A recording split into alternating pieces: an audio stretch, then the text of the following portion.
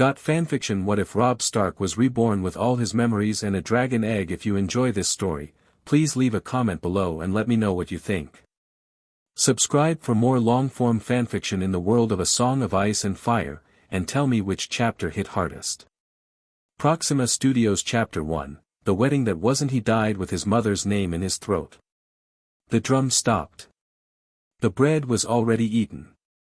The reigns of Castamere was a sound, then a knife, then nothing at all.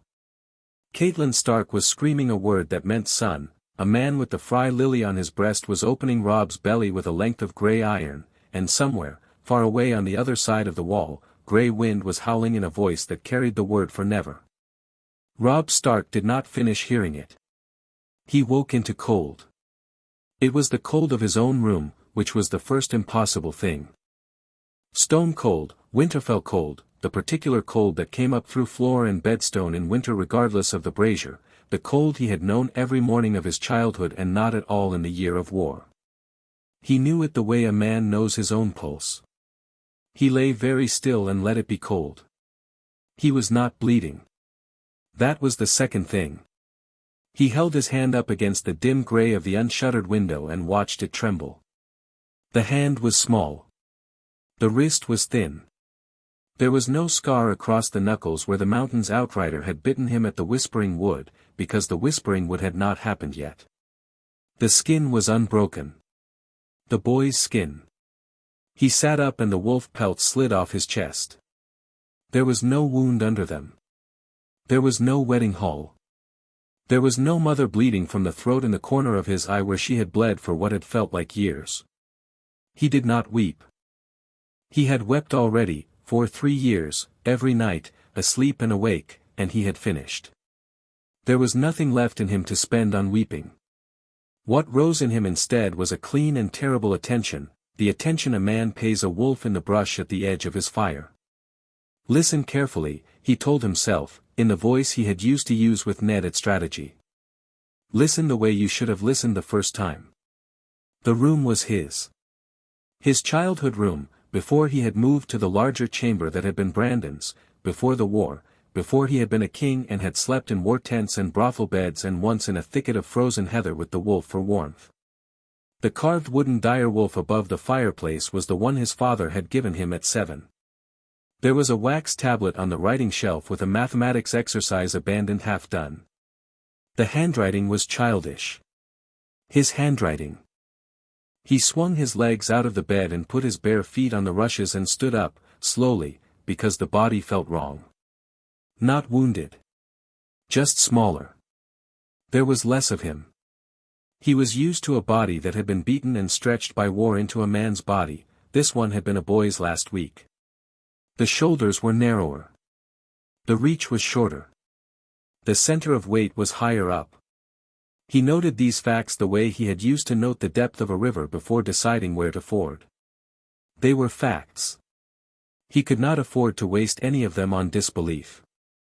I am 14, he thought. I am at Winterfell. The wedding has not happened. None of it has happened. He turned his head toward the chest at the foot of the bed and there it was, on the floor beside the chest where one might put down a thing one had been carrying when one was too tired to continue carrying it. Black. Round. Larger than his head.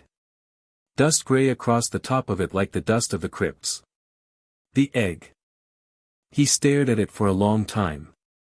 Memory rose unbidden, and it was a memory of this body and this week and not of the war he had lived through afterward.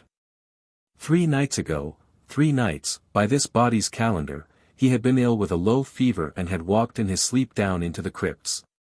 He remembered wanting his Aunt Lyanna, whose face he had never seen except as a stone face on a stone effigy. He remembered following the lamps that someone had lit and someone had not put out. He remembered finding her tomb. He remembered something in the dust at the foot of her tomb that had not been there in any tale of any tomb. And he remembered carrying it back up.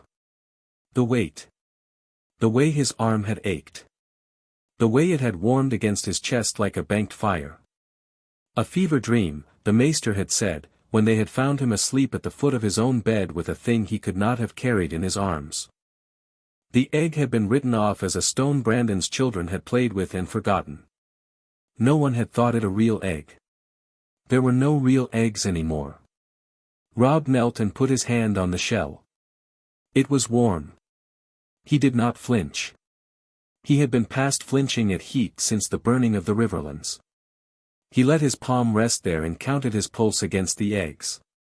After 11 of his own heartbeats, the egg gave one of its own, a slow, low pulse, like a heart that beats once in a generation. It went through his wrist and up into the bone of his arm. Hello, he thought, and felt slightly foolish at having thought it. The egg pulsed again. He took his hand off and put it in his lap and looked at the wall. The wall did not move. The cold did not lessen. The bread of the twins was not in his stomach. His mother was not dead in a hall 60 leagues to the south. He had a black egg that pulsed when he touched it. He was 14 years old. He was the king in the north and he had not yet been made one. He had 8 months before Bran climbed. He had 12 before Jon Arryn died. He had a lifetime of grief, and he was going to use it. Slowly, carefully, with the patience he had learned from war and grief and his father's silences, Robb Stark began to plan. He did not bother with the question of how. Whether some god had heard him at the Red Wedding, or some old power in the crypts, or whether he had simply gone mad in the moment of dying and was hallucinating Winterfell while his blood ran out across a fry floor, these were questions whose answers did not change what he had to do next. If it was real, he had work. If it was madness, he was going to die anyway, and he could spend his last hallucination usefully. Either way, the next hour belonged to planning.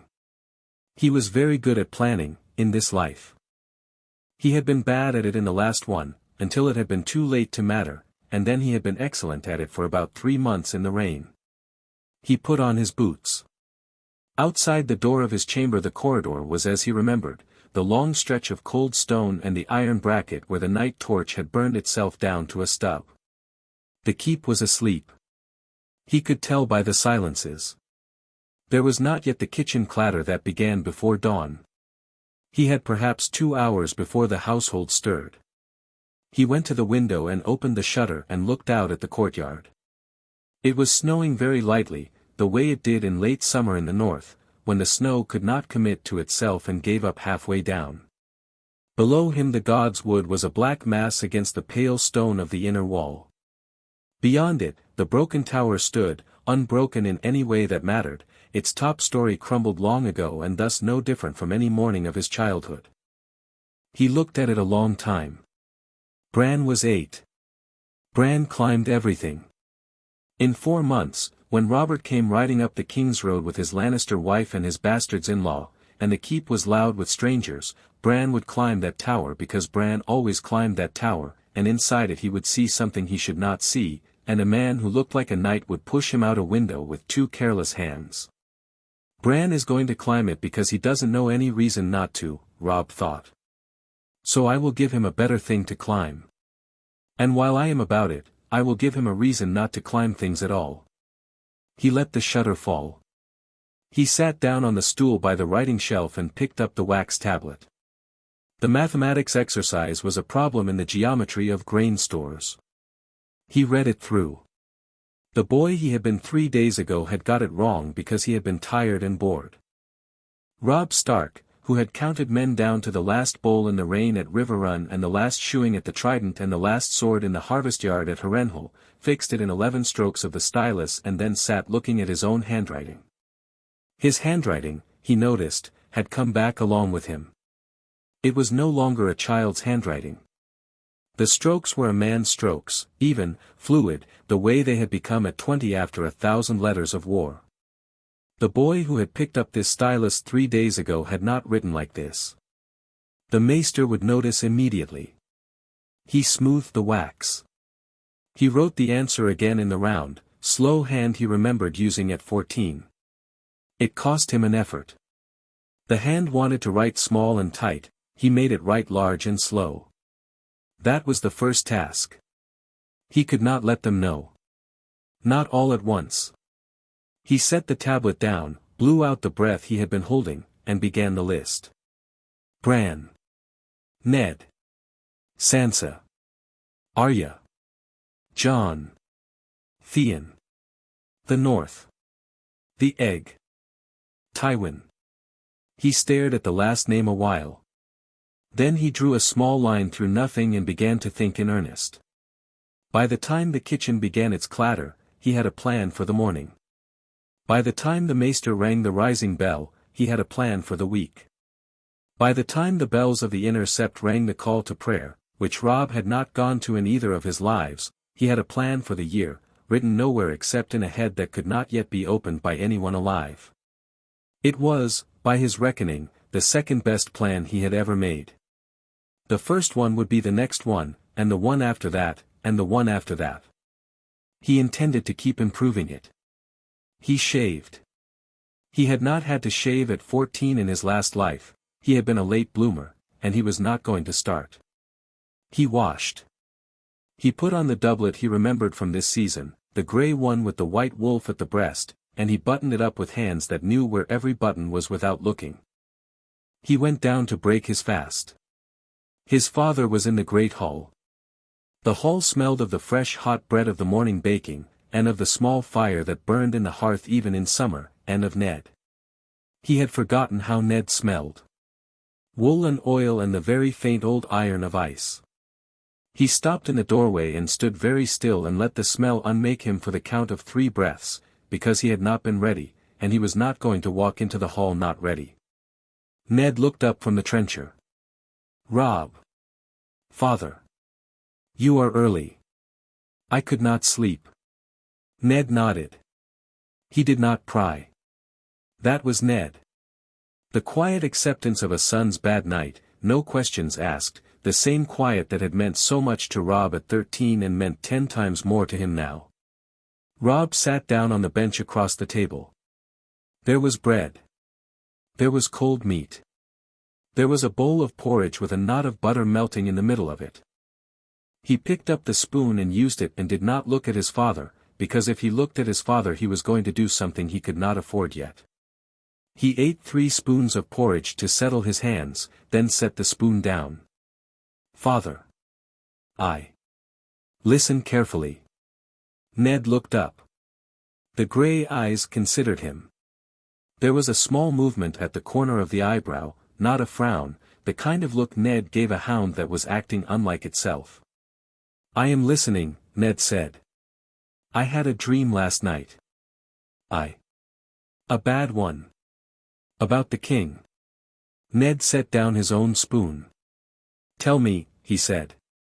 Robb breathed once, slowly. He had thought about how to begin this for 2 of the small hours of the morning and he had still not been certain. He went with the version he had written in his head an hour ago.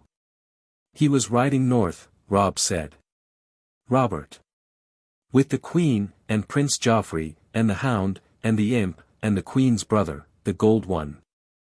They came in at the south gate in the morning and they brought a fat wagon train with them and they ate at our table that night, and the king clapped you on the shoulder, and he asked you to be his hand. Ned was very still. And in the dream, Robb said, you said yes. He kept his eyes on his father. He could see the calculation crossing Ned's face and he was glad of it. Ned was a man who did not waste a calculation. The calculations were short and clean and ended where they ended. That is a strange dream, Ned said. Why does it trouble you?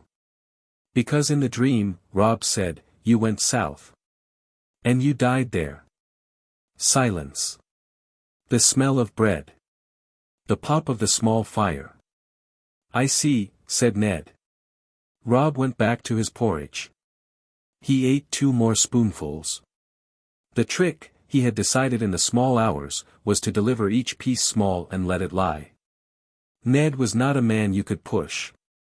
Ned was a man you could plant a thing beside.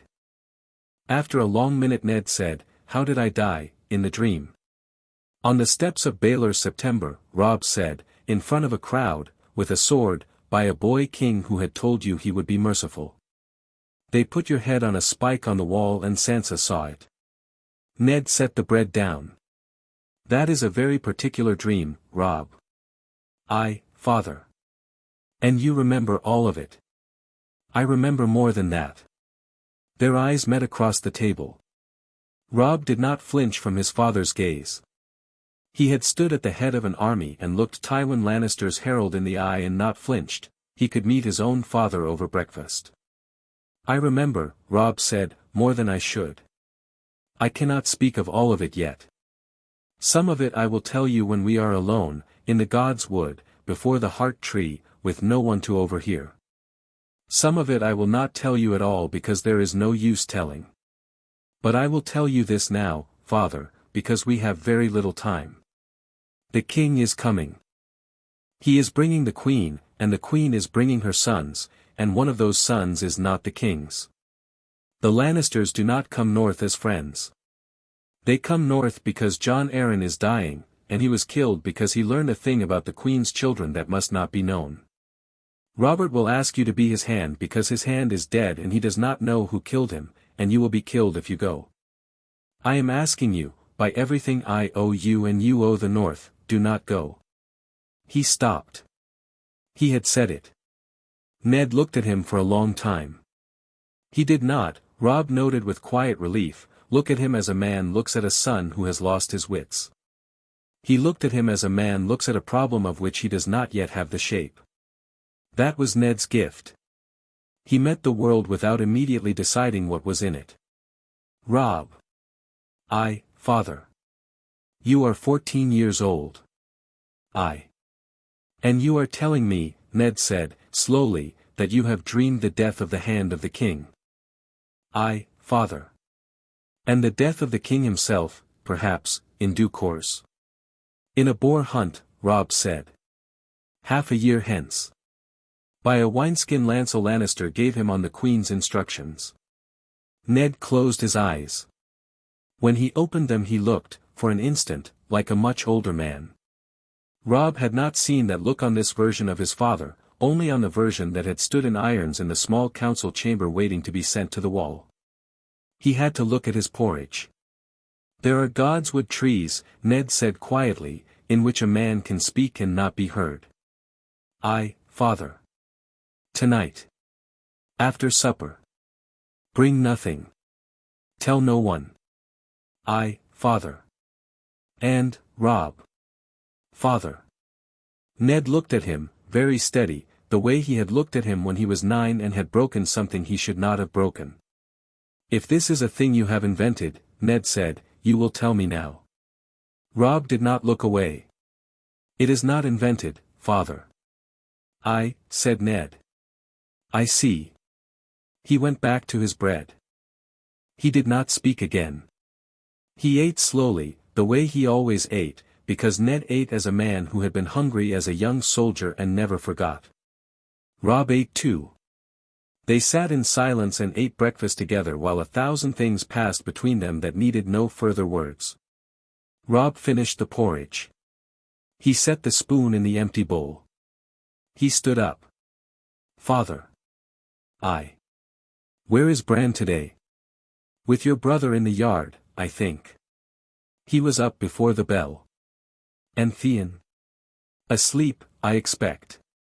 "And mother?" "Above. With Maester Luwin. She had a letter from Riverrun." Robb nodded. "I am going to walk in the God's Wood," he said, "before the household is full." "Aye," said Ned. He went. He did not look back. In the corridor outside the hall, he put his hand on the cold stone and closed his eyes for the count of 10 and breathed against the wall like a man resting after a run. Then he opened his eyes and went on. He did not, in fact, go straight to the God's Wood. He went to the yard. The yard was full of the morning. Stable lads were carrying buckets across the cobbles, a hound was barking at a goose, old Hullen, the master of horse, was shouting something at a boy who had tied a girth wrong. The smell of horse and straw and fresh wood and the smith's slag was a smell Robb had not let himself think about in 3 years because thinking about it had been the same as bleeding. In the middle of the yard, with a wooden practice sword almost as tall as he was Bran. He was 8 years old and he was alive and he was using the sword wrong. Robb stood in the doorway of the keep and watched him for a long moment, because he had to. He had known, in the careful planning hour of his pre-dawn, that he was going to have to stand and look at his brothers and his sisters as they were, before they were anything else, before they were players in the game Robb meant to play.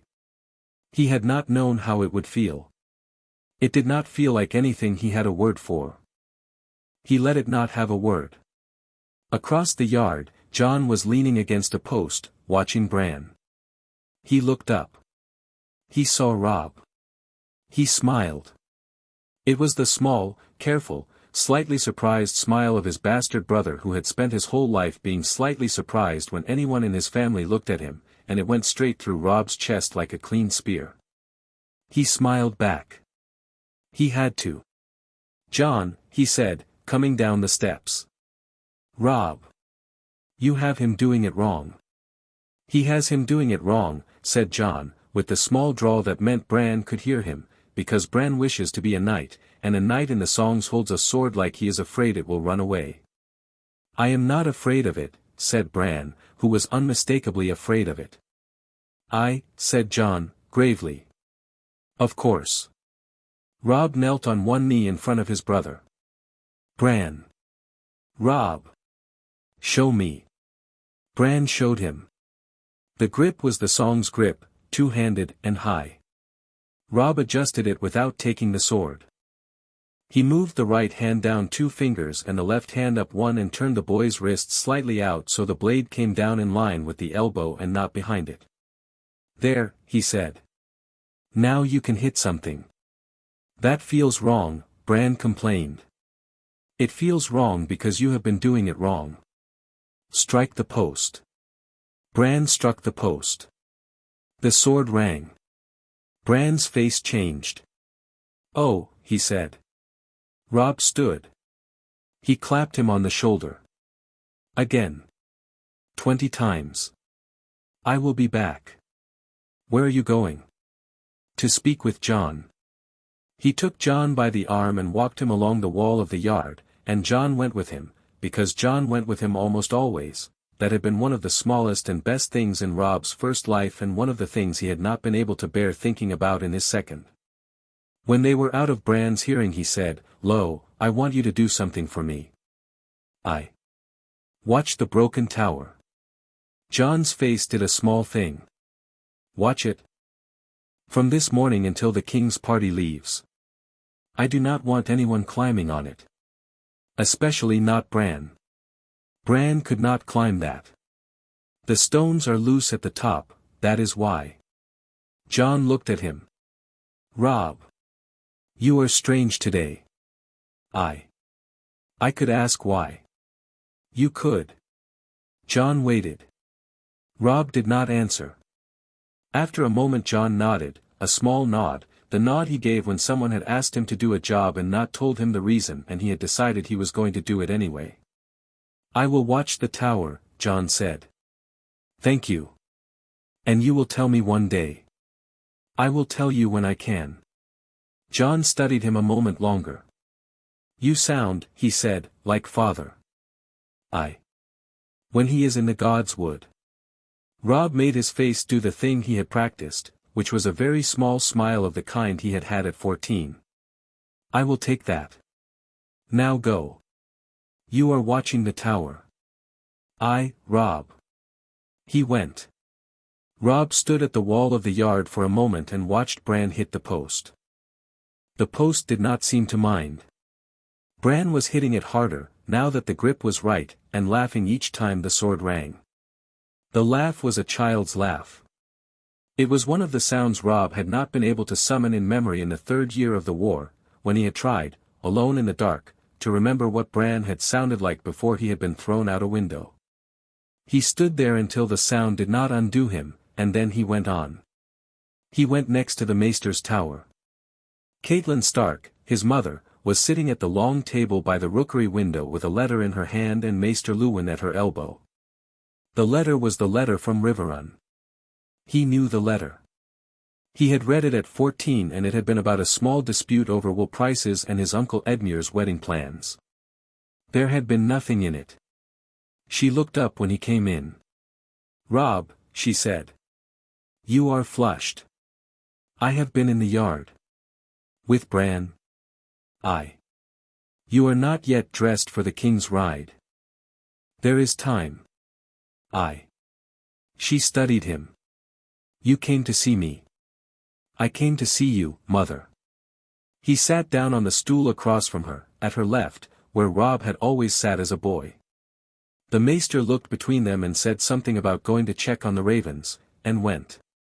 The wooden door clicked. Catelyn folded the letter and set it down. He had not seen her, since the haul at the twins. He looked at her hands on the wood of the table, long-fingered, freckled, with the small ring she had had from her mother, and he looked at her face, and he saw her seeing him see her, and he saw, in her, the small pleased puzzlement of a mother whose elder son had come for no reason on a Tuesday morning. What is it, Robb? She said, gently. I had a bad dream last night, he said. About you. Her face changed. She had been pleased, now she was only attentive. She did not interrupt. You were in a hall, he said, slowly. A great hall, of stone, on the river. And the people of the hall were singing a song called The Rains of Castamere, and you were standing very still by my side, and you knew, before I did, that something was wrong. And I did not listen. She was very still. In the dream, Robb said, you tried to warn me, and I did not hear, because I had married a girl who was not the daughter of the lord of that hall, and the lord of that hall took it for an insult, and the lord of that hall killed us at his table. She put her hand over her mouth. In the dream, Robb said, you cut the throat of his idiot wife, and they cut yours, and Grey Wind died trying to come to me, and my men died in the courtyard outside the hall, and a man I had trusted with the host of the north betrayed us to the lord of that hall and to Tywin Lannister and to the boy on the Iron Throne. And the boy on the Iron Throne was not the king's son. Her hand was still at her mouth. It was a bad dream, mother. She lowered her hand. He thought she would speak, she did not. She put her hand over his, on the table, and held it. The hand was cold. It was very vivid, she said, after a long while. You, Robb. Mother. You have not been ill. No, you did not eat anything strange last night. No, mother. I see. She did not let go of his hand. He let her hold it.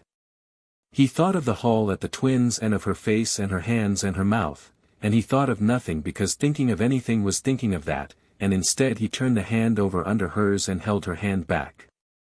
After a while she said, very quietly, tell me what you would have me do, Robb. 2 things. First, when the king arrives, you will be cold to the queen. Polite and cold. No more. Make no friends in her party. Trust no one she has brought. That is no hardship. Mother. Second. She waited. Father will be asked to go south as hand. He must not go. I have spoken to him already. I will speak to him again tonight, in the God's Wood. I will need you with me. He will hear me, but he will hear you first. Robb. Mother. You are 14. I am not, mother. What does that mean? He did not answer her. He looked down at their 2 hands on the table. He thought about how much truth she could bear. She had not been able to bear all of it the first time. She had been a woman of tremendous strength and tremendous love, and the love had killed her in the end because she had not stopped loving the thing she had lost long enough to see the thing she still had. He could not afford to break her now. He could not afford to spare her either. I have, he said, after a long pause, remembered things I should not be able to remember. A maester would say it was a fever dream. I am not certain what it was. But the things I have remembered, I have lived them. I will live them again if I do nothing. I do not intend to do nothing. She sat very still and looked at him. He could see her wanting to say a thing, and not saying it. After a long moment she nodded. You are my son. Mother. That is enough for me, today.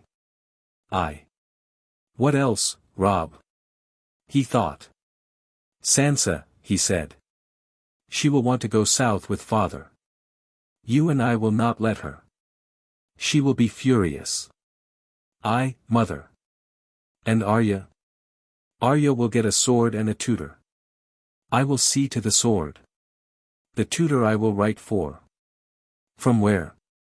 Bravos. Her eyebrow went up a little. And Bran?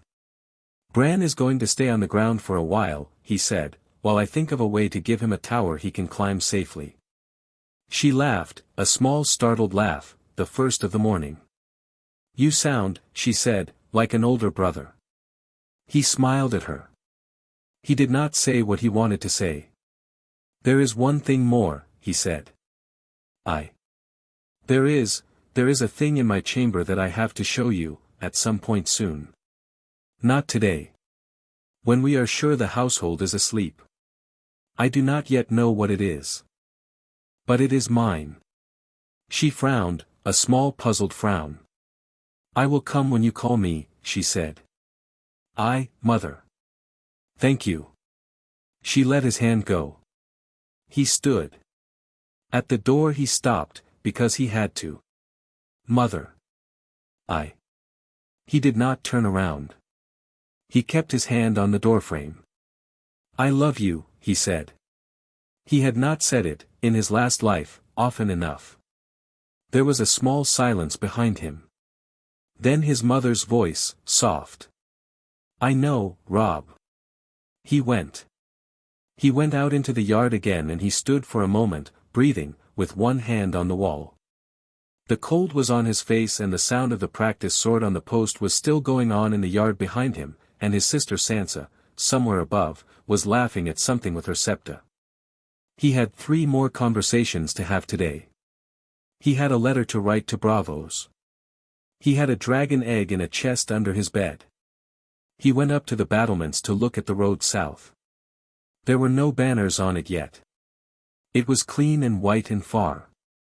He stood with his hands on the cold stone and he looked at it for a long time, and he did not weep, because he had finished weeping in another life. At his back the sun came up over the gods' wood. The first ravens of the morning lifted into it and circled.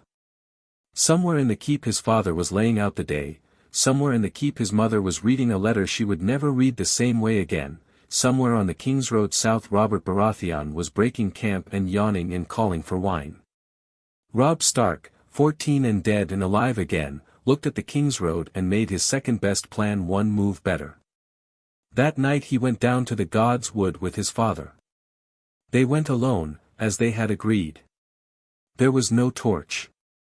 Ned did not need one in the God's Wood, and Robb walked in his father's wake without stumbling. The heart tree stood as it had always stood, the red face cut into the white wood, the red leaves whispering above.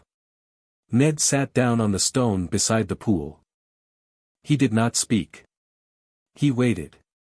Robb sat across from him. Ask, Ned said. You may ask first. Ned considered. How, he said, do you know the king will offer me the hand? He does. Every time. Every time. In every world where things went the way I remember, he came north and offered, and you said yes, and he died and you died. There is one world I have lived through. There may be others. I have been told there are. Told by whom? I do not know yet. By whatever brought me back. Ned looked at the heart tree. Brought you back. I died, father. A pause. How? Treachery. At a wedding. With my mother in the room and my men in the yard. The Northmen were betrayed. I had married badly. I had trusted Theon Greyjoy. I had let you go south. I had left Bran undefended at Winterfell. There were many mistakes. They were mostly mine. Robb. Father. Listen carefully. I am not asking you to believe everything tonight. I am asking you only this, do not go south. When Robert offers, refuse. Refuse with grief. Refuse with friendship. Refuse on any terms you must. You may pretend it is the cold, you may pretend it is your duty here. You may say I am too young to inherit the wardenship. You may say anything. But you must not go. And the king? Will rage. Will leave. Will be dead within the year of a boar he should not have hunted. Cersei Lannister will see to it. Joffrey will take the throne and call himself a Baratheon. Stannis will write to you that the boy is not Robert's. Stannis is correct. Ned was very still. Cersei. I. And the brother? I, the brother. The gold one. Jaime. Both of them. Gods. I, father. Gods. Ned put his hands on his knees and looked at them. After a long time he said, I have never asked the gods to spare me a thing. I thought it weakness. I thought any man who lives must take what is dealt him. I have not, I do not know how to take this. You take it, Robb said, by staying here. And the king? Robert will live or die as he is fated. I cannot save him. I can save you. I can save my brothers and sisters. I can save the North. And the South? The South, said Robb, will save itself. Or it will not. I will not buy it with you. Ned closed his eyes. The heart tree's leaves whispered above them. After a long while Ned opened his eyes. They were wet, which Robb had not seen in his living memory and had not seen in his other living memory either. Ned wiped them on his sleeve, briskly, as if they had merely been wind. I will refuse, he said. I, father. On what grounds? On the grounds of the wardenship and the cold and the boy who will not yet be ready to hold the North in your absence. I will help you write the words. We will say them to him together, in the solar, after he has eaten and drunk. He will rage. We will be calm. We will be as cold as the wall and as polite as the gods would. We will let him leave with his pride and we will not give him his hand. I. A long silence. You will tell your mother. I, father. I have already told her some. Good. Another silence. Robb. Father. In the dream. The world you lived through. Did I do well? Robb's throat closed. He swallowed past it. He looked at the heart tree because he could not look at his father. You did everything well, father, he said. Everything except not going. Ned bowed his head. After a long while, he reached across the stones and put his hand on his son's shoulder. The hand was very heavy. It was a man's hand and a father's hand, and it had not yet been struck off. Robb had to put his hand over it to keep it there. My son, Ned said. Father. Whatever brought you back, Ned said, I owe it a debt. I will not waste what it has given me. I, father. And neither will you. I, father. The heart tree whispered. After a long while they stood. Ned put his arm around his son's shoulders, briefly, awkwardly, the way men of the North embraced when they were embracing at all. Robb let himself lean into his father's side for a moment, because it was permitted, because a 14-year-old son might lean against his father in the gods would at night and no one would think of it as anything more. Then they went up to the keep. That night Robb sat in the dark of his chamber on the floor with the egg in his lap. He did not light a candle. He did not need one. The egg in his lap was warm enough that he could see his hands by it, faintly, when he looked. He set his palm on the shell. He counted his pulse against the eggs. After 11 of his own beats, the egg gave one of its slow, patient pulses. 11, he said, quietly. He waited. 11 again. You are slowing. The egg pulsed. He smiled, small and dry, alone in the dark of his childhood chamber, with the king's road open and white outside his window and a king already on it. "Slow is fine," he said. "I have time. I will not make the same mistakes. Not this time. Not in either life." The egg pulsed. He sat with it until the watch changed on the wall outside, and then he set it back in the chest and lay down in his bed and slept, for the first time since the wedding, without dreaming of the wedding. He dreamed, instead, of fire. Chapter 1 End. Chapter 2, The King's Road. The king came north in a column of dust and noise. Robb watched him come from the battlement above the south gate. He had been there an hour, because he had wanted that hour to himself before the column's outriders cleared the rise and the trumpeters began their work. He had spent the hour going over the plan one final time, item by item, the way a man checks a saddle before a long ride. He had nothing to add by the time the trumpets blew. That was the point of preparation. By the time the work began, there was no work to do. The first thing he saw of Robert Baratheon was the king's standard, the crowned stag of black on gold, and then the king's belly, slung sideways in the saddle like a cargo half secured. He was bigger than Robb had remembered. He had gone through Robert in his head as he had been at his death, smaller and shrunken and yellow, and he had forgotten the King Robert had been here, this Robert, the great red bull of a man who had taken a Targaryen prince in 2 strokes at the trident. This Robert smelled of wine even from the battlement. This Robert was riding hard down on Winterfell with both hands and laughing. Behind him came the Queen's wheelhouse, swaying like a fat golden ship. Behind it, a small black hill of household guards, and behind that, 20 riders in Lannister red.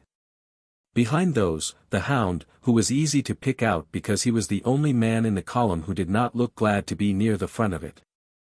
And there, near the Queen's wheelhouse, was a much smaller figure on a much larger horse, a small, fat, bright-eyed man riding with the easy slouch of someone who has spent a great deal of his life on horseback because someone had given him a horse to be quiet on. The imp Tyrion Lannister. Robb let himself look at him. He let himself look at all of them. These are people, he thought. Not enemies. Not yet. Some of them never. Some of them will be. I have not yet given them their parts. Tonight I will give them the parts, and from then they will play them, and I will play mine, and we will see who is better at this than they were last time. He came down the steps of the gate tower at the moment the Stark household gathered in the yard. He fell in beside his father in the line. Catelyn was on Ned's other side, with Sansa and Arya next to her in their best linen and their second-best patience respectively. Bran and Rickon were beyond. Jon, by long habit, was not in the line at all, he was standing in the shadow of the smithy with his arms folded. Robb did not look for Jon and Jon did not need looking for. The king's column came in through the gate. The hooves rang on the cobbles. Robert dismounted with a grunt that the whole yard heard. He came striding straight at Ned, his boots heavy and his stride long, and there was a moment, very brief, when Robb saw the man this king had been at 20. Then Robert clapped Ned on both shoulders and bellowed at him. "Ned! By the gods! You've gotten fat." "Your Grace," said Ned, in the tone of a man who has been called many things in his life by his old friend the king and has stopped being surprised by any of them. "You have. You are perhaps not the best man to make the comparison." Robert laughed. It was the laugh of a happy bull. He embraced Ned, hard, and then he turned to Catelyn and bowed over her hand with the slightly unsteady gravity of a man who had been drinking since dawn. He said something gallant. She said something polite. She did, Robb noticed, exactly what he had asked her to do. The smile was correct. The eyes were cool. Robert came along the line. He stopped in front of Sansa. "My lady." "Your Grace." Sansa's curtsy was perfect. Robert smiled, large and red, and moved on. He stopped in front of Arya. "What's this one?" "My daughter Arya, Your Grace." Robert looked her over. "You're a wild-looking creature," he said, fondly, the way a man speaks of a colt he likes. I'm not a lady, Arya said, before Robb could intervene. There was a half-second silence in the yard. Catelyn closed her eyes. Robb did not. Robert threw back his head and laughed. By the gods, Ned. By the gods.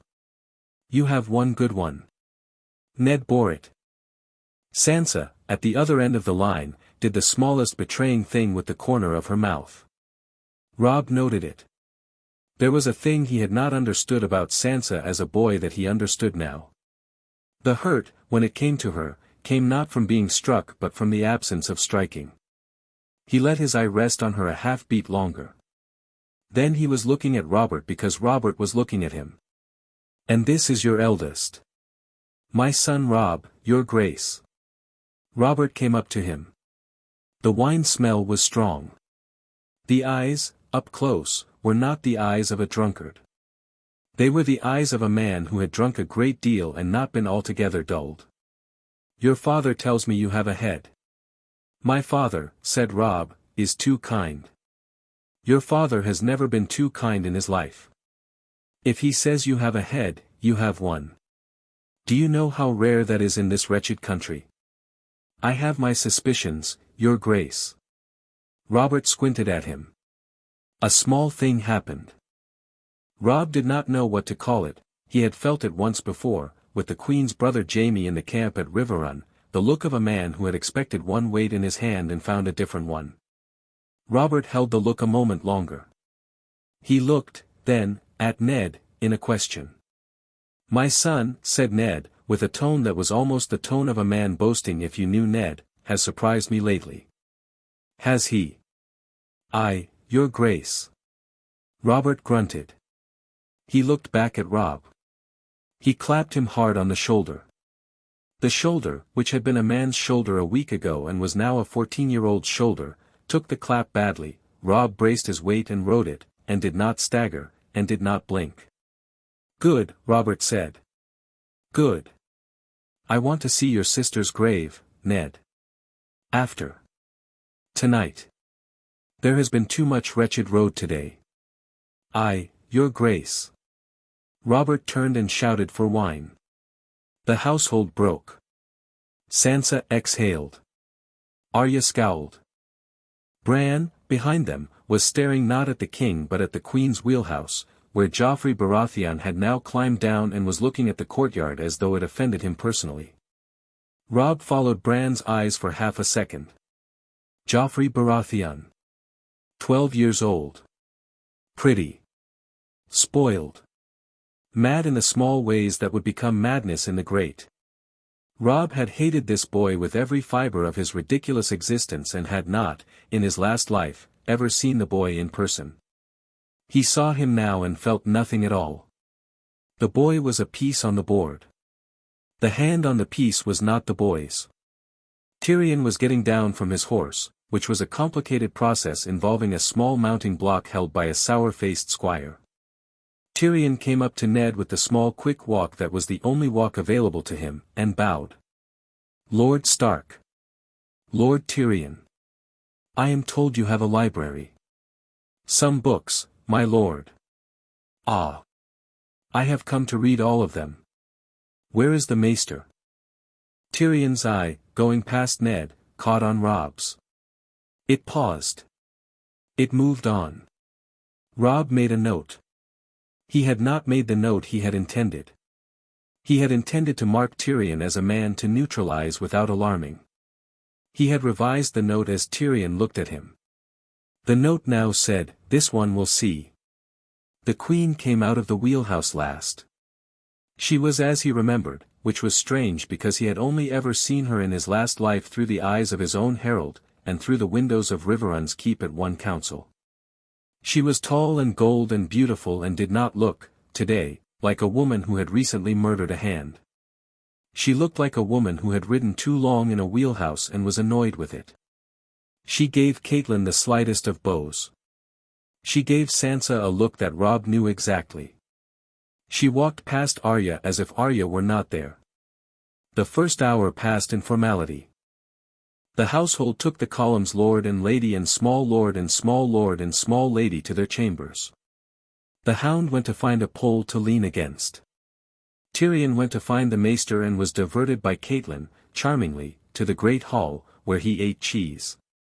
Robb, in the middle of all of it, performed the duties of an eldest son. He carried bags he should not have carried, at the lower ends of corridors, where no one in the king's party could see him. He listened. He counted. He noted, with a slightly pleasant surprise, that he had remembered the floor plan of Winterfell exactly correctly. Then, when the household was busy with the king's wine, he climbed up the spiral stairs of the inner keep alone and went out onto the high battlement above the broken tower. Jon was there, as Robb had asked. He was leaning on the parapet with his arms folded, looking down into the courtyard at the back of the keep, where the queen's children were now arrayed in a rough loose oval as Joffrey decided whether to bully them. Below the courtyard, the broken stub of the tower jutted up from the kitchen yard, all loose stone. Jon turned his head. He has not come up here. Bran? Aye. Good. Robb?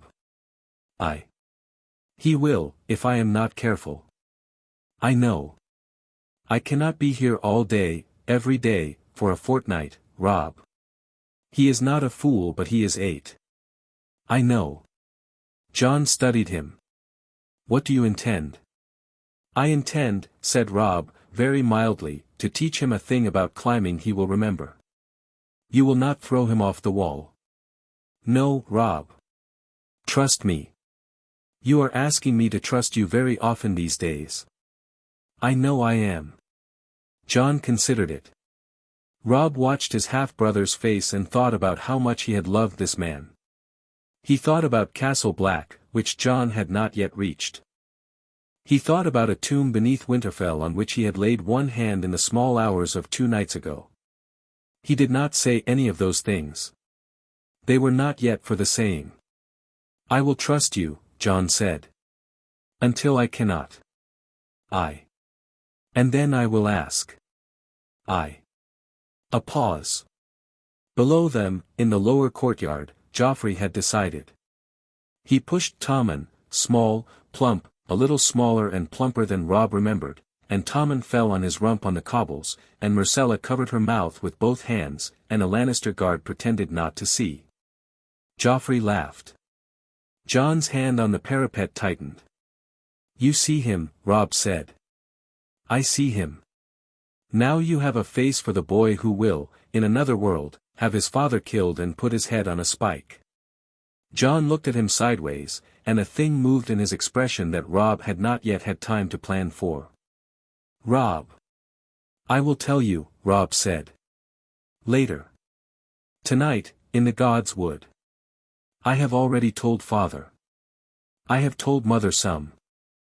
I will tell you in turn. I have to do it slowly. There is much to tell. What sort of thing, Jon? Trust me. Jon was silent. After a long pause, Jon said, when you came down to the yard yesterday to fix Bran's grip on the sword, I thought for a moment that I was looking at our father. You were not our father yesterday. No, you are not always our brother today, either. No, a small silence. The wind moved Jon's dark hair. He did not press. That was Jon. Jon could carry a thing in silence as Ned could. I will be in the God's Wood at moonrise, Jon said. I will come. You should not bring a torch. I never do. Jon nodded, slowly. He went down the stair. Robb stayed on the battlement. He looked down at Bran, who had come into the lower courtyard now and was watching Tommen pick himself up off the stone. There was a particular look on Bran's face that Robb knew. It was the look of a child rehearsing the thought that he, too, might fall. Robb went down to him. He took Bran down to the kitchen yard with him, on the pretext of needing his help with something. Bran trotted at his heel. Bran loved being given pretexts. What thing? Bran said. There is a tower we are going to repair before the king leaves. I want you to help me plan it. Bran's eyes went wide. the broken tower? I. With Maester Luwin. You and me and Luwin and Mikken and Old Hullen. You are going to help us measure. I cannot use a yardstick, Bran said. Not properly. Maester Luwin says I drift. You will be on the ground holding the other end of a rope, Bran, while I climb up. Oh. Bran considered this. I would like to climb up. I know you would. Listen to me, brother. He stopped, in the lee of the smithy, and turned the boy by the shoulder gently to face him. The smith's hammer rang a half-yard away. Brandon. Yes. You are not going to climb the broken tower again. Not while the king's people are here, and not after. Not ever. Bran's face tightened a little. It was the face of a boy being denied a thing. Why? Because in a dream I had 3 nights ago, you climbed it. And you saw a thing in it you should not have seen. And a man who was ashamed of being seen pushed you out a window. And after that you could not move your legs, Bran. For the rest of your life. Bran looked at him, white. It was, perhaps, too much. Robb had thought about the dose and had decided it was the dose Bran needed. Bran had a useful imagination. The same imagination that put him on the wall of a tower would put him in a bed unable to walk, if Robb did the work. I had bad dreams about you, brother, Robb said, gently, and I am asking you a favor. What did I see in the tower? A thing the Queen's brother did not want you to see. Bran was quiet. I will not climb the tower, he said, after a moment. Bran. Will I have other dreams? You will have very strange dreams in your life, Robb said. You will see things in them you should listen to. Maester Luwin and I are going to teach you how to listen to your dreams, Bran. Properly. Is that a real thing? It is real in the north. Oh. He took Bran's hand, briefly, the way an older brother could when a younger brother was 8 and frightened and standing in the lee of the smithy on the day a king came north. Then they went to find Maester Luwin. He had spoken to the Maester in the morning. He had told the Maester that he wanted to set Bran a new course of study, the keep itself, the running of it, the storing of it, the counting and walling and roofing of it. The Maester, who had been wary of Robb since yesterday's morning of strange grown-up handwriting and stranger grown-up questions, had been delighted. He liked Bran. He liked projects. He liked anything that gave a young Stark a thing to do that was not stabbing. Robb left the 2 of them in the kitchen yard with a coil of rope, a wax tablet, and a length of measuring twine. He walked off. He had 3 more conversations to have today before midnight. He had 4 hours. He went to find Sansa. Sansa was in the upper solar with her mother and the Queen's 2 ladies. She was, at 12, beginning to be the elder daughter of a great house, tall enough, courteous enough, slow to anger and quick to be afraid of giving offense. The Queen's ladies were bored and politely murderous, his mother was being civil with her teeth set, Sansa was bright and miserable in the middle. He stood in the doorway. Catelyn looked up. The Queen's ladies looked at her looking up and, polite, looked. Lady Stark, my ladies. Forgive me. Sansa, a word. Now. Sansa said, halfway through embroidering a flower she had been embroidering for 2 weeks. If you can spare a moment. She came. She did not pretend to be pleased, but she came. She had been raised not to refuse her older brother in the presence of strangers. He took her into the corridor and closed the door behind them. He led her down to the gallery above the great hall, where a man could see who was below and not be heard from above. She stopped at the window and folded her arms. What? How did you find the prince? She did not answer at once. He watched her.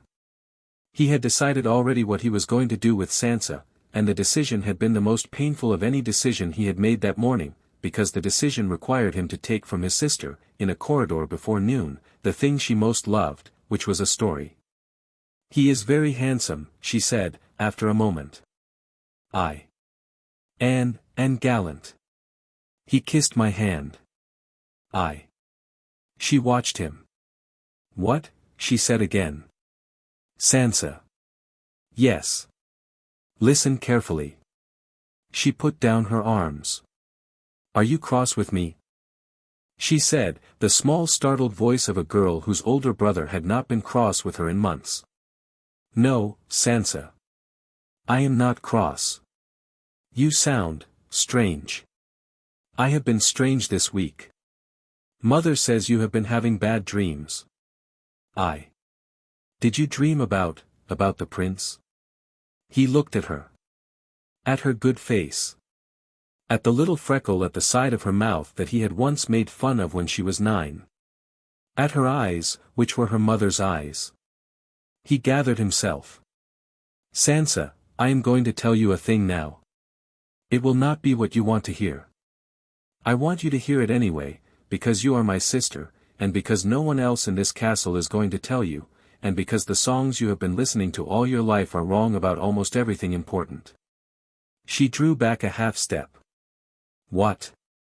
The songs are wrong about the sort of man Joffrey Baratheon is, and they are wrong about the sort of woman his mother is, and they are wrong about the kind of life you would have at his side, and they are wrong about the kind of life Arya will have if she goes south, and they are wrong about kings. They are wrong about a great deal. They are not entirely wrong about love, which is why everyone keeps singing them. Robb, Sansa, listen. You are going to be asked a great deal in the next year. I want you to be prepared. I am not going to forbid you anything I cannot help forbidding. I am going to do something better. I am going to tell you the truth, in pieces, so that when you are asked to choose a thing you can choose it knowing what you are choosing. You sound like a maester. I sound like our father. She went still. Father has not said any of this to me. Father does not know how. I do. She watched him a long while. He could see the small thing she was deciding under the surface of her face, the way her jaw moved before her mouth did. Sansa, in his memory, had been a girl of immense observational acuity in private and immense panicked compliance in public. He had not understood the difference, in his last life, until very late. He understood it now. He gave her time. Robb, she said, at length. Sansa. Will you tell me what you saw, in your dreams? About the prince? In time. Was it bad? Yes. Did he hurt me? He paused. Yes, he said. He hurt you. He hurt you a long time. He hurt you in ways that were small and large, in front of others, until there was very little of you left. The only reason there is anything of you left at the end is that you were stronger than he understood. But the cost was very high, Sansa, and I will not pay it again. She did not move. Will I still go south? No, Mother said, Mother and I have spoken. You will not go south. Not with the king. Not for the prince. We will find you a better marriage, in time, here, where you are not a piece in a game you cannot see. A thing in her face changed. He had thought she would weep. He had been prepared to comfort her. She did not weep. She looked, very levelly, at his face. She nodded. I would like that, she said, to her own surprise. I had been afraid of the South, Robb, only I did not know how to say it. You did not have to say it. Yes, I did. To myself. Sansa. A long pause. She put a hand on his sleeve. Robb. Sansa. Will you teach me? Teach you? You said the songs are wrong. I want to know how. I want to be the kind of lady who knows. He nearly broke. He nearly put his hand on her hair. He did not. He did one thing he had to do, which was to look at his little sister for one whole second the way he should have looked at her on the day they took her south. I will teach you, Sansa, he said. I will teach you everything I know. All right. Beginning with this. Avoid the queen as much as you can. When she is courteous to you, be courteous back. When she is unkind, do not weep where she can see. She uses tears. All right. And the prince, be civil. Be no more than civil. Do not give him anything to mistake for a promise. All right. And one more thing. If a man asks you to swear secrecy, never swear it on the spot. Always say you must speak first to your father. If he insists, walk away. The men who ask you to swear at once are the ones who want to use you. Her eyebrows came together. That is not in any song, she said. No, Sansa, it is not. She breathed in. She breathed out. I will remember, she said. He let her go. She went, at the door of the gallery, slowly, like a girl who had received a great deal and had to work out how to carry it. He watched her go and then he closed the gallery door and put his back against it for the count of 10. It cost more than he had budgeted. He had 4 hours left.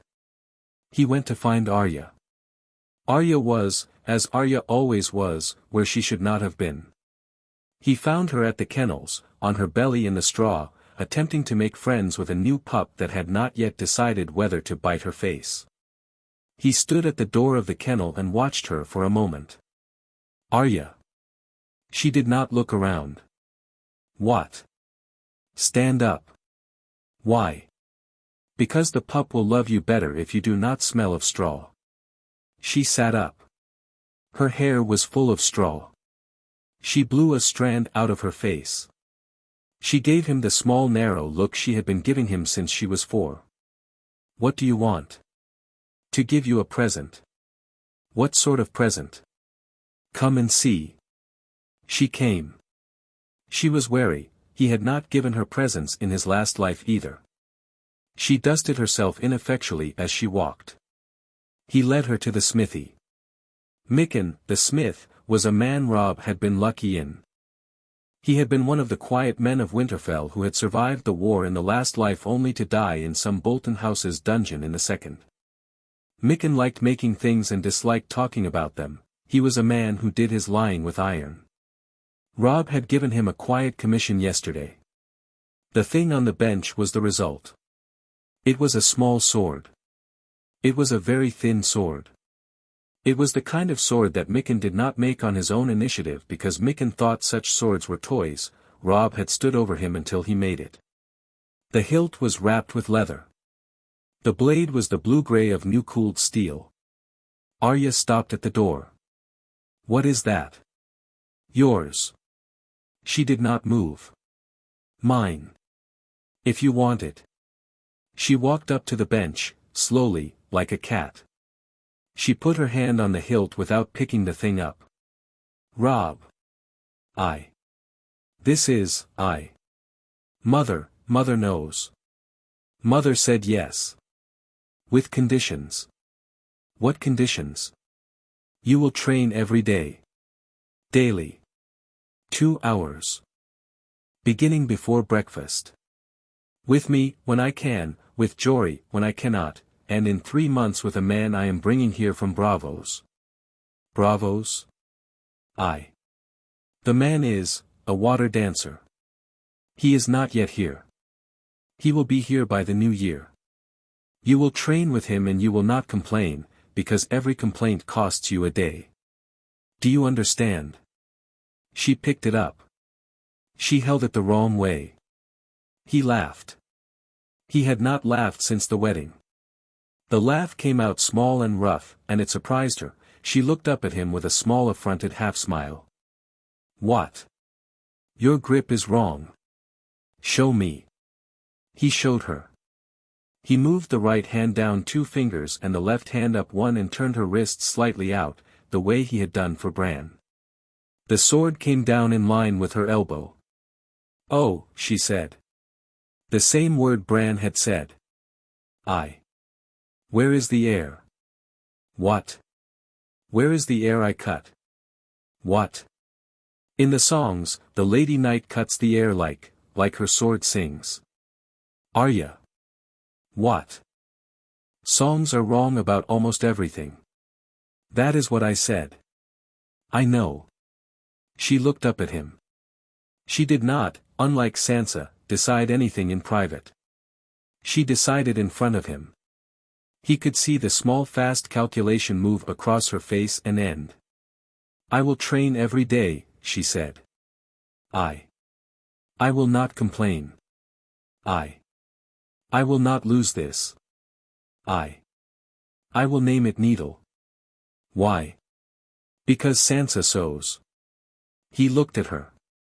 You are a difficult sister, Arya. I am the best sister. Maybe. A long pause. She held the sword. Mikken, in the back of the smithy, made a polite scrape on the anvil to remind them he was there. Robb. In your dreams. About the king. What about them? Did I get a sword in your dreams? And did I lose it? And did I find another? A pause. Did I do well, Robb? He looked at her for a moment. You did well, Arya. You did very well. But you went a long way before you came back. I would rather you did the doing well without the going away. She nodded. She put the sword down on the bench, carefully. I have to go, she said. Where? To wash my hands. They have straw on them. Arya. She went. He stood with Mikken in the smithy a moment longer. Master Robb. Mikken. That was a sword for a girl. Mikken. The lady will not be, the lady is content. You are a good smith, Mikken. Make me 4 more swords by midwinter. Of common steel. Long plain. Master Robb. Who are they for? Let me think on it. He went out. He had 2 hours. Theon was in his usual place, which was the upper colonnade above the practice yard, watching the king's guards at their evening drill with the small mocking grin of a young man enjoying a thing he could mock without consequences. He had a leather flask in his hand. The flask was his ferment, which Robb had once shared with him in the last life, after the harvest. Robb came up the steps. Theon turned his head and grinned. Stark. Greyjoy. Have you come to drink with me?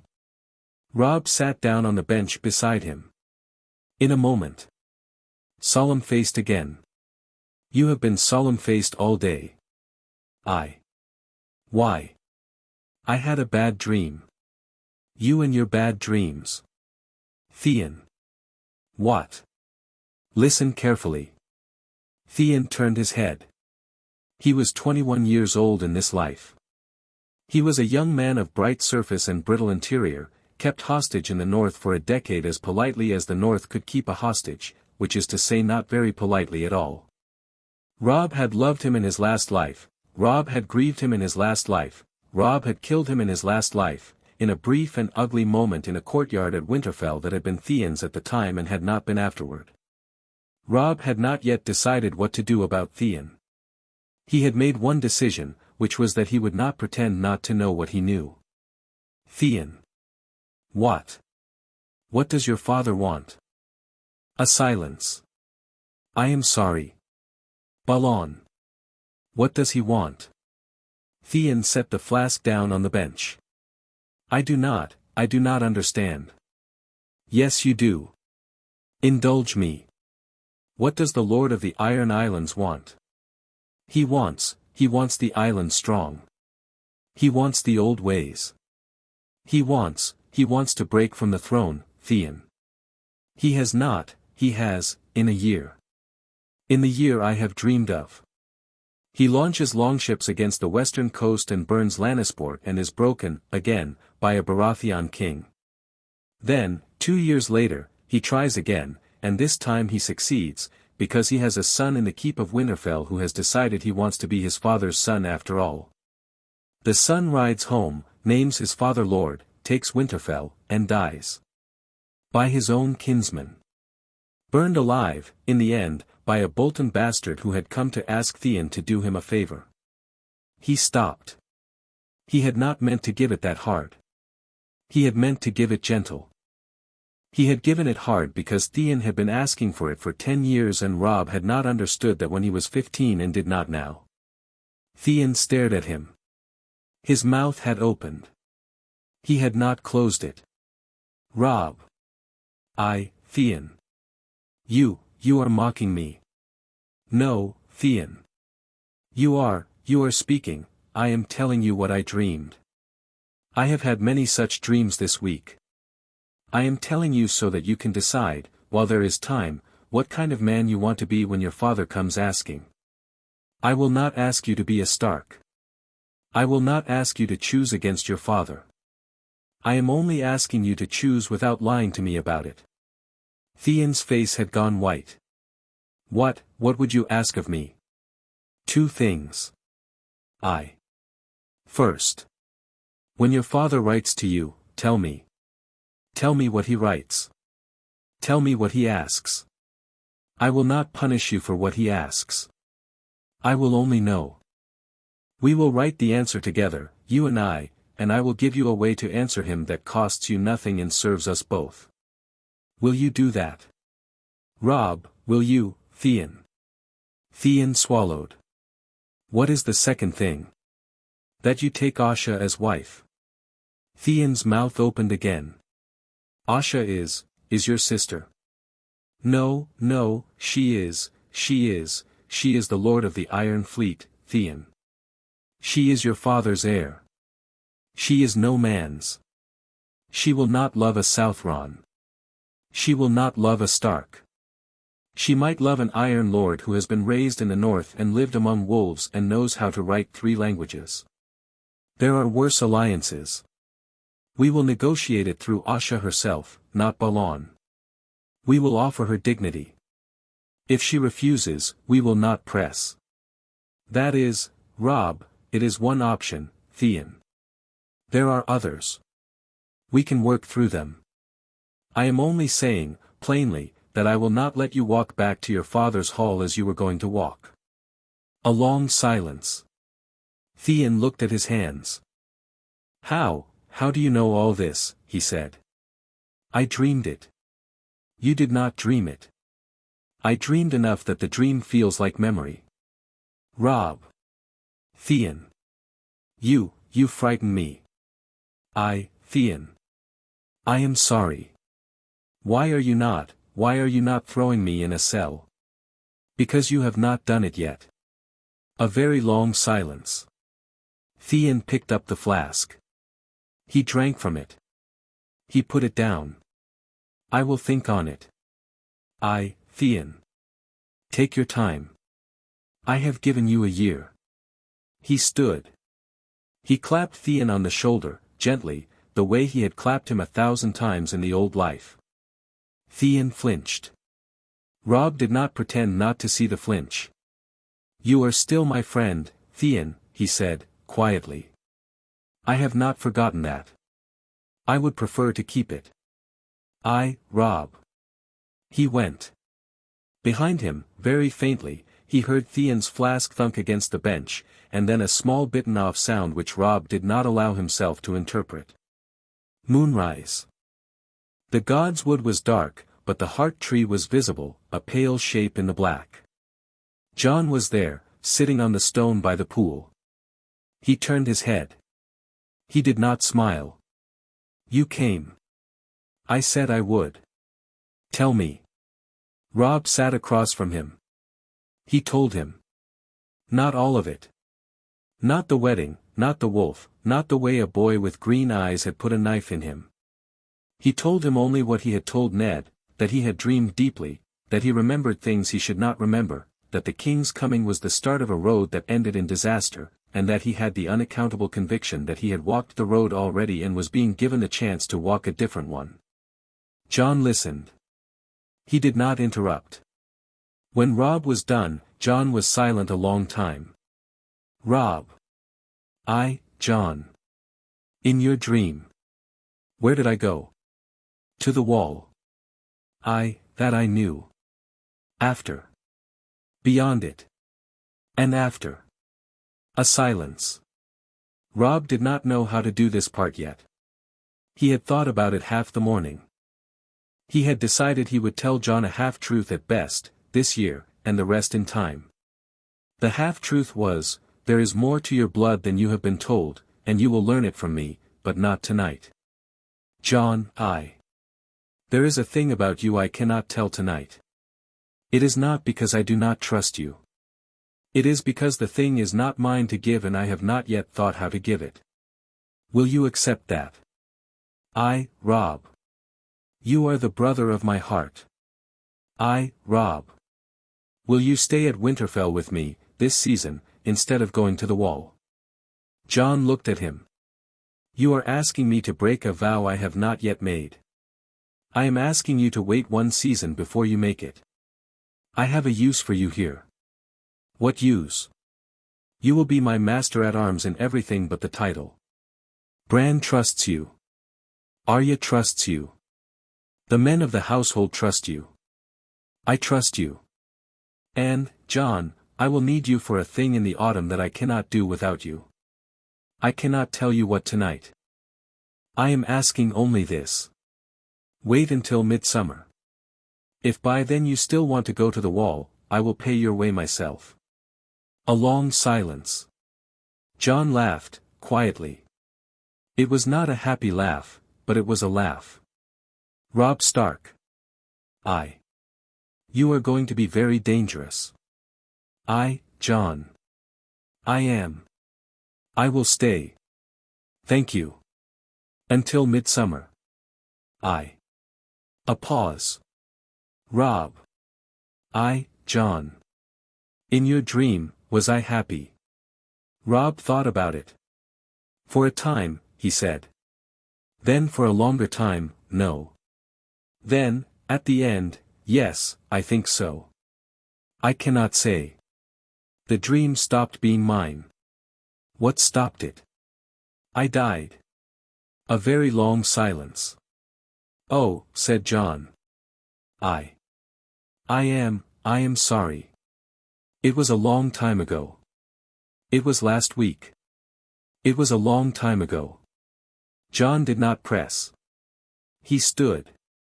He came around the pool and sat next to Robb and put an arm around his brother's shoulders, briefly, awkwardly, in the way of northern men. Until midsummer, then. Jon. Until midsummer. They went up to the keep. Robb came back to his chamber at the third hour of the night. He shut the door. He locked it. He drew the bolt. He went to the chest and opened it and took out the egg. It was warmer than yesterday. He sat down on the floor with it in his lap. He counted his pulse against the eggs. The egg was no longer pulsing every 11 of his beats. It was pulsing every 9. You are paying attention, he said. The egg pulsed. He sat with it a long time. The candle burned down. The watch changed on the wall. Below him, somewhere, the king was drunk in the great hall, and his father was bearing it with the patience of a man who had been bearing Robert for 30 years, and his mother was in the upper chambers with the queen, and his sisters were asleep, and his brothers were asleep, and his half-brother was on the battlement above the broken tower, alone. I am going to need you, Robb said, quietly, to the egg. The egg pulsed. I will not push you. I will give you what you need. The egg pulsed. Heat. Blood. Time. I have all 3. I will bring you north when you are ready. To Skagos. To the cave my father once told me of, where the stone glows red. The egg pulsed. He looked at it for a long moment in the candlelight. It did not move. It did not crack. It did not, by any measure, do anything. But there was a silence under the silence that was not the silence of stone.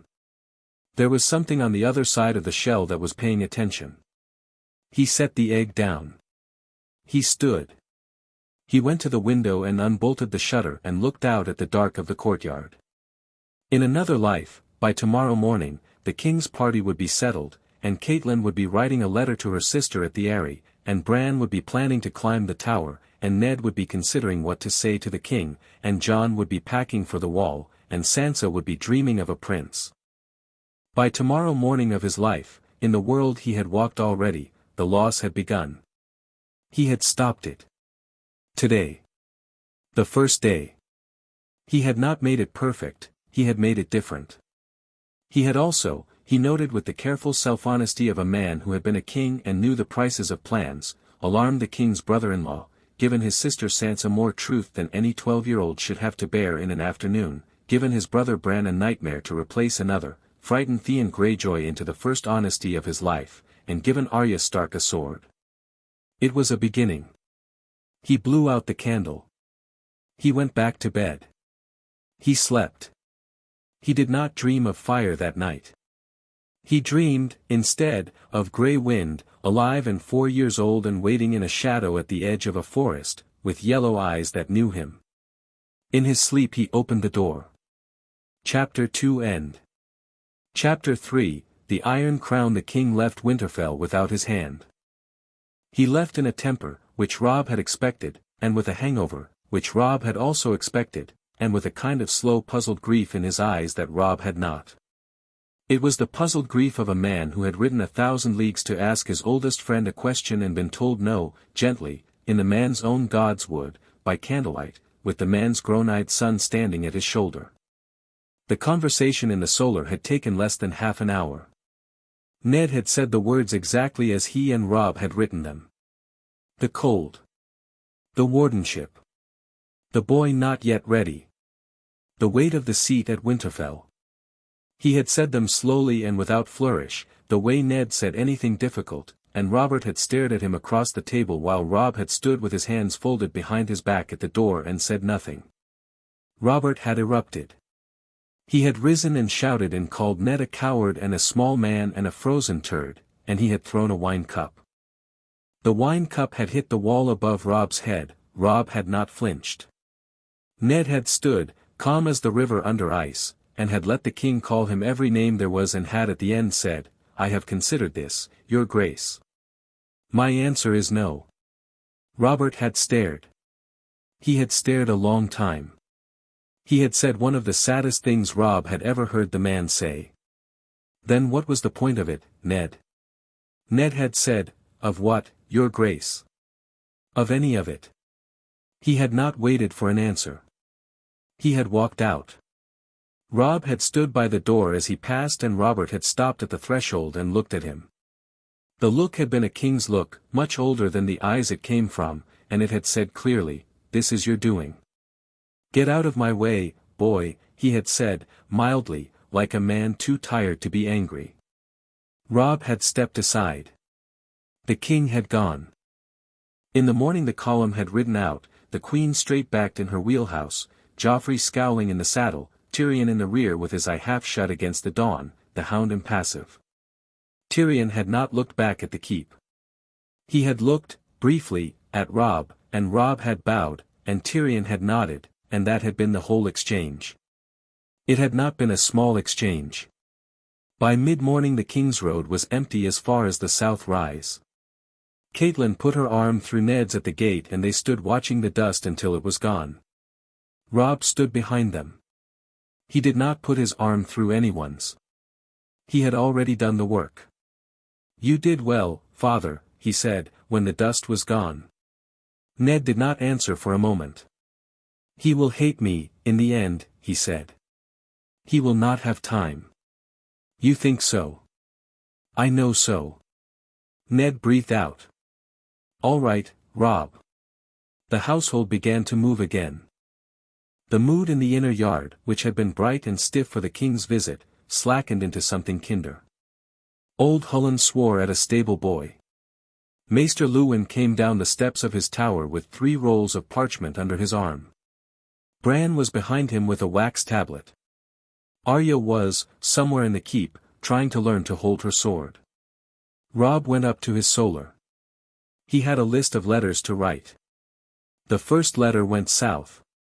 It went to John Arryn, the hand of the king, who was, by Robb's count, alive and not yet poisoned.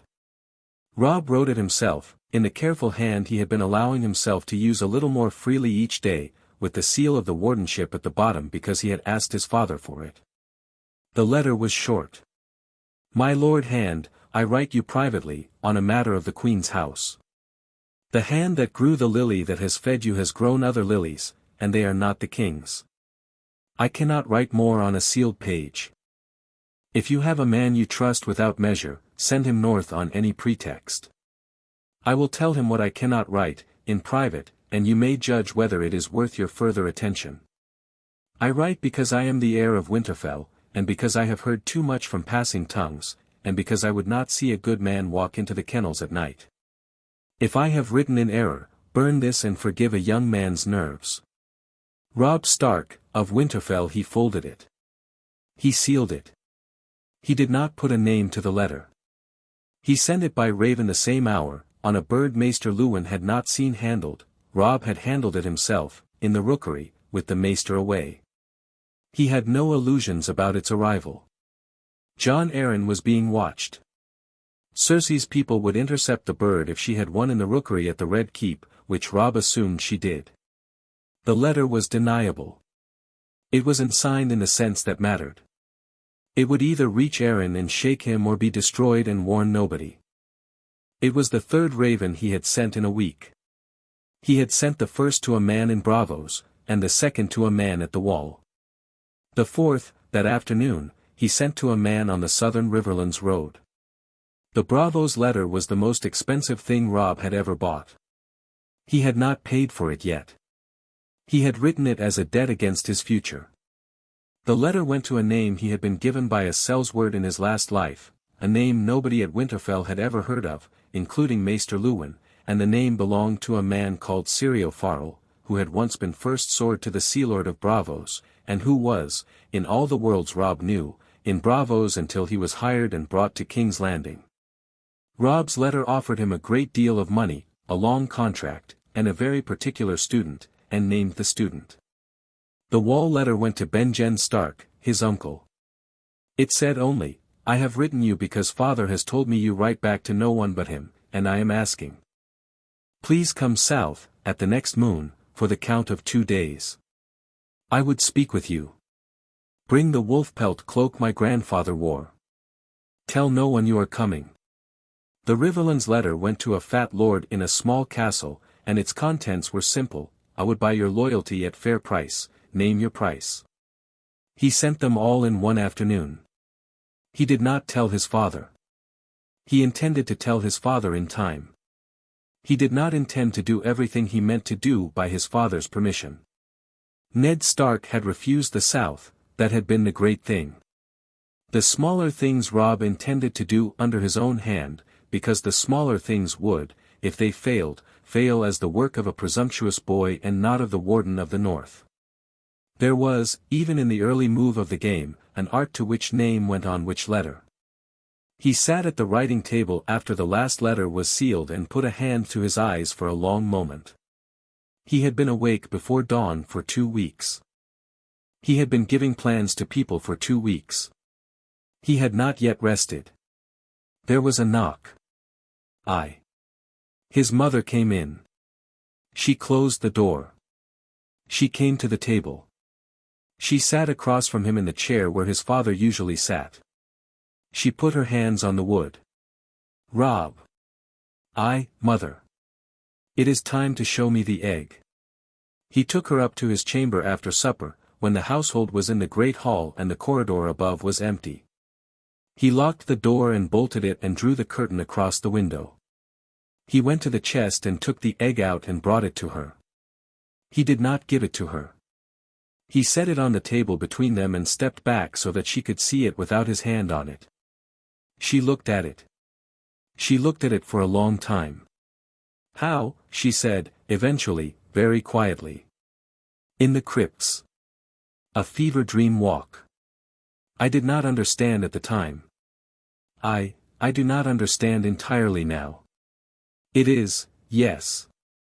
It is real. Yes. Robb. Mother. This is, I. A long silence. She did not touch it. She sat looking at it as if it were a sleeping animal she did not want to wake. Caitlin, his mother, had been a woman of great practical sense. She would not let herself disbelieve a thing she could see. She would not let herself believe in it more than she had to. She was, in this respect, the best possible person to show a dragon's egg to. Has it, she said. Has it what? Hatched anything? No. It pulses. It warms. It is responding to me. It will, in time, hatch. How? I will take it north, when it is ready. To Skagos. There is a cave there in which the stone is hot. I learned of it from old Maester Wendell, a year before. She nodded. Slowly. And then I will have a dragon. Robb. Mother. Are you a Targaryen now? He looked up at her. It was the question he had not allowed himself to ask. It was the question he had been preparing to argue around for a week, because it was the question that would keep all his careful plans from working if it was answered the wrong way. The North did not love Targaryens. The North had spent 3 centuries not loving them, and had won. No, mother. Then how does the egg knew me? I did not call it. I was led to it. I do not know who led me. I do not yet know what the dragon will be. I know that I am a Stark, and that the dragon is mine, and that we are going to have to live with what that means. She drew breath. She did not, he noticed, recoil. She did not call for the maester. She did not weep. She had not been a small woman in his last life and she was not a small one in this one. You will not show this to anyone else, she said. No, mother. Not your sister. No, not Bran. Not Jon. Not Theon. Especially not Theon. Your father. Mother. When I tell him, he will be the next. She was silent. After a while she put one hand, very lightly, on the shell. He saw the moment her face changed. She had gone, in the going north of her marriage, from a girl of the Tully South to a woman of the stark North. She had bent herself, her whole life, around a husband and 3 children and a 4th who was not hers and a hostage who had been a son to her in everything but the same. She had been many shapes. She had not been, in his memory, ever quite this shape, this still, this quiet, this, old, in a way Robb had not yet seen her be, sitting with her hand on a black egg in his chamber while a candle guttered. It is warm, she said. Mother. It is alive. She did not lift her hand off. After a long while she said, I will not write to Lisa. He had not asked her to. He nodded. And I will not write to my father about father refusing the king. Thank you, mother. You will tell me, Robb, when you are about to do a thing that will change how the world looks at us. Before. Not after. I am not your father. I will not weep at every change. But I am the lady of this house and I will not be told what we are after we are it. Mother. You promise me. I promise. She nodded. Slowly. She lifted her hand off the egg. She wiped it once on her skirt as if she had touched water. Then put it away. He put it away. He locked the chest. He opened the curtain. He took her down the stairs and they walked back to the great hall as if nothing in the world had changed. In the great hall, his father was sitting with Theon, talking about the price of barley. Sansa was sitting with the septa, working. Arya was sitting with a book she was pretending to read because Robb had told her to read 3 pages a day. Caitlin took her seat at the table. She did not look at Robb again that night, except once, very briefly, with the small tilt of her chin that was, in the language of his mother, a thank you. A month passed. He for the first time deliberately, on the night of the second full moon after the king had left. He did it because he had decided he could afford to start, and because Grey Wind, who had grown to a shoulder height larger than the other young dire wolves of the litter, had been slipping out at nights into the wolf's wood and Robb had wanted to go with him. He lay down in his bed with the candle out. He closed his eyes. He thought about Grey Wind. He thought about Grey Wind's smell, his weight, the particular way he set down his front feet, the rumble that lived in the wolf's chest at night.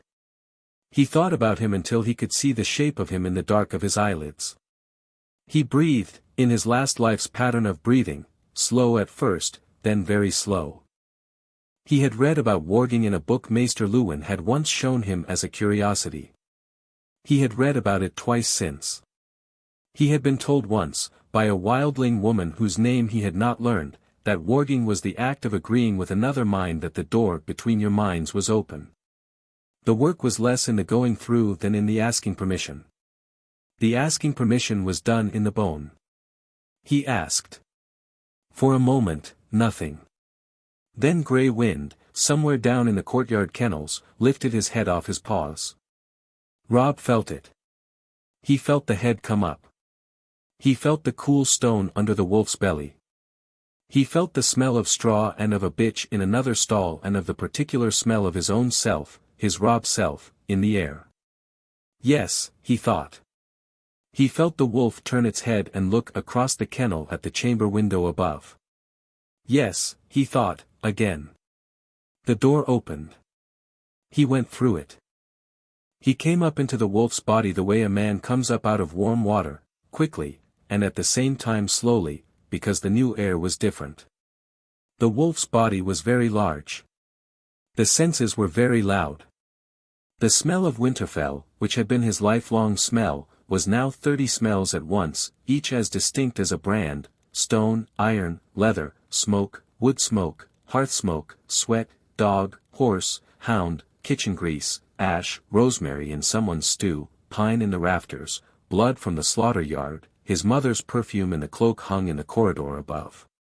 He let himself feel it for the count of 3 and then he set it gently aside, the way he had been told. The wolf had been waiting for him. It did not, like a horse, need to be steered. It needed only to be informed. He thought go and the wolf went, he thought stop and the wolf stopped. He thought up and the wolf turned and trotted up the yard, past the gates of the kennel, which had been left open by a kennel boy as Robb had asked. He thought wall and the wolf went to the wall, lightly, paws making the small soft thump that wolves' paws made on cobbles, no louder than rain. He thought God's wood, and the wolf went there. The God's wood was full of moonlight. There was a fox at the edge of it. Grey Wind smelled it and made the small low chuff of a wolf that has decided not to bother with prey. The fox flickered into the brush. Robb sat the wolf down on the stone by the heart pool and looked at the heart tree through the wolf's eyes. The face on the white bark was older through the wolf's eyes. Not older as a man is older. Older as a stone is older. He saw, briefly, in the corner of the wolf's vision, the great spread of roots beneath the God's wood, a pale net under the soil, saw it the way a wolf might see a field of buried bone, by knowing where it was rather than seeing. He felt, very faintly, something at the other end of the roots, far, far north, far beyond the wall, in a place of dark. Pause, and notice, and not move. He noticed it noticing.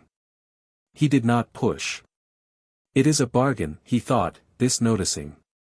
I do not yet know your terms. Mine are these: I am alive again, and I do not intend to fail twice. We will speak in time. Whatever was at the far end of the roots did not answer in words. It moved, very slightly, the way a thing too large to move quickly will move if it must. Then it was gone. He gave Grey Wind back to himself. He rose out of the wolf the way a man comes back up from deep water, and he opened his eyes in his bed. He was sweating, very lightly. He could still smell rosemary. He got up. He went to the window and unbolted the shutter. He looked down. Below, in the moonlit yard, Grey Wind was sitting at the foot of the keep, looking up at his window. Robb lifted a hand. The wolf lifted his nose. Then, satisfied, the wolf turned and trotted back to the kennels of his own accord. Robb shut the window. He sat down on the edge of the bed. Well, he said, to himself. That worked. He realized, smiling. He had not smiled in a long time. He let it stay. Theon came to him 8 days later, in the solar, alone, with a letter in his hand. He stood at the door and did not enter. Robb looked up. He saw the seal on the letter. He saw Theon's face. He did not say anything. He stood, came around the table, took the letter from Theon's hand, broke the seal, read it. It was from Balon. It was, in the elaborately archaic phrasing of his father's house, an order: come home. Bring word of the north. Bring word of the king's death, which we expect in time. Bring in particular the count of ships at White Harbor and the watch at Eastwatch. Robb read it twice. He folded it. He handed it back to Theon. You will write him back tonight. What shall I write? That you will come, in due course, when the season turns. That you have come to think your father is wise. That you have begun to gather, very quietly, the things he asks. We will write the rest tomorrow. I have a draft. It will satisfy him for 2 months. And then we will write a longer letter, in which you will go further. We will give him, in pieces, what he expects. We will give him a son who is becoming his. You will be doing this, Theon, on my account. I will be feeding you the information. Your father will get nothing of value. He will only get what I want him to have. He will, if all goes well, decide not to launch. Theon swallowed. And if he decides to launch? Then we will burn his fleet for him before it leaves harbor. I have written to a man at White Harbor who will see to it. I have asked Lord Manderley for 2 carracks. He has agreed. He will not know yet what he is agreeing to. A long pause. Robb. Theon. If he ever asks me, in person, on the islands, you will not be on the islands until I send you there. And if he comes here. He will not come here. He will not move from Pike. He has not moved from Pike in 15 years. He will not. You are doing well, Theon. It does not feel well. No, a long pause. Theon stood with the letter in his hand. He looked at the floor. After a moment Robb came around the table and put a hand on his shoulder. Theon. You are not your father. I know it has been told you all your life that you are. You are not. You will not become him. Not while you have Winterfell at your back. I have written to your sister. Theon's head snapped up. To Asha? With courtesy. With no offer yet. I asked her, only, whether she would consent to a small correspondence between us. I have not signed my name. She will take the meaning. If she answers, we will go from there. If she does not answer, we will not press. I have promised you that, and I keep it. Theon laughed, a brittle sound. My sister will hate this. Maybe. She will hate me for proposing it. She will not, as it happens, know you proposed it. I did. The letter is mine. A pause. Robb. In the dream, when I went home, yes. Was she alive? She was. She was a sea queen, Theon, by your father's death. She was very good.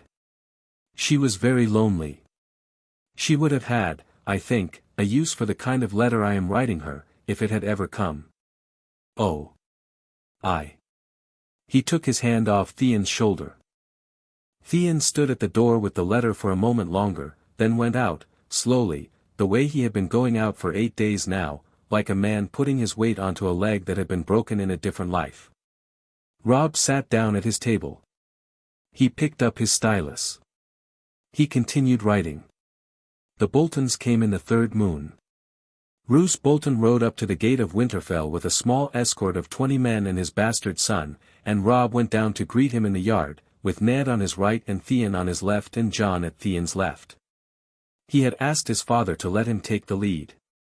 His father had agreed. Roose Bolton dismounted. He was a man of pale eyes and quiet voice. The pale eyes did not settle on a thing for long, they passed over a thing and made notes. The voice, when he spoke, was so soft you had to lean in for it. Robb had had enough of Roose Bolton, in his last life, by the night at Harrenhal, to never wish to lean in for Roose Bolton's voice again. Lord Stark, Roose said. My lord. Lord Bolton. My son, Ramsay. I.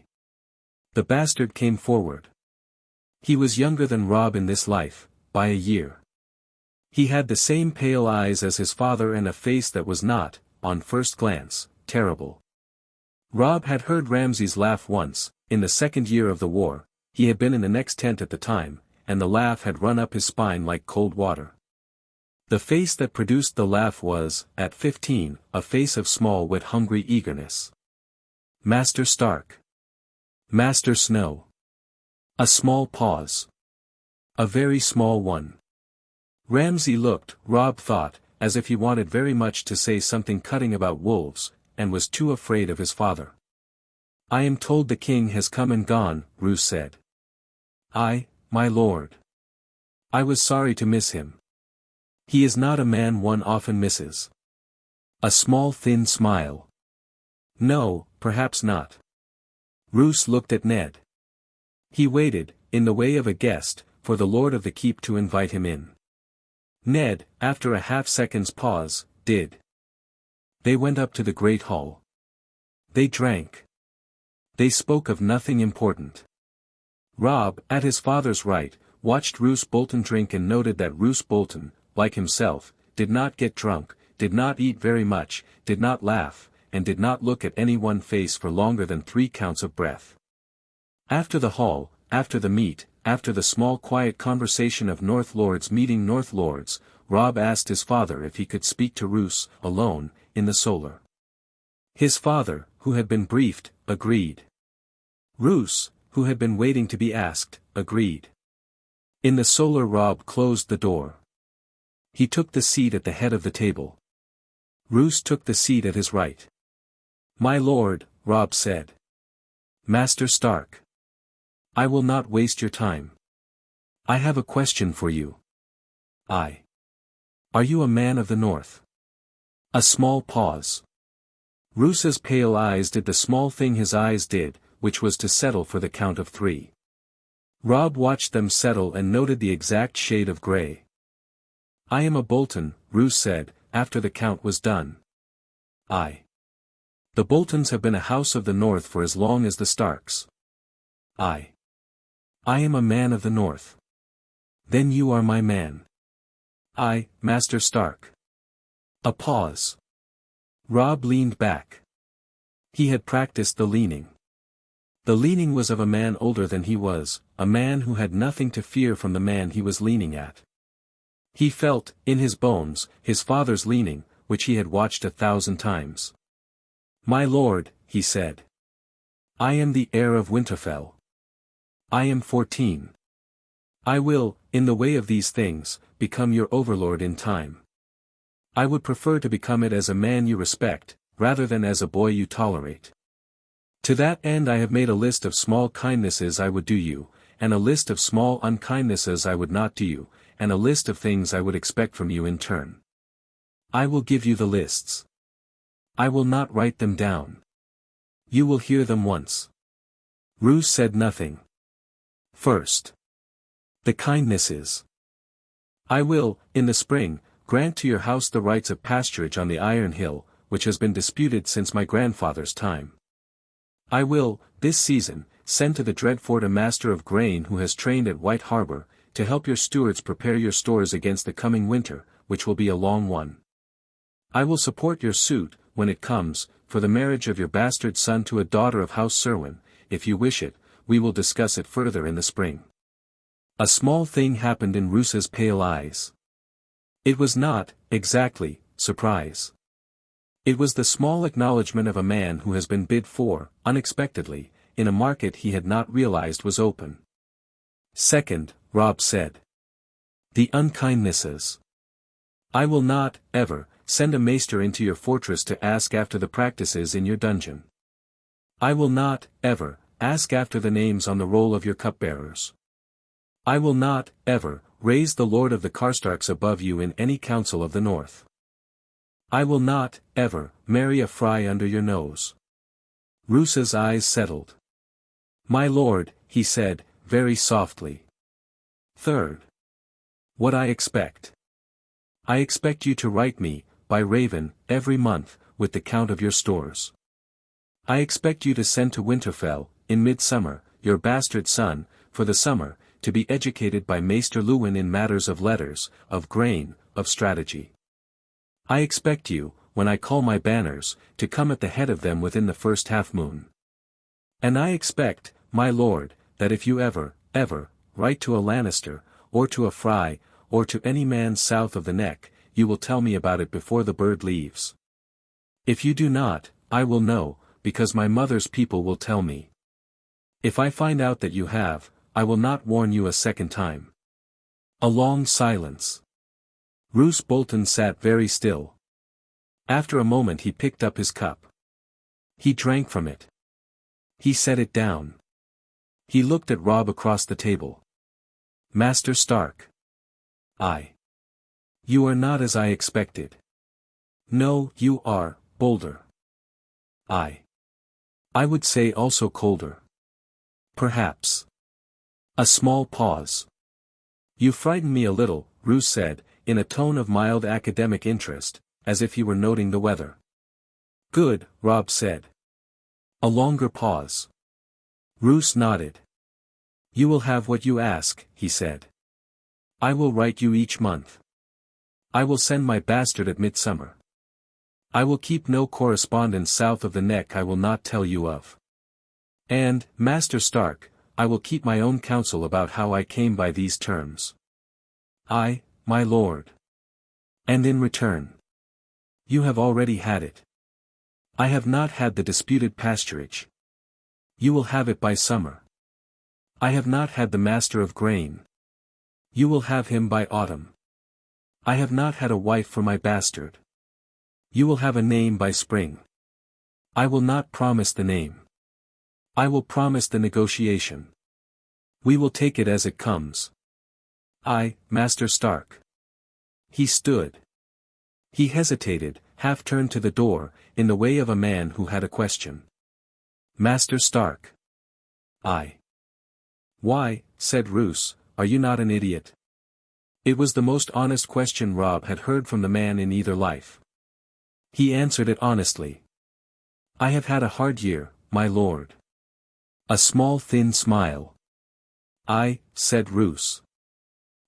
You have. He went out. When the door had shut behind him, Robb sat down at the table. He put his head in his hands for the count of 10. He had been holding the leaning posture for half an hour and he had been holding the cold tone for an hour, and it had cost him a great deal more than he had budgeted. When the count was done he stood, went to the door, opened it, called for water, drank it, went out into the corridor, and went down to dinner. Roose Bolton did not look at him at table. That was the right behavior. Robb did not look at Roose Bolton. After dinner Ned came to him in the corridor, briefly. Robb. Father. What did you do to him? Nothing he would not have welcomed, in the end. I am keeping him in our house, father, by giving him his price now and warning him of mine. He is a man of warnings. He understands them. A pause. Robb. Father. You did well. Thank you, father. He went to his chamber. He sat with the egg an hour. The egg was now nearly hot to the touch. There was a small new sound in it that he had not heard before, a small, very faint, very slow knock, like a finger on a wall, every 9 of his beats. He set his ear to the shell. He listened. The knock came. He did not say anything. He counted 4 knocks. Then, on the 5th, he tapped the shell, very softly, with his own fingertip, once, in the same rhythm. There was a small, brief, very faint pause. Then the knock came again. Once. Steady. He sat with his ear to the shell for a long while. The candle burned down. Outside, the watch changed. Below, in the kennels, grey wind shifted on the stone and lifted his head. Through the open door of his ear and the open door of the wolf's ear, Robb heard the same wind in the god's wood at the same time. Soon, he told the egg. The egg knocked. Soon. He set it back in the chest. He went to bed. In Volantis, 1500 leagues to the south, an old man with a thin white beard read a letter that had come up the Rhône by riverboat. He read it 3 times. He did not look surprised. The look on his face was the look of a man who had been waiting a long time for a letter and had not been certain it would come. He folded the letter, put it in his inner sleeve, and went to find his cloak. Outside, on the stone of the wharf, he hired a passage to Pentos. In Pentos, on a ship, he hired a passage to White Harbor. In White Harbor, on a road, he hired a horse. The horse was a small one. The man was a small man. He rode north. By the time he was at the neck, the days were cold enough that he had to put on a heavier cloak. He did so without complaint. He had been cold before. The road, by Moat Cailin, was bad, he took it slow. At the Twins, he did not stop. He paid his toll without speaking. The man at the gate did not, in the way of fry men at the gate, ask his name. The man at the gate had a bad cold and was tired. In the 3rd week of Robb's 3rd moon at Winterfell, the small man in the heavy cloak came up the King's Road and presented himself at the south gate. "My name," he said, when the guard asked, "is Sirio Farrell, and I am here for a small Stark girl who has been promised to me. I will be needing the loan of a yard." He waited at the gate while the guard, in some confusion, sent up to the keep.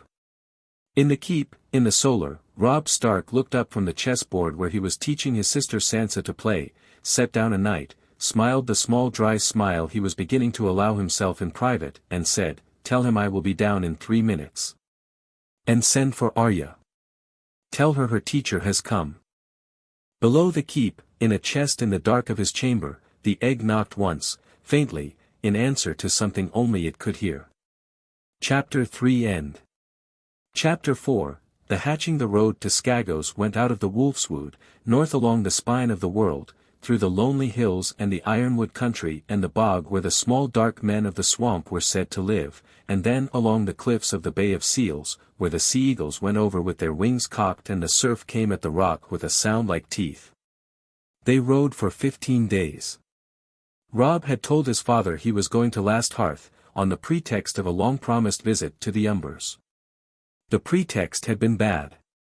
His father had let it stand because Robb had asked his father to let it stand and had said, plainly, that the truth would come when he returned. His father, after 30 seconds in the God's Wood, had not asked twice. He had taken John. He had taken 2 men, Whaleys, who had been Hullen's deputy in his last life and whose discretion was beyond purchase, and Brian, the older of the Master of Arms' 2 assistants, who had taught Robb to throw a spear when he was 6 and had not, in this life or the last, ever told another man what Robb had told him. He had taken Grey Wind. He had taken 6 horses for the 4 of them, and a pack-horse, and on the pack-horse, in a wooden chest cushioned with felt and a layer of fox fur, the egg. He had taken neither maester nor heir's banner. He rode in a plain wool cloak. He had let his hair grow longer than was Stark's custom, and a small unconvincing beard had begun to come in at the edges of his jaw. From a distance he looked like a young huntsman with a tall friend and 2 old retainers and a wolf that did not, he was glad to note, walk at his heel like a dog. Grey Wind walked behind, parallel to the road, in the trees. They rode in silence for most of it. Jon was the only one Robb had told, and he had told Jon only the bare bones. There is a thing to do at Skagos, it must be done by me, you are the only man I trust to come with me. Jon had said yes without asking. Jon had been saying yes without asking for 2 months now, and Robb had begun to feel, in the small space behind his sternum, the weight of a debt he had not yet repaid. He repaid it on the 14th day. They had stopped to water the horses at a stream above the Bay of Seals. Brian and Whaleys had gone to scout the next league of road. Jon was crouched on the bank with a tin cup, drinking. The water was thin and cold and tasted of iron. Robb sat down on a stone beside him. Jon, I am going to tell you what I came to tell you a month ago. Jon did not look up at once. He drank the rest of the cup. He set it down on the stone. He said. You are not my father's son. A long silence. Jon did not move. What? You are my father's nephew. A longer silence. Jon, very slowly, turned his head. Robb. Jon. Say that again. Robb said it again. He said it slowly, carefully, in the order he had practiced. Lyanna had not been raped by Rhaegar, she had loved him, she had eloped with him, she had married him in a sept on an island in the south, and she had borne him a son. She had died in the bearing. Her brother Eddard had taken the child north, and had raised him as his bastard, because if he had told the truth the child would have been killed. The child was Jon. The father was Rhaegar Targaryen. The mother was Lyanna Stark. Jon was the heir of the Iron Throne by a dozen counts of inheritance, if anyone alive had bothered to count, and he was, more importantly, a Targaryen and a Stark in the same body. He did not stop to let Jon speak. He let him hear the whole thing first.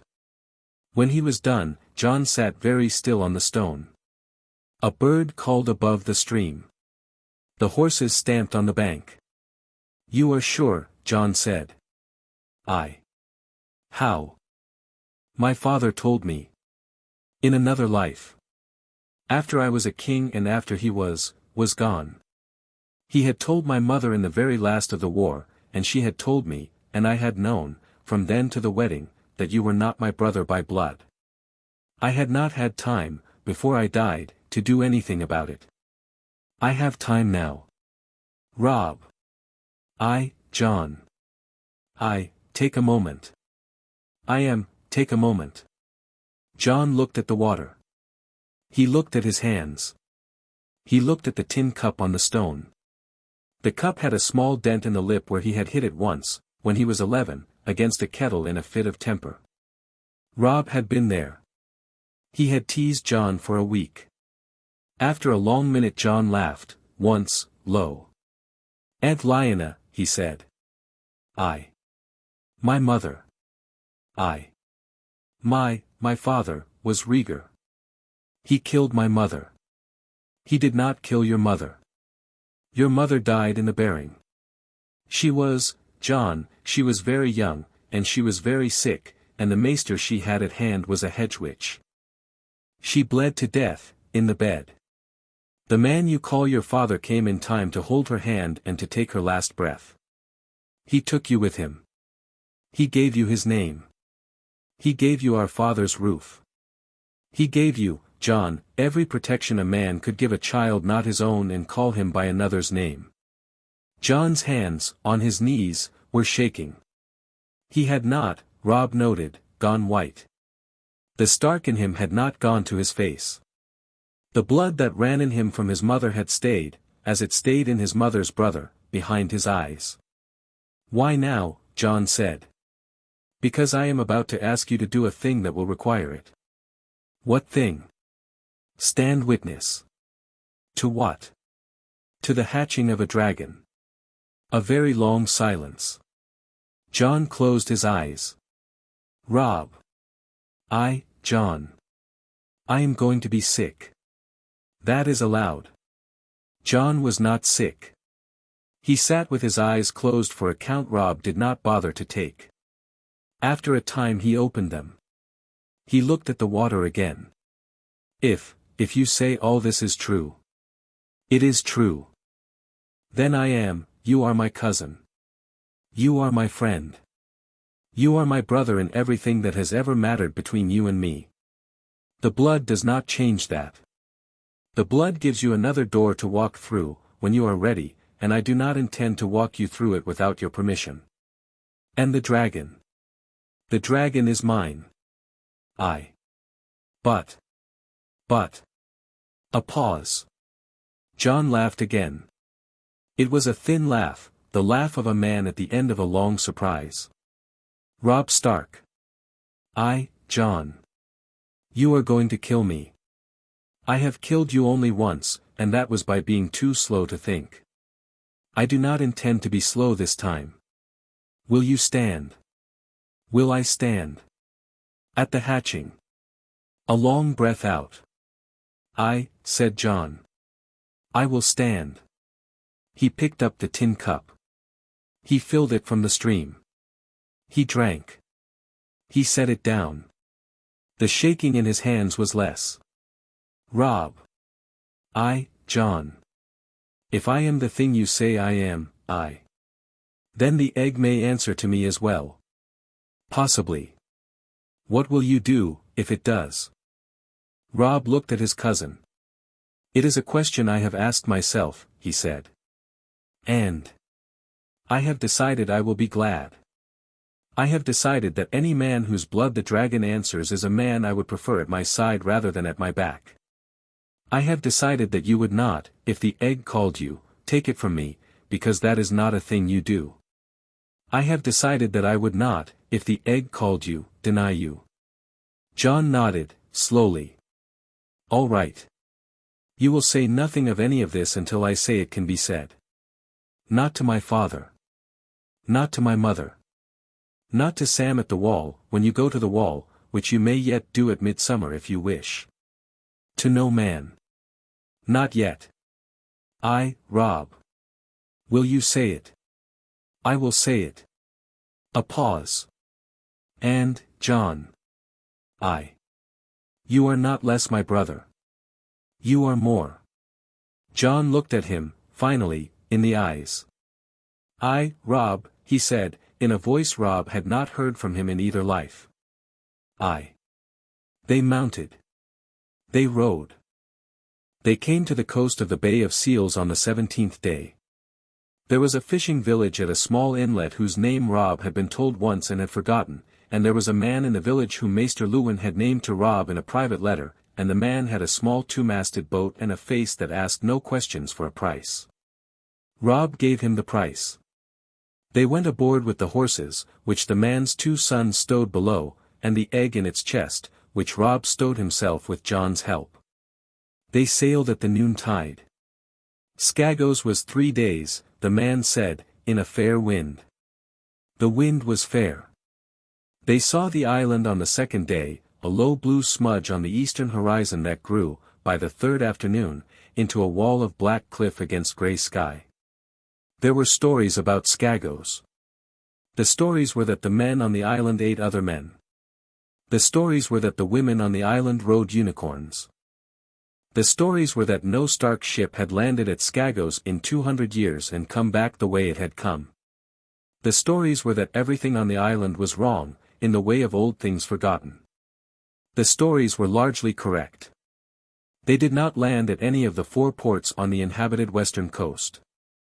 They sailed around the long northern horn of the island, past the dark cliffs where the sea eagles screamed, and around to the eastern coast, which had no name in any map Maester Luwin owned. There, at a low cove where a stream came down from the heights, the captain put them ashore in a boat with their horses and their packs and their wolf and their chest, and rowed back to his ship and lay at anchor in the bay and would not, by their agreement, follow them inland a single foot. They camped on the beach the first night. The cave was inland, 2 days' ride. Maester Luwin had located it for Robb, in a book that had not been opened in 140 years, which described in the cramped half-goyary hand of an old Giscari traveller the existence on Skagos of a passage to the deep red place, where the stone is alive, where the people of the cliff bring children for naming. Robb had read the description 17 times. He had committed the directions to memory. He had not told Maester Luwin why. The Maester had not asked. They went up from the beach in the morning, slowly, leading the horses where the slope was bad. The country was not friendly. There were paths, but the paths were not roads. There were tracks, but the tracks were narrow and ill-kept, and twice in the morning Robb saw, at the top of a ridge, a figure on a small dark pony with a long staff, watching them, before the figure was gone. Whaleys saw the figures too. "My lord." "Aye, Whaleys. They are tracking us." "Aye. What shall I do?" "Nothing. Nothing, my lord. They are not bandits. They are watching. They will, if we mind our manners, let us pass. And if we do not mind our manners, they will eat us." Whaleys did not speak again. By mid-afternoon they were in the high country.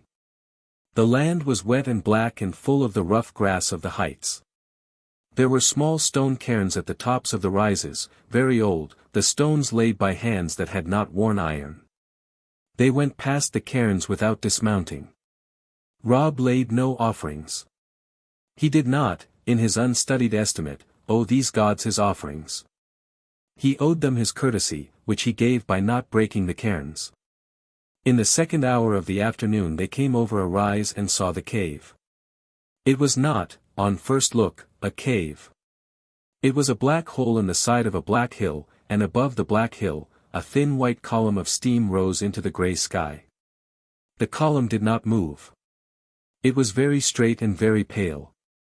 It looked, John said quietly, like a mark drawn on the sky by a finger. They tied the horses at the foot of the hill. Brian and Whaleys made camp. Robb had told them, the night before, that they would be camping there for 2 nights and were not, on any pretext, to follow him into the cave. They had agreed. They had not asked. They had stopped asking 3 days before. Robb took the chest off the packhorse himself. He carried it on his shoulder up the slope to the cave mouth. John walked at his other shoulder. At the cave mouth they stopped. The air coming out was warm. Not hot. Warm, the way a kitchen breath is warm when bread is rising. There was a smell on it Robb could not place at first, old, faintly sulphurous, faintly the smell of clay. Beneath it, something like the smell of an iron forge that had been cold for 100 years. He set the chest down. He opened it. He took out the egg. The egg, in his hand, was nearly hot now. The shell, which had been black at Winterfell, looked redder here, and there was a fine pattern in the black, like the cracks in old leaves, that he had not seen before. He looked at it a moment. "John, I. Walk behind me. Stay 3 paces back. If a stone falls, get out. If I do not come out, get out. If you hear me speak in a voice that is not my voice, get out and ride for Winterfell. Robb. Promise me." "I, promise me, John." A silence. "I promise." "Thank you." He went in. The cave was wider, just inside, than the entrance had led on. It opened into a long sloping passage that had been carved, at some point in some long ago year, by hands. The walls were smooth in places that wind had not made smooth. The floor went down, with a regular and careful pitch that no water had ever made. There were old holes in the walls, set at the height of a small man's chest, in which torches must once have been set. There were no torches. It did not matter. Light came up out of the deep. It was a faint red light, and it grew as they descended. By the time the passage had bent twice and flattened into a wider chamber, the light was bright enough to see by. Robb's shadow walked ahead of him on the stone. John's followed, 3 paces back. The chamber was round, and at the center of it there was a hole in the floor, and from the hole came the red light. Robb went to the edge. The hole was deep. He could not see the bottom of it. The red light, which was not the steady red of a fire but the slow pulsing red of a heart, came up out of the dark below. Far down, very far, there was the slow movement of something the color of a blacksmith's forge at full heat. He could feel the heat from where he stood. It was the heat of a furnace, but it was not unbearable. It was the heat of a forge being nursed. He looked at it for a long minute. He had read of such places. There were said to be, in old Valyria, 14 of them, and each had been a cradle. There were said to be, in the world more generally, 7 that survived the doom, 6 of them, 2 in Ashai, 1 at Sithorios, 1 at the southern continent, 2 on islands in the Jade Sea. The 7th was not, in any account Maester Luwin had ever read, located. The 7th, Robb had decided 2 months ago, was on Skagos. He had been right. He set the egg down on the lip of the hole. He rolled up the sleeve of his right arm. He took, from the inner sheath of his belt, the small thin knife he had brought. Behind him, 3 paces away, Jon stood very still. Jon, whatever happens. Whatever I say. Do not come closer. Robb. He said it once, in his head, as he had practiced. I am Robb of House Stark, and I claim the right of the cradle. He cut. It was not a great cut. He had been a man who knew how much blood a man had to spare, and he was not going to spend more than the ritual asked. He cut the inner forearm at the line of the ulna, an inch deep, 3 inches long. He had done it before in another life, on a different forearm, to swear an oath at the trident with a Fry Lord whose son was even now alive at the twins. The blood came out warm. He turned his arm over the egg. The blood fell on the shell. The egg did not, at first, do anything. It sat on the lip of the hole in the red light and bled. He waited. He had read, in a book in the Maester's Tower that no one had read since the time of Enri, that the cradle gave back what was given to it, that the cradle was patient, that the cradle had eaten 3 Targaryen princes and given back, in their place, 3 dragons. He was prepared for patience. He had brought a second cup of blood from his own arm, in his head, if the first was not enough. He lowered the egg into the hole. He did not let go of it. He held it in his uninjured left hand, by the curve of the shell, and he lowered it as far as his arm would reach, into the heat. The heat was now considerable. His left palm hurt. He did not pull back. The egg, in his hand, began to hum. He had not, in any account of the matter, read of humming.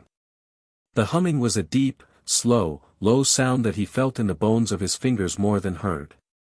It was, he understood after a moment, the same rhythm as the small knock he had been hearing through the shell at Winterfell, but in a different register. The knock had been the knock of a thing in an enclosed space asking to come out.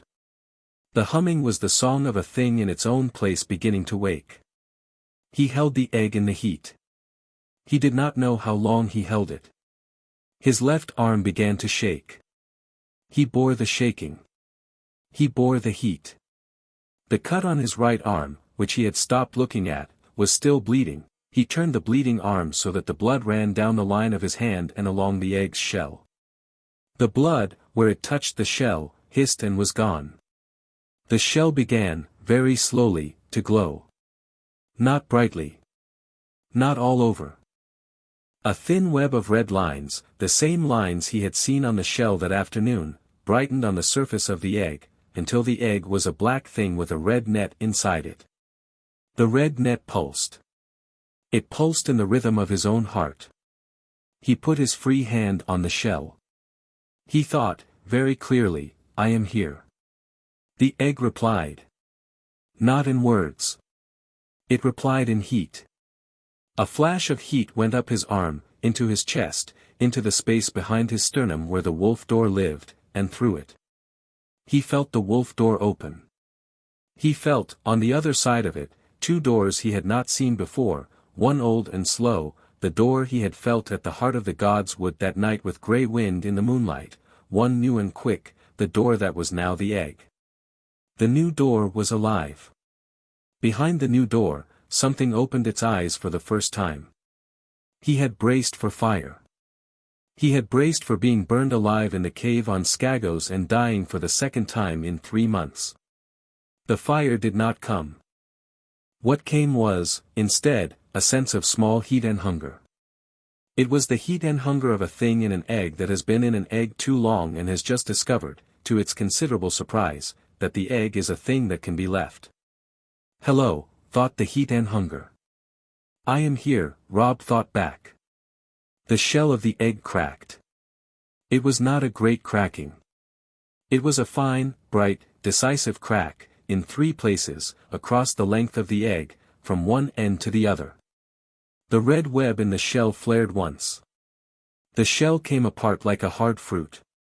He had to bring it up out of the hole quickly, with both hands, because the heat was now too much for his left. He laid the egg on the lip of the hole. It came open in 3 pieces. Inside was a wet black thing the size of a small cat. It had a long thin body and a long thin neck and a head like a snake's. It had folded wings, very small, slick against its sides. It had, where its eyes had opened, 2 red lights, not quite the dim red of the cave's pulse, but a darker, hotter red, the red of heart's blood when it has just left a wound. The thing lifted its head. It looked at him. He looked at it. It opened its mouth. It made a sound. The sound was a thin, cracked, surprised noise that sounded, more than anything, like a kitten that has woken up in a cold place and is annoyed. Robb laughed.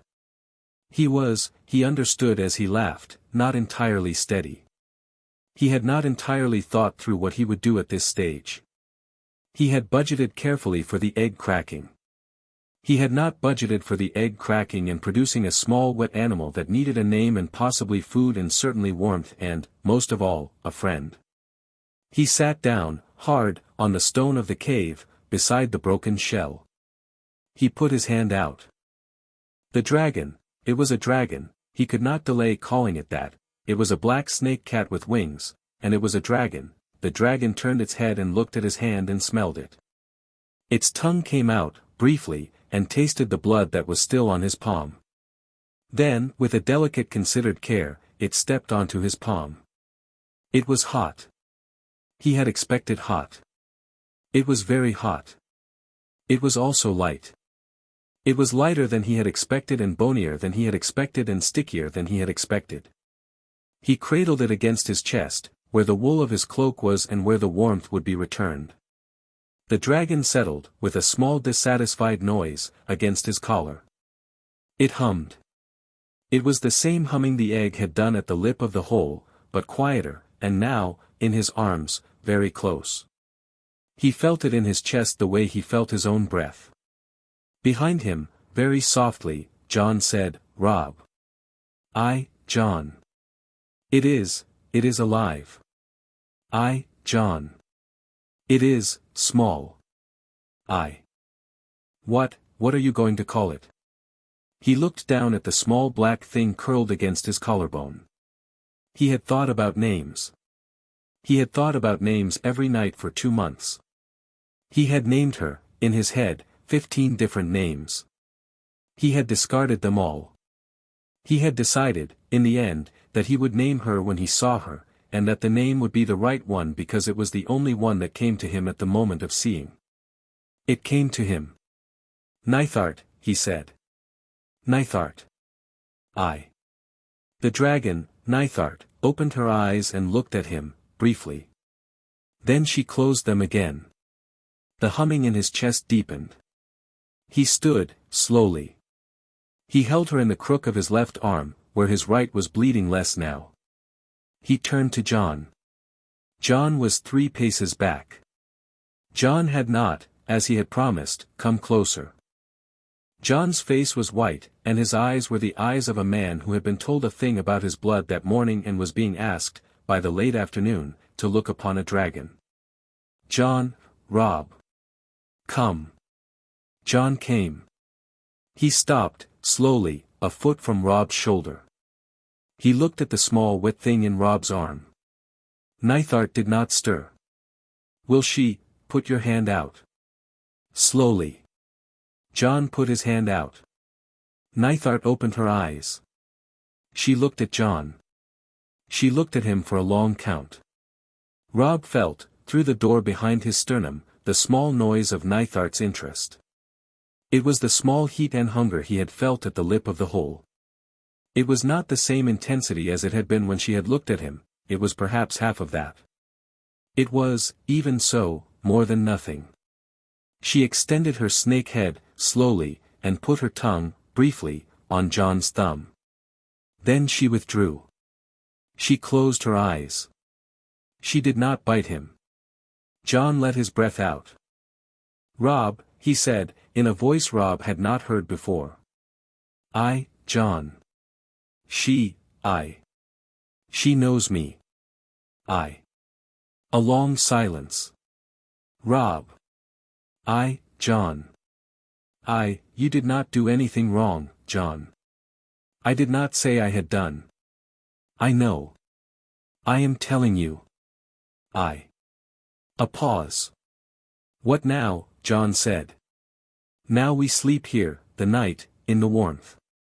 Tomorrow we walk back to the camp.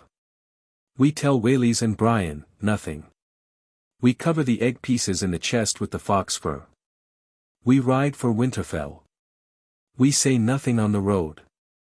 We tell my father, when we are home, in the God's wood, in the dark. We tell my mother before. And then we begin. Begin what? Begin teaching her to fly. Begin teaching her to hunt. Begin teaching her, me, us, what we are, the three of us, together. The three of us. You. Me. Her." A long pause. Jon looked at the dragon for a long time, and then he looked at Robb. "Robb. Jon. I have spent my whole life trying not to want anything that was not mine. Tell me, now, plainly. Is this, you are her friend, Jon? As I am her king. She will know you. She will not, if you wish it, ride you. She has, by my calling, only one rider in this world. Me. But she has, by your blood, a friend in the world. You. We will not, you and I, fight about this." Jon said nothing. After a long while he reached out, slowly, and laid his hand, very lightly, on the back of Nithart's small folded wing. Nithart's hum went, briefly, deeper. He took his hand off. Robb," Jon said. "I am her friend. Jon." A pause. "Robb. I want to weep." "Then weep." He wept, quietly, for half a minute, on the stone of the cave, in the red light of the cradle, with a dragon humming in his cousin's arms 3 paces away. Then he stopped weeping. He wiped his face with his sleeve. He laughed, the same low brittle laugh he had laughed by the stream. "Robb.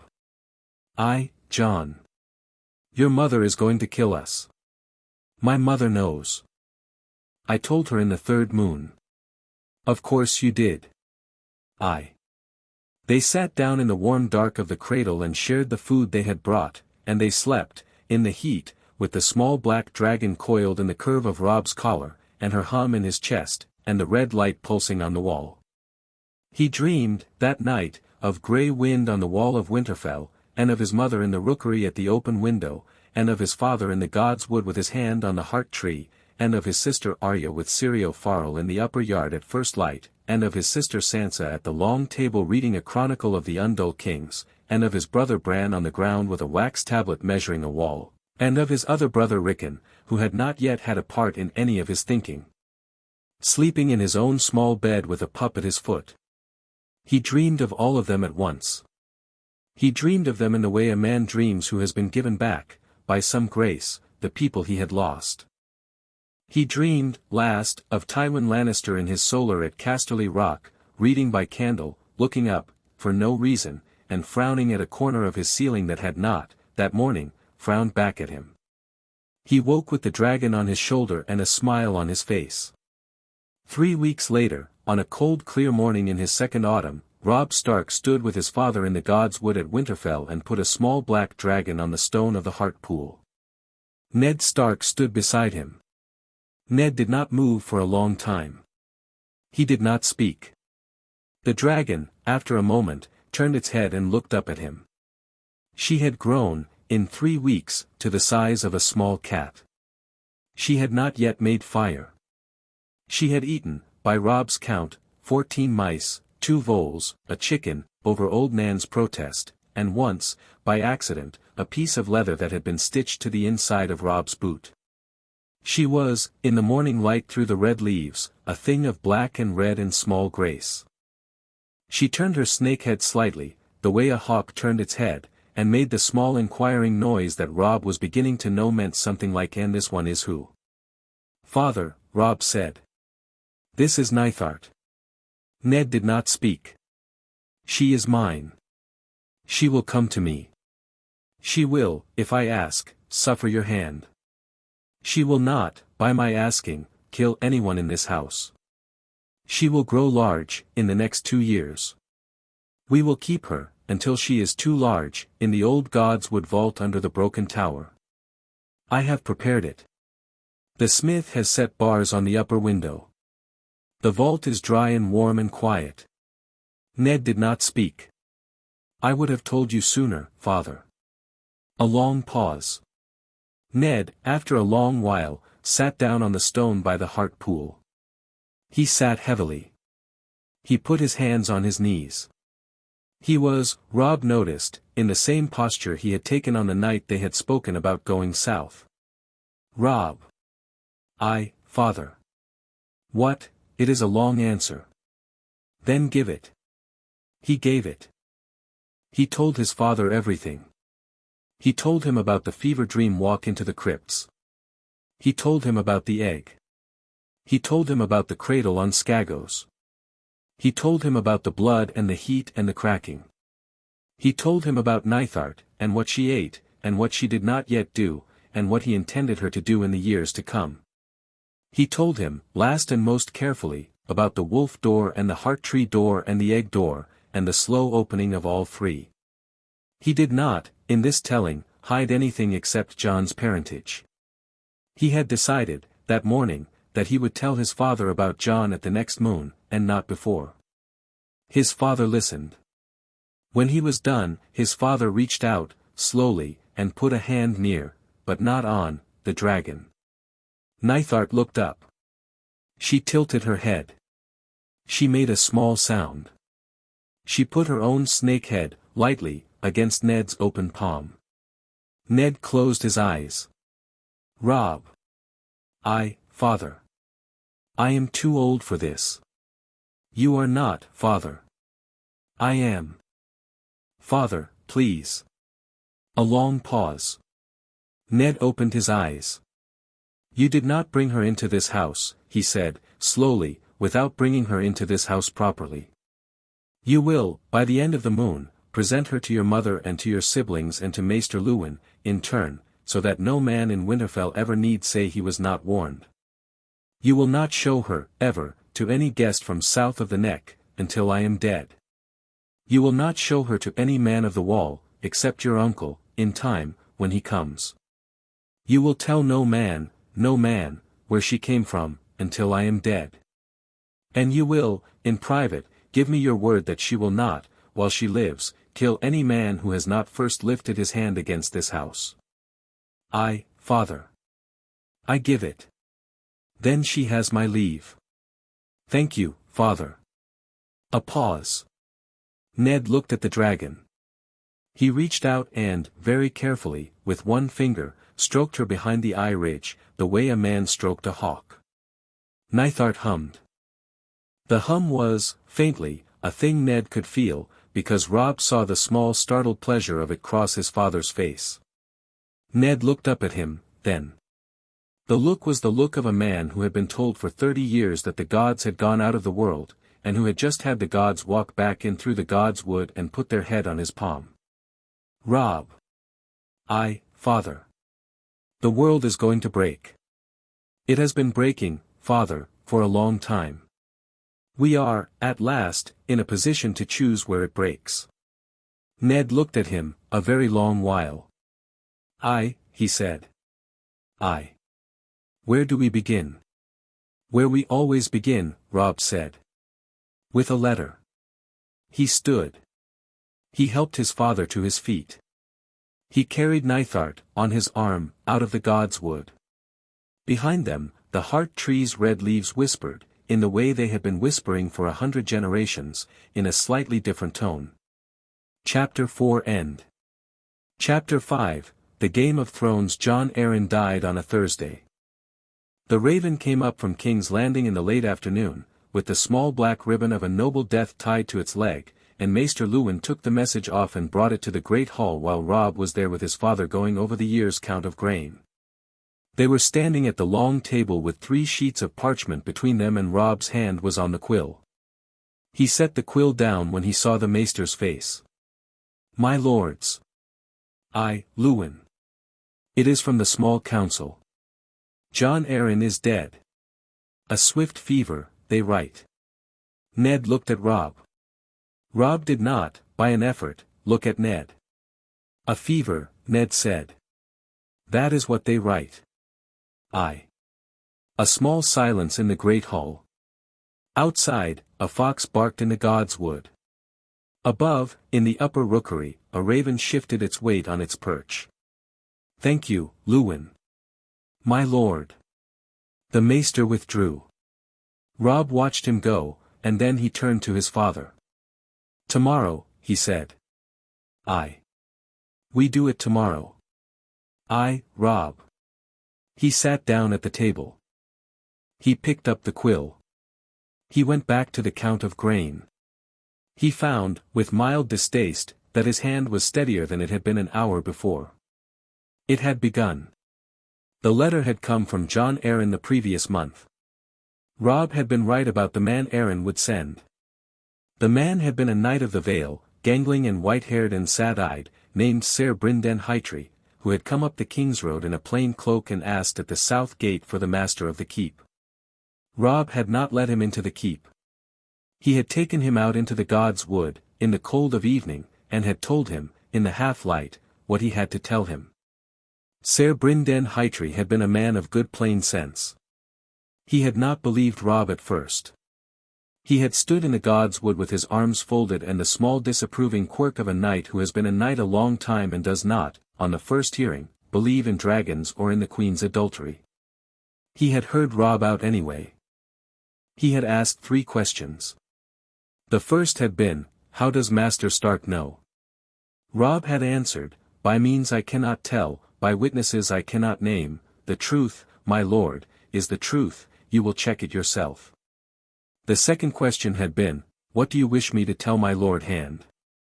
Robb had answered, that the queen's children are not the king's, that the king will be killed in his hunt within the year, that the queen has begun to act against the Hand, that the Hand should not eat at the queen's table or drink at her cup, that he should send his wife and son to the Vale today, and that he should write to Lord Stannis at Dragonstone in the same hour he writes to my father. The third question had been, "Why are you, a 14-year-old boy in the north, the one telling me these things?"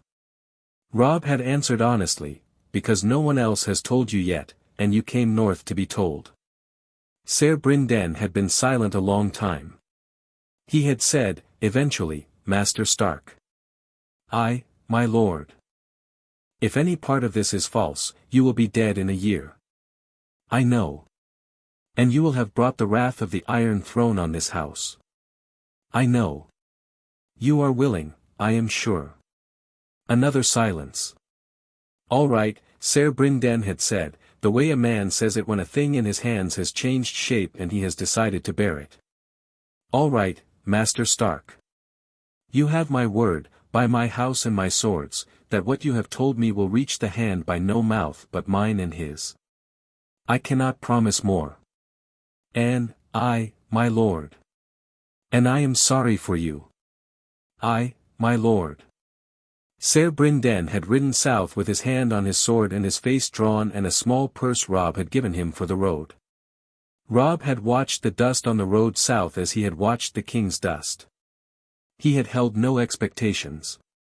He had hoped only that Ser Brynden would arrive alive, and that Jon Arryn would, once told, write to Stannis and to Ned at the same hour. The first thing, Ser Brynden's safe arrival, Robb had confirmed by a coded raven from White Harbor a week later. The second thing, Arryn's letters, he had confirmed by Stannis, who had written to Ned, in the small careful hand of a man who is not yet sure of his ground, 2 weeks after that. The Stannis letter had arrived, opened, in Robb's solar, on a morning in the first week of the 7th moon. It had been short. It had said, in the elliptical formulae of a high lord writing to a peer, a lord of my acquaintance has lately, on his deathbed, communicated to me a matter of grave moment touching the succession. I have made my own inquiries since. The matter is as he stated it. Knowing the friendship between your house and the king's, and knowing the trust the king places in your father, I write to you privately, my lord of Stark, that you may judge what to do with the truth I have come to. I will, in my own time, raise my own banner. I write here only to ensure you are not surprised when I do. Stannis Baratheon, Lord of Dragonstone. Robb had read it twice. He had taken it to his father. His father had read it. He had set it down. Stannis is going to crown himself, he had said. Aye. Robert is not yet dead. He will be in 2 months. The boar, father. As I told you. I am not going to crown him for him. Robb, I will not ride south for Stannis Baratheon, father. The North will not. I have written my answer. I will show you. He had shown his father. The answer had been polite, evasive, brotherly in the courtly sense, and entirely empty. It had committed the North to nothing. It had thanked Stannis for his courtesy. It had said, in a tone of regret, that the North could not, in good conscience, raise her banners on a matter that was not yet a matter of arms, that the wardenship of the North required the warden in the North, that the Queen and the Prince, who were after all the king's wife and son in the eyes of the realm, would have to be addressed by the king himself, in his lifetime, if the matter were to be addressed at all, and that if the king should die in his hunt, as kings sometimes did, the realm would have to come to its senses by means of a council of all the great lords, in which the North would gladly participate, on the soil of the Riverlands, where neutral men might meet. Ned had read it twice. Stannis, he had said, is going to be very angry. He may write to me directly. He will. And what shall I write back? What I have written. We will draft it together. We will say what I have said in his courtesies. We will not give him a banner. We will not give him a foot. We will give him only what we owe a man whose claim is just but whose person is not made for kingship. You are dismissive of him. I am not, father. I respect him. I will not put a wolf at his shoulder. He will lose, in any war he tries. He has no fleet. He has no friends. He has the truth, and that is, in this season, less than nothing. We will let the truth do what it must do without us. We will let Stannis do what he must do without us. We will let Tywin Lannister come to us, in time, on our terms, on our soil. Ned had been quiet a long time. Robb. Father. You are not going to march south. No, father. Not this year. And the king's death will be given, in due course, the public mourning of the North. I will send my own letter of condolence to the Queen. Mother will write a separate letter to Lady Lisa at the Aerie. And, father. I have not forgotten Sansa. A pause. What about her? In another world, father, she went south when the king came north, and she was caught at King's Landing when the Queen took the throne, and she was hostage and they made her watch your beheading, and she was married against her will to the Queen's brother the Imp, and after that she was used by a great many men in a great many ways for a great many years. She is here, father, with us. She is safe. She will stay safe. I have not forgotten. Ned closed his eyes, briefly. He opened them. Robb. I do not know how to thank a son for things that have not happened. Then do not read the next draft. He had pushed the next sheet across to his father, and the work had continued. Tyrion Lannister read Robb's letter, for moons after the king's body had been carried back from the Crownlands woods, in a small private chamber in Casterly Rock, by candle, at the table where his father took his accounts in the early evening. The letter was, on its face, an ordinary letter. The seal was the dire wolf of Stark, in plain wax. The hand was the hand of a young man trying to write like an older one. The contents were a courteous request for an exchange of small books, between Robb of Winterfell, eldest son of the Warden of the North, and Tyrion Lannister, brother of the Queen, on a list of titles concerning the histories of Guise and the early Valyrian freehold. Tyrion read the letter once. He read it twice. He read it a third time, holding it to the candle. There was, he found at the third reading, a thin penciled line under the third letter of the second word of the fourth paragraph, and the third letter of the fifth word of the seventh paragraph, and the third letter of the eighth word of the 11th paragraph, and so on through the rest of the letter. The pencil mark was, when he looked, very faint and very careful. He had read in a book on cryptography in his youth that Pentoshi merchants used such a system, with small marks under particular letters, to encode short messages within long ones. He read it. The encoded message said, in 3 lines, "Would not have you die in a war you did not start. The Queen is moving against your brother. She blames him for the small council's late dispute. You will be summoned south at the next moon. Do not take your dwarf jester with you. He is hers. Stark." Tyrion sat for a long minute looking at the letter. Then, very slowly, he laughed, the dry laugh of a small man who has been entertained. "Well," he said, to the candle. "Well, well, well." He folded the letter. He put it inside his doublet. He went to the door. He called for his squire. "My lord. Saddle me a horse for the morning." "The roan." "Aye, my lord." "Where will my lord be?" "To Lannisport." "To the docks." "I will be visiting an old friend." "Aye." "Bring me also," Tyrion said, with the small thoughtful pause of a man who has changed his mind once already, "the boy Pod. I am going to take him with me. And not, yes, not the dwarf jester. Pod will do." "My lord." The squire withdrew. Tyrion went back to the table. He picked up his cup. He looked at the candle for a long time. "Robb Stark," he said, mildly, to the air. "I had wondered." He drank.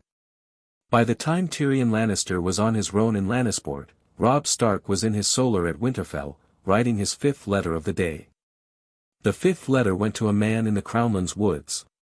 The man had no title and no land and no master, and Robb had hired him, 2 months earlier, by a chain of intermediaries he had constructed with great care. The man was a good shot with a bow. The man was, more importantly, very patient and very poor.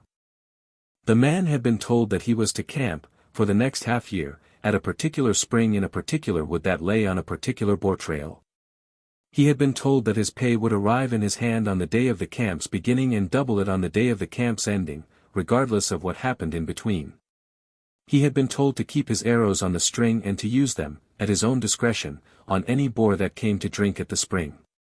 Robb had not, in his letter, told the man any more than that. The letter Robb wrote that afternoon was to the man's intermediary. It said, in plain language, "The date is set. The party will be 5 men deep in the woods on the 18th of the 8th moon. They will be drunk.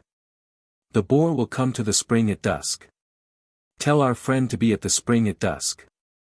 Tell him to take his shot when the king drinks." He did not name the king in the letter. He named the king as the man. He sealed the letter. He sat with it in his hand, for a long minute, in the dim of his solar.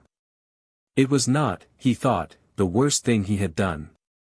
He had done worse things in his last life and was likely to do worse things in this one before he was finished.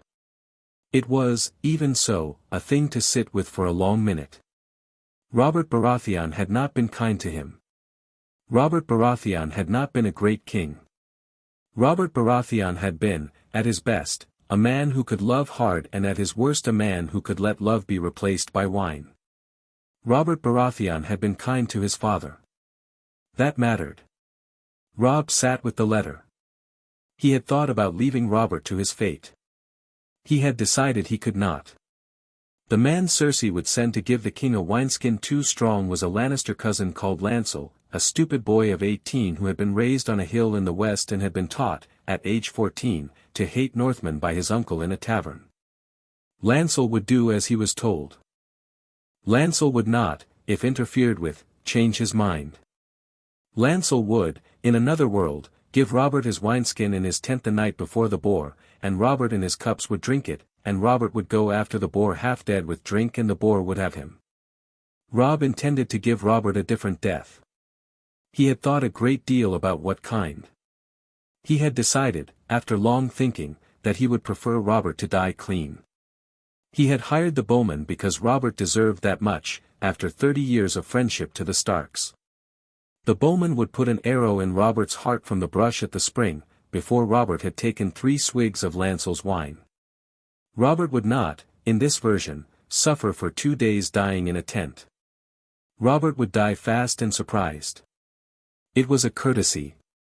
It was, Robb thought, the last courtesy a man had a right to expect from him. He sealed the letter. He gave it to a boy he had been training for half a year for the job of giving it to the next man. The letter went south. The next man took it on, and the next, and the next. The bowman, in the end, would not know who had paid him. He would know only that the second pouch of silver had come in the dark of a wood 3 weeks after the first, on the night he had loosed his arrow.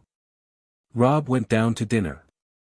He was kind to his sisters, that night, because he could not be kind to anyone else. Robert Baratheon died on the 18th of the 8th moon, of an arrow in the chest, at a spring in the Crownlands woods, while reaching for a wineskin that his cousin Lancel had been about to hand him. The arrow came from the brush. The man who had loosed it was a quarter-mile gone before the king's bodyguard had the brush surrounded. The body was carried back to the Red Keep on a cart with the boar laid beside it, because the king's huntsmen did not know what else to do, and because it had seemed important, on first instinct, to bring the boar home as well. Cersei Lannister fainted. She fainted publicly. She fainted in the great hall, with 3 lords watching, and she was carried out by her brother Jaime, and the great hall went into a confused silence in which no one was quite certain who was the king now or who was the regent or who was, as the saying went, in the dance. Lancel, in his tent, stood with the unopened wineskin in his hand and did not understand. He did not understand, in fact, for 2 full days. He had been told to give the wineskin to the king. The king had drunk a different wineskin, of his own. The king had been killed by an arrow from the brush. He had not given the wineskin he had been told to give. He had had no chance. He had not been needed. He sat, with the wineskin still in his hand, in his tent at the camp, and tried to work out what it meant. He worked it out, slowly, by the 3rd day. He worked it out badly. He concluded that he had failed in his duty, and that the queen would punish him for not having given the wineskin, and that he must therefore leave the camp and the city and ride west to Casterly Rock with his life. He left that night. He took the wineskin with him. He was caught, on the way west, by men of Lord Tywin Lannister, 2 days out of the city, and he was, at his lord grandfather's instruction, brought to Casterly Rock, where he gave Tywin Lannister the unopened wineskin and the story of how it had come to him from his cousin Cersei. Tywin had Cersei's wineskin opened. He had a small portion of it given to a stable cat. The stable cat died in 11 minutes, in a manner Tywin's maester recognized as the death of a slow vintage of the Strangler. Tywin Lannister sat in his solar and looked at the dead cat. He did not, by training, panic. He sat with the cat for a long minute. Then he stood, walked to the door, and called for his sister. "Jenna, he said, when she came. There is a thing I must consider. What thing, brother? A thing in the north. In the north? Aye. She waited. There is, Tywin began, and stopped. He had not, in 20 years, said the next sentence. He could not, he found, easily say it now. He took a breath. He said it. There is a player, he said, at the Stark table whom I have not been counting. Jenna Lannister tilted her head. Who, brother? The boy Robb. He is 15. He is no longer 15, in the way you mean. Tywin. Jenna. What did the Stark boy do? He did not let a wineskin reach the king. A pause. You are saying, I am saying, said Tywin, that the king died of an arrow from the brush 3 weeks ago in a wood 10 leagues from the Red Keep, and that I now have his cousin's untouched wineskin in front of me, and that the only reason for the cousin's wineskin to be untouched is that someone arranged for the king to die of something else, fast enough that the wineskin did not need to be drunk. Cersei. Cersei's plan was the wineskin. Cersei's plan would have given the king 2 days of agony in his tent and given her 3 days of court maneuver before the news reached the lords. Cersei is not pleased with the arrow. The arrow does not give her the days. The arrow has put Joffrey on the throne with his hands shaking and Robert's brother already in revolt at Dragonstone and the hand who would have served her into a sudden dispatch with no sealed orders. Then who? Tywin looked at the cat. I do not yet know, he said. I will find out. A long silence. In the meantime, he said, we are at war, by the end of this moon. Stannis will move. Renly will move. The Vale will not move, Lisa is mad and her son is a fool. The Reach will not move, Mace Tyrell has not yet decided whether he is brave. The Riverlands will not move until they are pushed. The North, the North. The North will not move. Are you certain? I am certain. Why? Because the Stark boy did not move. Tywin, you are not making sense. Jenna, I am making sense. The Stark boy ought, by the death of the king, to have ridden south with his banners. He has not.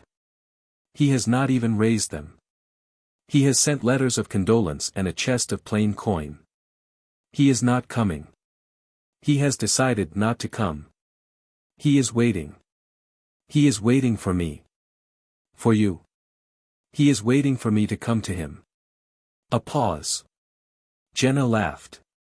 Tywin. He is 15. He is 15. He has 10 years more than 15 behind his eyes. What, I do not yet know. And what will you do? I will not go to him. Then what? I will send a man, as he sent men. I will send the small clever brother. I will send Tyrion. To Winterfell. To Winterfell. Tywin. That is risky. Yes. It is the only move on the board worth making. The boy at Winterfell respects what he respects. He will speak to my son, even now.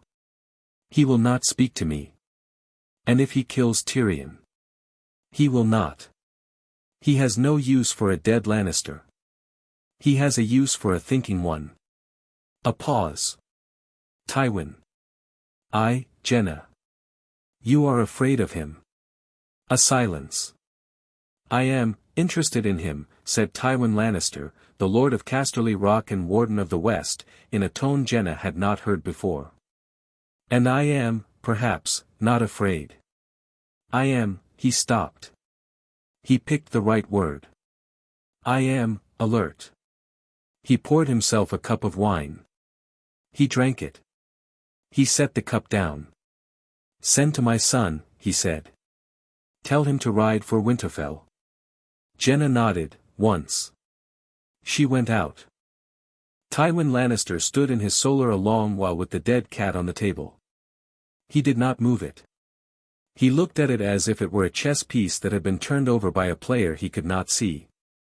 After a long while he covered the cat with a cloth. He went to bed. He did not sleep. Tyrion Lannister came up to Winterfell in the second moon of the new year. Robb received him in the great hall, with Ned at his shoulder and Catelyn at his other shoulder and Maester Luwin at the far end of the table. Tyrion came in alone. He had left his men at the south gate. He had brought no servant, no valet, not even his squire. He was wrapped in a heavy cloak that had been ill-made for a man of his size, and his beard had grown long, and his small clever eyes were full of the road. He stopped 2 paces from the dais. He bowed. Lord Stark. Lady Stark. Master Stark. He looked at each of them in turn. The look at Robb stayed half a count longer than the look at the others. Maester. Lord Tyrion, Ned said. My father has sent me. He has sent me to ask, Tyrion said, what the North wants. A small silence in the hall. Robb leaned forward in his chair. He had been planning this conversation in his head for 9 months. He had 4 versions of it. He had, in the last 2 weeks, let 3 of the versions go. He kept the simplest. My lord. Master. I will speak. My father will speak after me, if he wishes. My mother will speak if she wishes. Maester Luwin will not speak. He is here as a witness. The North will not march south.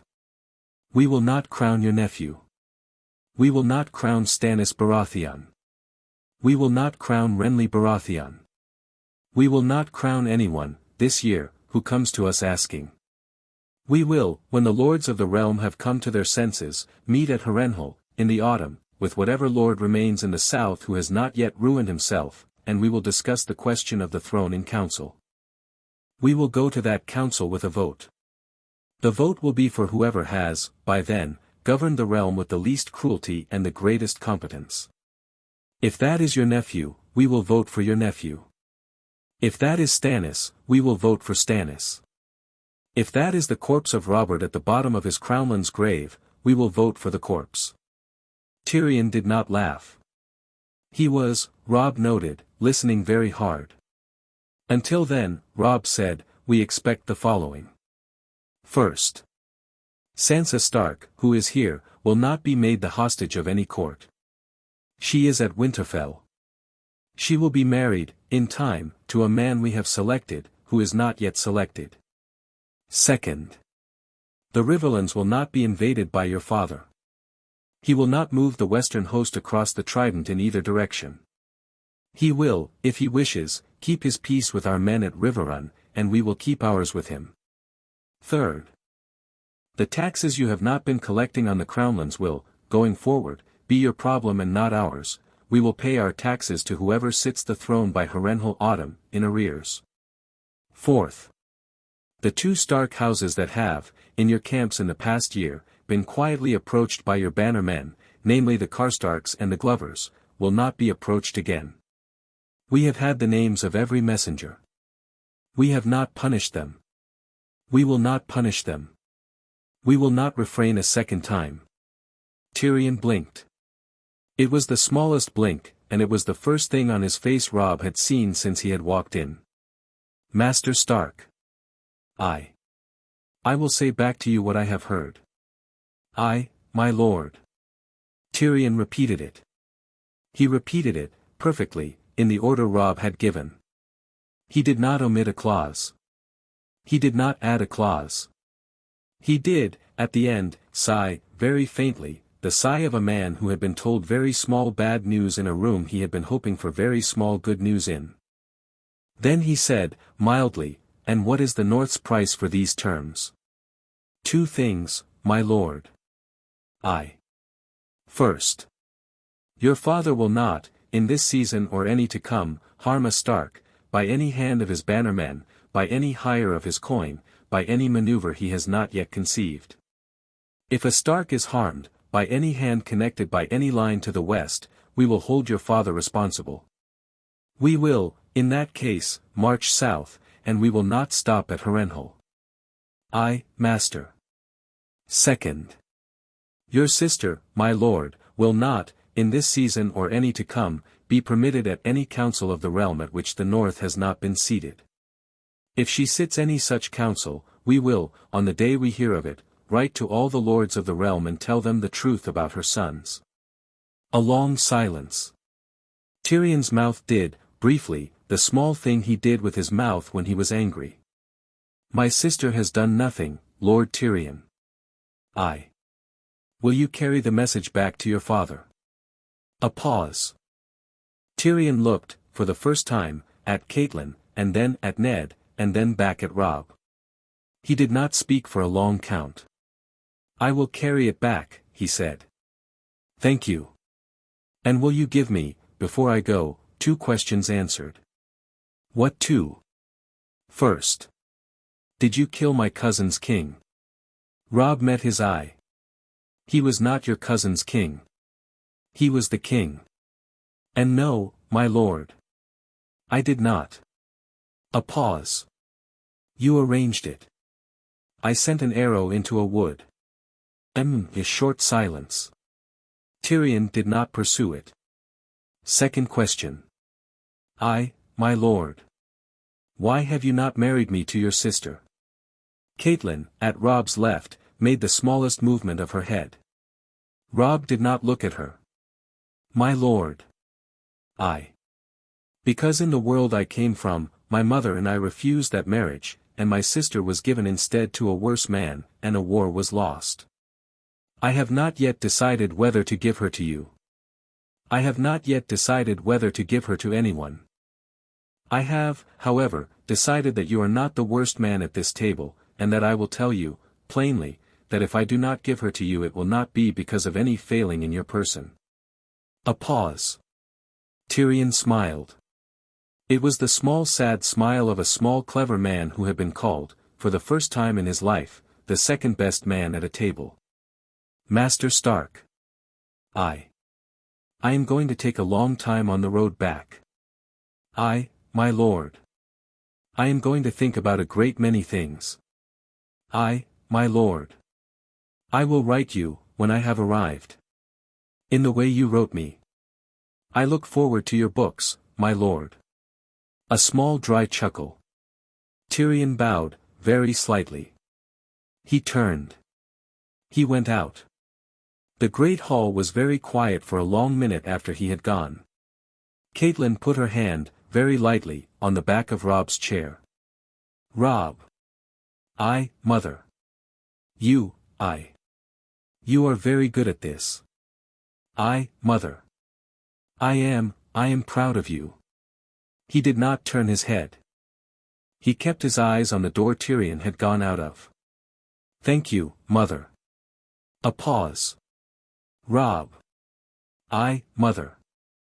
You sounded, just then, like your grandfather. He did, briefly, look at her. Which one, he said. The Stark one. He smiled, faintly, the small dry smile he was beginning to use in private. I will take that, he said. That night, in the dark of his chamber, with Nithart curled on the back of the chair and her low hum in the room like the hum of a very small forge banked for the night, Robb sat with his elbows on the table and his fingers laced and stared at the map he had been drawing for the last week. The map was of the realm. The realm, on his map, was a board. He had marked it. In the west, Tywin Lannister, in a circle of red. In the south, Stannis Baratheon and Renly Baratheon, in 2 circles of blue and gold respectively. At King's Landing, Cersei and Joffrey, in a circle of green. In the Vale, Lysa, in a circle of grey. In the Reach, Mace Tyrell, in an unmarked circle. In the Riverlands, his uncle Edmure, in a circle of dark blue. In the Iron Islands, Balon Greyjoy, in a small circle of black. At the Wall, his uncle Benjen, in white. In the north, in a thick black square, was Winterfell. In the upper margin, in his own hand, was the word, North. He looked at it a long time. He did not move the pieces. He had moved them in his head 100 times in the last month. He had decided, as a 30-year-old veteran with a 14-year-old's reach, that he did not need to move them again tonight. He needed only to hold the board in his eye and to wait, in his patience, for the players to move on their own. Tywin would be the next to move. Tywin would, by the spring, decide between two options. The first option would be to send his armies to Stannis at Storm's End, to crush Stannis before Stannis crushed Joffrey.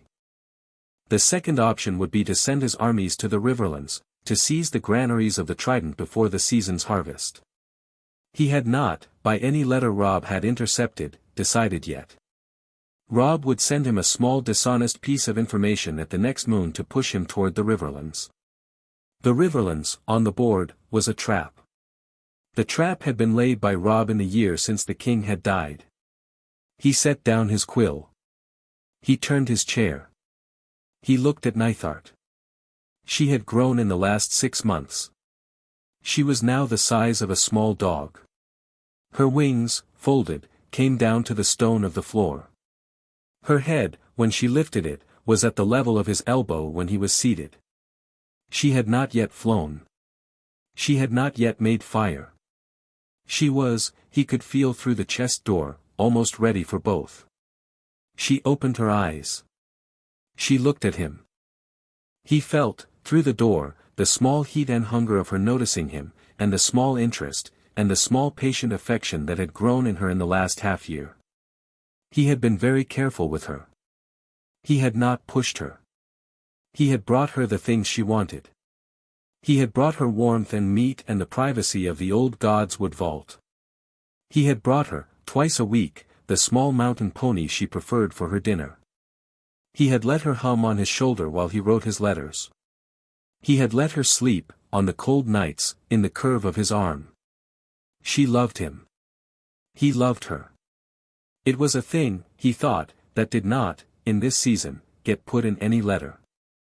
Soon, he said, quietly, to her, we go to King's Landing. She hummed, low. Soon, he said. She closed her eyes. He sat at the table a long while. He did not write any more letters that night. When he went to bed, he dreamed of the wedding hall again, for the first time in 8 moons. He dreamed of his mother's dead stare across the boards. He dreamed of Grey Wind's last howl. He dreamed of Roose Bolton standing over him with a long iron knife and saying, in the voice he had said it in, Jaime Lannister sends his regards. He woke in the dark of his chamber with the dragon's hum in his bones and his face wet, and he sat up, and he was alive, and his mother was alive in the upper room, and his father was alive at the long table in the morning, and his sisters were alive, and his brothers were alive, and his uncle was alive at the wall, and he was a man of 15 with a dragon and a wolf and a board on which all the pieces still moved. Not this time, he said, to the dark. Not in either life. He lay back down. He slept. The next morning, he sent for Theon. It was time to begin the next conversation. Chapter 5 End. Chapter 6, The Northern Realm. The dragon flew in the spring of the 3rd year. It was a clear cold morning, with frost on the rye and a thin pale sun, and Robb stood in the high meadow above the Godswood with his cloak unfastened and the wind in his hair, and beside him stood Jon, and at his shoulder stood Bran, and Bran was for the first time in his life standing on his own legs at the meadow at all, because in this life Bran's legs had not been broken, and across the meadow stood Nithart, who was, at 2.5 years, the size of a tall horse. She had taken her own time. He had not pushed her. He had spent, in the year since Tyrion's visit, a great deal of time in the Godswood vault, sitting on the stone with his back against the wall and her head in his lap. He had let her grow at her own rate. He had brought her food. He had brought her the warmth of his hand. He had let her hum in his chest, and he had hummed back, in the deep of his diaphragm, the sound a man could make if he had been told once how.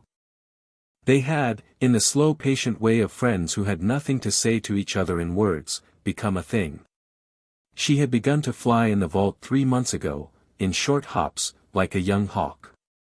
She had begun to fly in the Godswood in the past month, in short low circuits between the trees. She had not yet flown, in this life, in open sky. She was about to. He turned his head to her. He did not speak. He thought, at her, in the slow heat and hunger language they had been refining, now. She lowered her head. She opened her wings.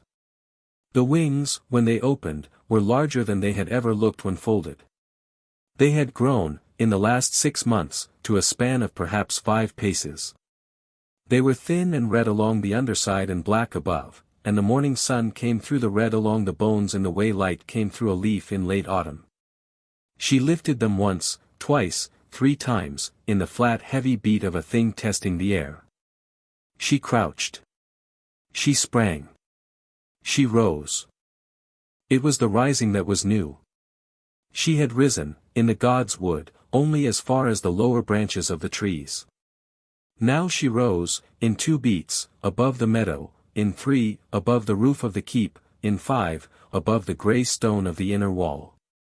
She did not, on the first try, go very far. She circled the meadow once, low, over their heads, and the wind of her wings was the small steady wind that came off a forge. Bran laughed, on Robb's left. It was the laugh of a boy of 10 who had not been hurt, who could run in the meadow on his own legs, who had been told, 3 days ago, by his older brother that the dragon would fly today and he was to come and watch. It was a laugh Robb had not heard from Bran in his last life because in his last life, by the 3rd year, Bran had been the silent boy in the gods' wood with the eyes that did not look like a child's.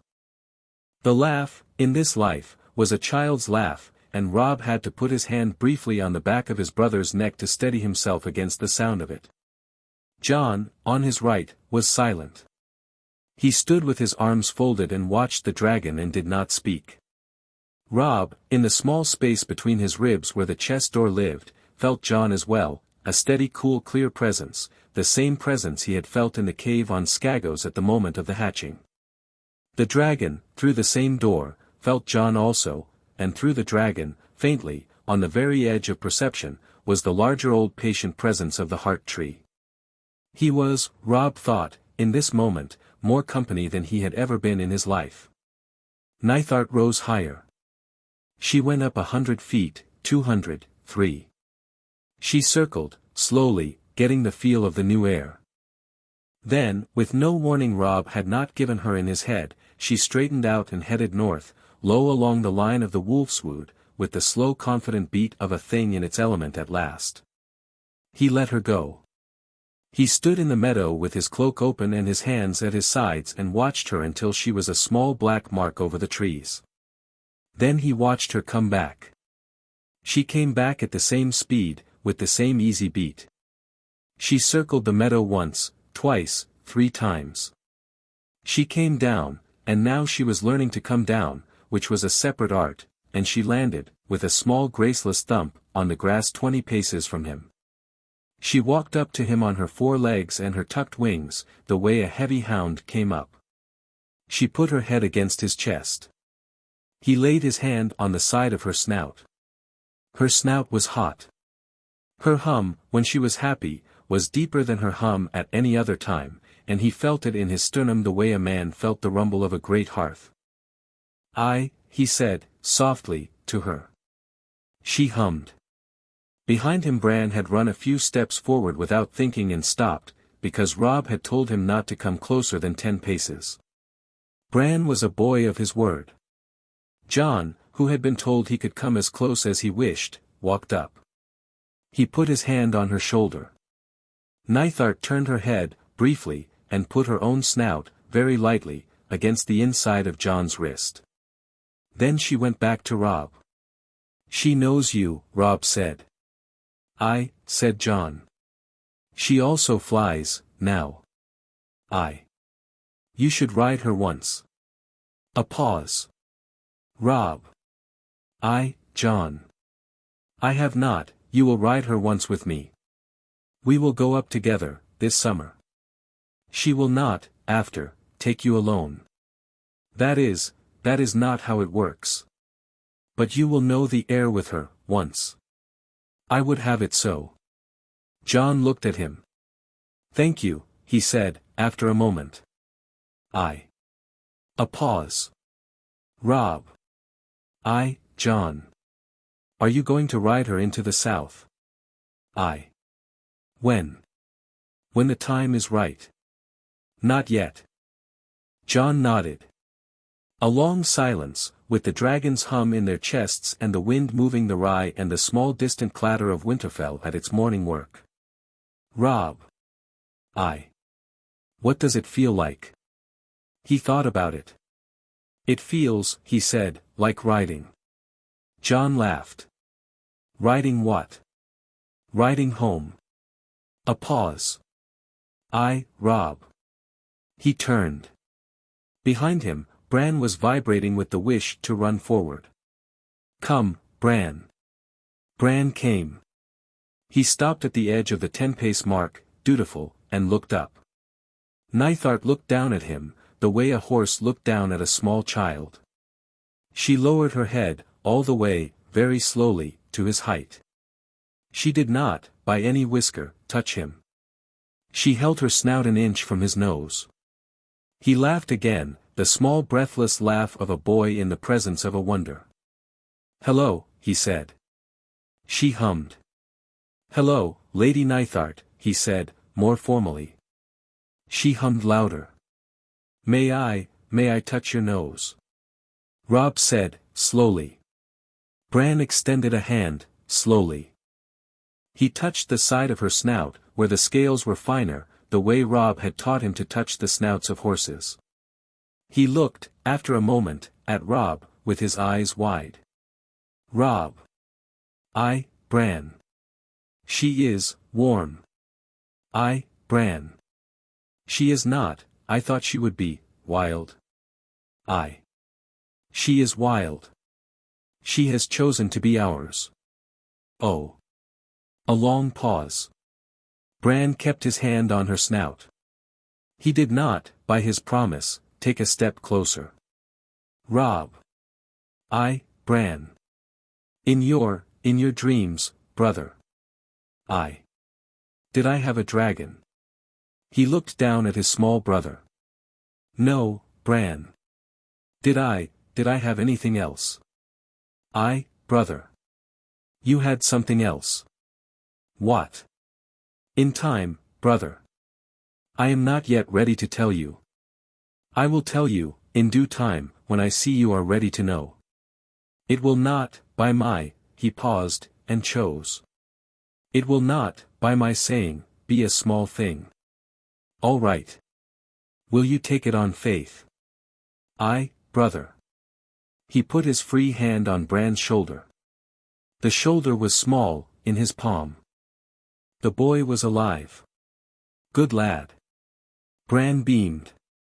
That night, in the great hall, Robb told his father he was ready. The hall had been swept, the fires built up, the long table laid with the small good plates of the household. Catelyn was at her place at Ned's left. Robb was at Ned's right. Jon was 3 seats down from Robb. Sansa was at her mother's left, and beyond her Arya, and beyond Arya Bran, and beyond Bran Rickon, who had grown, in 3 years, from a small fierce 2-year-old into a small fierce 5-year-old who would not eat a thing that had a sauce on it. Theon was across, at the lower end of the table. Maester Luwin was at the foot. The household was as it had been for 3 years now, complete. Ned had asked for the small good plates because Robb had told him, that afternoon, that he wanted to speak. Ned had asked, and Robb had said, my plan, in full. Ned had said, aye. After the meat was cleared and the cups were full, Robb stood up. He stood up the way he had been taught to stand up by the man whose seat he sat at the right hand of, with weight, without flourish, with a small clearing of the throat and not with a clap. The hall went quiet. My lord. My lady. My brothers and sisters. My friend. He said the word friend in Theon's direction. Theon did not flinch. He had not, for 7 moons, flinched. My maester. Listen carefully. He looked, briefly, at his father. His father nodded, once. In 3 days, Robb said, Tywin Lannister's host will move out of the Westerlands. A murmur in the hall. Ned put up a hand. The murmur stopped. He will not, Robb said, move at Stannis Baratheon, who is at Storm's End and who is, by my reckoning, in the 3rd week of his siege and the 2nd week of running out of food. He will not move at Renly, who is in the Reach and who is, by my reckoning, very confused. He will move into the Riverlands. He will cross the Trident at the Twins, on terms he has by now negotiated with Walder Frey. He will, in his crossing, send a small column under his nephew Stafford to threaten Riverrun and a larger column under his bastard kinsman to seize the granaries at Stony September. He paused. He will do this, he said, because I have, over the last 6 moons, made him do it. I have written him 3 letters in the form of intercepted dispatches. I have spread, in the south, 3 rumors. I have told him, in everything but words, that the Riverlands are mine to lose, and that he will lose me very little if he takes them. He has decided, as I had hoped, that the harvest in the granaries is worth the gamble. He is wrong. The harvest in the granaries does not exist. A small silence. Maester Luwin. Maester Luwin stood. He cleared his throat. My lords. My ladies. The granaries at Stony September were, by your son's instruction, emptied 4 moons ago. The grain has been removed to White Harbor and to the Mountains of the Moon. The granaries have been refilled with the chaff of 2 harvests. From a distance the chaff appears as grain. To a man going through the doors, the granaries will appear empty. Lord Tywin will, on entering the granaries, find that he has spent 10,000 soldiers on a season's worth of straw. Sansa, 3 seats down, made a small startled sound. Robb looked at her, briefly. "Aye, sister," he said. "It is a piece of the work." He went on. "Stannis," he said, "will lose Storm's End by the next moon. He will retreat, with what fleet he has, to Dragonstone.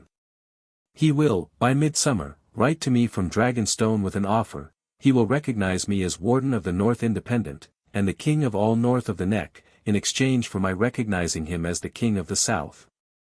I will refuse.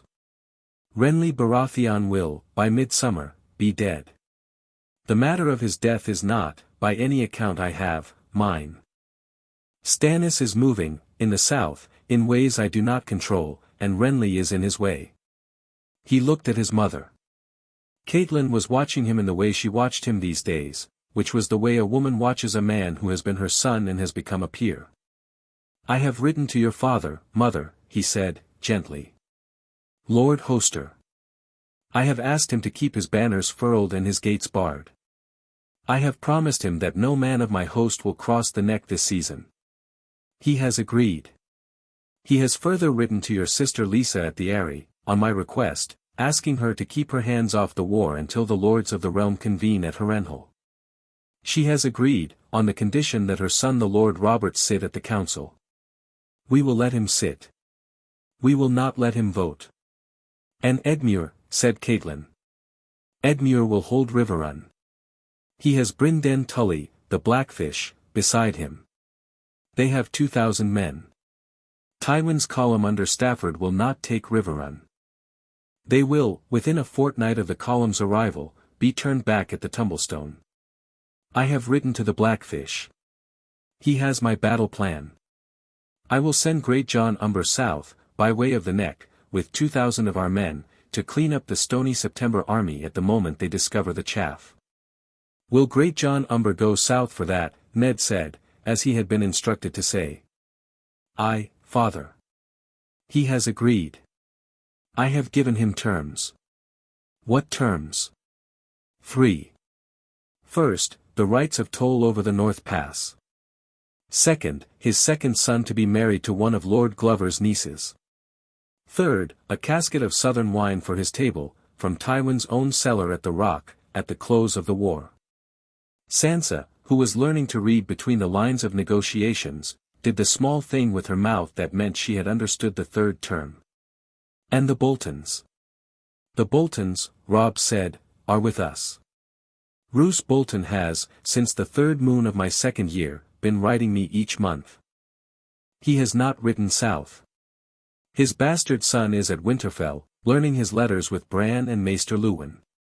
Roose has agreed to bring 3,000 men to my host within a fortnight of my call.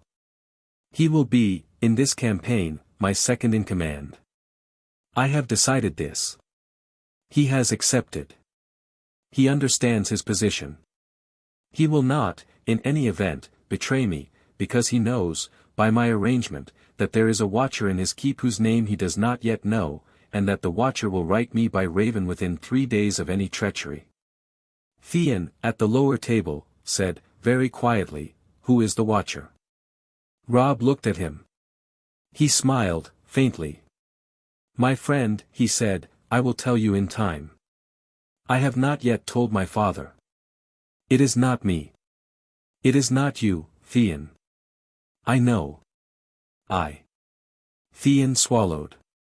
To the matter of the Iron Islands, Robb said, returning to his seat at the head, with one hand on the table. Theon. You will leave for Pike in 3 days. You will take with you my letter to your sister, which is sealed and which I will give you tonight. You will tell your father, in person, that the king of the south is dead and that the realm is in upheaval and that the moment is right for the Iron Lords. You will tell him, in the same breath, that the Stark fleet, of which you have been the secret captain, is at Sea Dragon Point with 30 ships and 700 men, and that you will, on his command, sail with him against Lannisport. You will offer to lead the vanguard. Robb, and then, Theon, on the morning of the launch, you will set fire to the Iron Fleet in harbor. A silence in the hull. Theon's mouth was open. My friend, Robb said, gently, I have prepared this. We have prepared this. You will not be on a longship at the moment of the burning. You will be in the high cliff fort of Pike. We will have, in the rocks above the harbor, 2 of our men with the means. We will have, in the small back of the cliff, 3 ironborn captains who have been bought. We will have, in the harbor itself, 3 small fishing boats laden with pitch and oil. The Iron Fleet will burn. Your father will accuse, after the burning, the Lannisters. We will let him. We will, even, support the rumor. The Iron Fleet will not sail this year. The Iron Islands will not, this year, raid the western coast. Your father will, at the end of the year, die of a fall in his keep, as he was due to do. He will not, in this telling, have died wrongly, because he will have lost, at the time of his death, the fleet by which he was lord. A very long silence. Theon's hands, on the table, were shaking. Robb. Theon. You are, Theon. I have planned it for 3 years. My father, will be alive at the end of this. I will not put a hand to him. I will let him fall in his own keep, in his own time, of his own foolishness, in his own bedchamber on his own bridge. I have not killed your father. You have, I have unmade his fleet. There is a difference, Theon. A small one. I will name it. In this telling, your father is a man who lost a fleet. In another telling, your father was a man who lost a son. I have chosen the first telling. You have, by my offer, chosen with me. Will you choose it again, now, in the open, with this hall as your witness? Theon breathed in, slowly. He had gone very pale. He had, in his last life, been a brittle vain young man with a great hunger for the love of his father. He had become, in this life, a quieter young man, who had been quietly working with Robb for 2.5 years on a plan, and who had not, until this evening, been forced to say in front of others what the plan would do. He stood up from the lower table. He walked, slowly, the length of the hall. He stopped at Robb's side. He bowed. He said, in a voice that was not quite steady but was very clear, I choose with you, my king. It was the first time anyone had called Robb my king in this life. The word hung in the hall a long count. Robb did not lift it. He let it hang. He said, sit, Theon. Eat. Theon sat. A pause. Then Great John Umber's son, who was at the far end of the lower table, said, in his loud northern voice that did not, by his nature, do quiet, my king. Robb looked at him. The boy raised his cup. My king, he said, again, to the rafters. The hall took it up.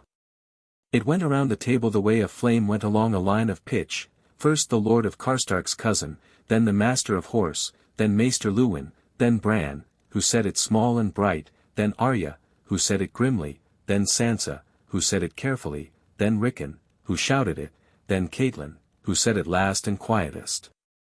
Ned looked across the table at Robb. Ned did not say it. He did not need to. Ned tipped his cup. He drank.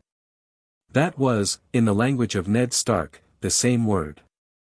Robb did not stand. He did not raise his own cup. He sat at the head and looked the length of the hall and let the word be in the rafters. After a long count, he said, mildly, the campaign begins in 3 days. We will hold a council in the God's Wood at first light tomorrow with the captains. You may eat now. He sat. The hall was, for a long minute, very quiet. Then it began, slowly, to make the sounds of dinner again. Cups clinked. Plates moved.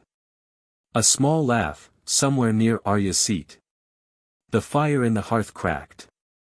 Catelyn put her hand, under the table, on her husband's wrist. Ned Stark closed his eyes for a half-second, briefly. Then he opened them, and he turned his head, and he said to his son, quietly, pass me the bread, my king. Robb passed him the bread. The council in the God's Wood was at dawn. Robb stood by the heart tree. He did not sit. He did not, by long planning, sit at any council. He stood with his hands behind his back and looked at each of his captains in turn, and they looked at him, and the morning came up grey through the red leaves above. Great John Umber, who was the size of 2 ordinary men and half a horse besides, was on the left, with his 2 sons. Roose Bolton was on the right, with his bastard. Lord Karstark and his sons were in the middle. Lord Glover and his brother were beyond Karstark. Lord Manderley, who had ridden up from White Harbour by ship, was at the back, in his red cloak, with his 2 captains. Galbart Serwyn was beside Glover. Meage Mormont had come from Bear Island. She was in armor, with one hand on her axe, and her face was the face of a woman who had been told there was going to be a war and had brought her friends. Behind all of them, in the small space between the Heart Pool and the God's Wood wall, a black shape lay coiled in the morning frost. The shape did not move. The shape did not speak. The shape was twice the size of a man, with folded wings, and its eyes were closed. The captains, on coming in, had stared. Robb had not introduced her. He had not needed to. Meage Mormont, at the second look, had spat on the ground. She had said, by the gods. By the gods, Stark. And no one else had spoken. Now, at the council, with the captains in their places, Robb laid out the campaign. He laid it out in the way of a man who had been thinking it through for 3 years. He went over the ground. He named the forces. He gave each captain his commission. Great John would take 2,000 to Stony September. Roose would take 3,000 to the Twins. Karstark would take 1,500 to the Trident. Glover would hold the Neck. Manderley would, with his fleet, blockade White Harbour and then, on signal, raid the Stepstones. Serwyn would garrison Moat Cailin. Mormont would, with 500 Bear Islanders, shadow the Iron Fleet on the western coast in case Theon's plan went wrong. Robb himself would go nowhere. Robb himself would, by his decision, hold Winterfell. Ned would, at his son's request, sit the council at Harrenhal in the autumn. He closed. The Lannister will, by the end of summer, be on his back in the Riverlands. He will, in the autumn, sue for terms. He will not, in the meantime, have crossed the Neck. He will not, in the meantime, have set foot north of the Trident. He will be told, by my letter delivered in the autumn, that I will receive him in the open at Harrenhal, on neutral ground, and that I will, at that meeting, fly. You will all be at that meeting. You will be at my back. He paused. Questions. There were none for a long count. Then Great John Umber, in his great loud voice, said, Your Grace. It was the second time a man had given him the address. He let it land. I, my lord. What is the prize? The prize, said Robb, is the north. A long silence. In the autumn at Harrenhal, my lords, I will not crown myself king of the realm. I will not crown myself king of the south. I will not crown myself king of the riverlands, of which I am not. I will, before the lords assembled, accept the crown of the north, of which I am, and I will sit it. The north will be a kingdom again. We will set our own laws, sit our own councils, take our own taxes, raise our own banners. We will defend the realm of the south, when called, by treaty and not by oath. We will trade with the south freely. We will marry with the south as our daughters and sons see fit. We will, in our own season, bend the knee to no man, and we will, in our own season, bend the knee at our own choosing if we wish. My lords. Will you have me? A very long silence. Great John Umber sat down on the stone of the heart pool. He did this with the slow dignity of a man twice the size of two ordinary men. He laid his sword across his knees. He looked at it for a long count. Then he stood up. He took the sword off his knee. He walked, slowly, to the heart tree. He laid the sword at the foot of the tree. The king in the north, he said. Roose Bolton did not move at first. He looked, very briefly, at Robb. Then he came forward, slowly, in the small soft step of his quiet boots. He did not draw a sword. He did not have one in his hand. He had only, at his belt, the small knife that all northern lords carried. He took the knife off. He laid it at the foot of the tree, beside Greatjon's sword. The king in the north, Roose said, very softly. The rest came, then, in a slow wave. Karstark and his sons. Glover. Manderley with his big slow ceremony. Serwyn. Mormont, who set down her axe with a clang that sent two ravens up from the leaves. Each of them said the same words. The words gathered at the foot of the tree like a prayer. When they were done, the foot of the tree had 9 swords, 1 knife, 1 axe, and a small dagger that Meage Mormont's youngest daughter had brought along, and Robb stood with his hand on the white bark and watched his captains. He did not speak for a long count. Then he said, Take them up. We have work. They took them up. They went out of the God's Wood in single file, the way a council went out, and at the small archway between the God's Wood and the keep, Great John Umber paused, briefly, and looked back. Robb was still at the heart tree. The dragon was still asleep behind the heart pool. The morning was now silver instead of grey. Great John nodded, the small once nod of a northern lord at a fellow northern lord. He went on.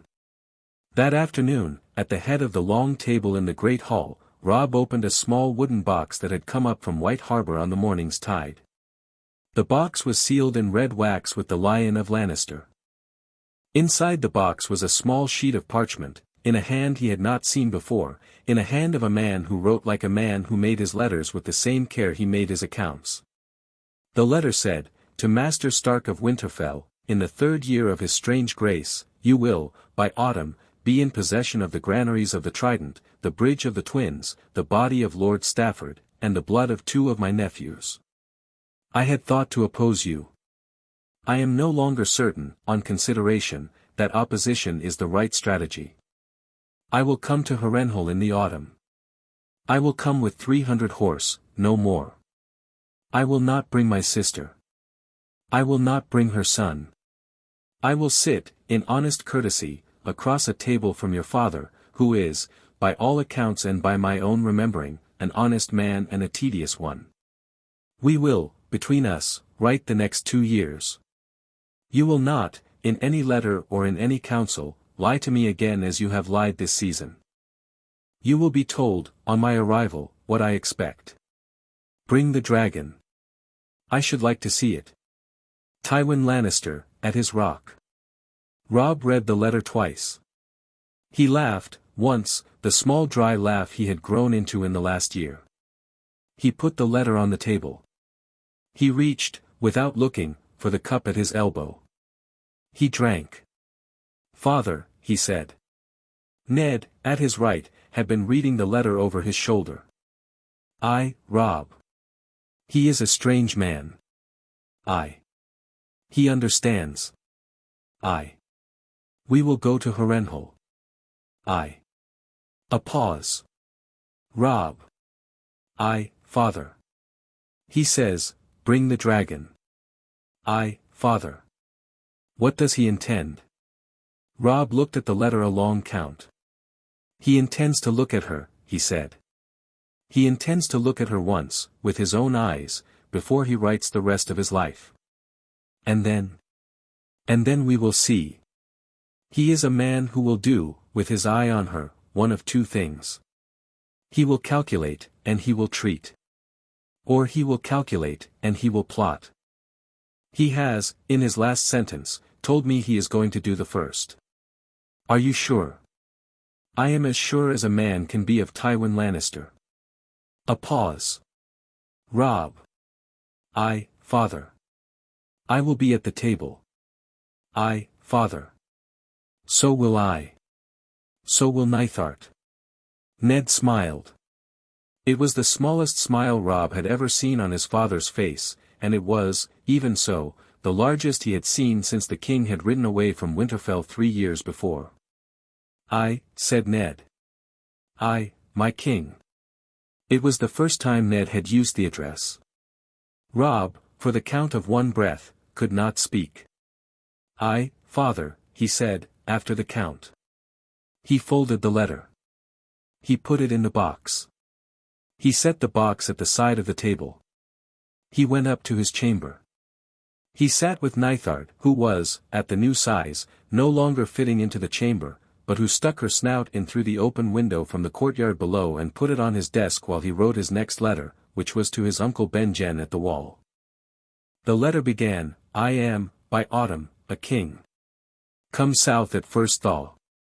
Bring my Stark cousin Mance Rayder, if you can find him, and the white wolf skin, and a parley flag. There is a thing I must do at the wall before the long night, and it must be done with your hand at my elbow. He sealed it. He gave it, in the morning, to a raven. The raven went north.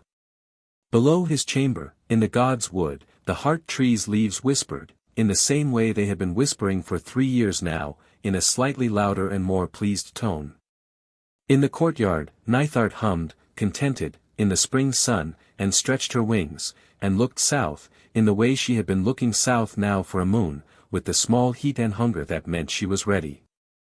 Soon. He told his mother about Jon a week later, in the same upper chamber he had sat with her in 3 years before. He had decided, in the end, that the morning before the campaign was the right morning. She had borne, by that morning, more than any woman in the north had been asked to bear, and she had borne it with the small composed dignity that was her birthright. He owed her, before the war, the thing that had broken her in his last life and that he intended, in this one, not to let break her at all. He sat across from her at the same long table, as he had sat for the egg. Mother. Robb. There is a thing about Jon Snow. She had been waiting. She had, he thought, been waiting for it for a year. She set down the small piece of needlework she had been holding for his sake. She put her hands flat on the wood. Tell me. He told her. She did not, in his telling, weep. She did not, in his telling, speak. She listened the way a mother listens to a thing she has half known for 15 years and has not been permitted to know. When he was done, she sat for a long count with her hands on the wood. Lyanna, she said, at last, very quietly. Mother. He was hers. All this time. All this time. A pause. And the prince married her. There is a witness. A septon. The papers were sealed and given to my father by Lyanna's hand at her death. They are in a small chest beneath the heart tree. I have not opened it. I will, when there is time, in the autumn, with you and father and John, in private, and we will read the papers together. She closed her eyes. A small drop ran down the side of her cheek.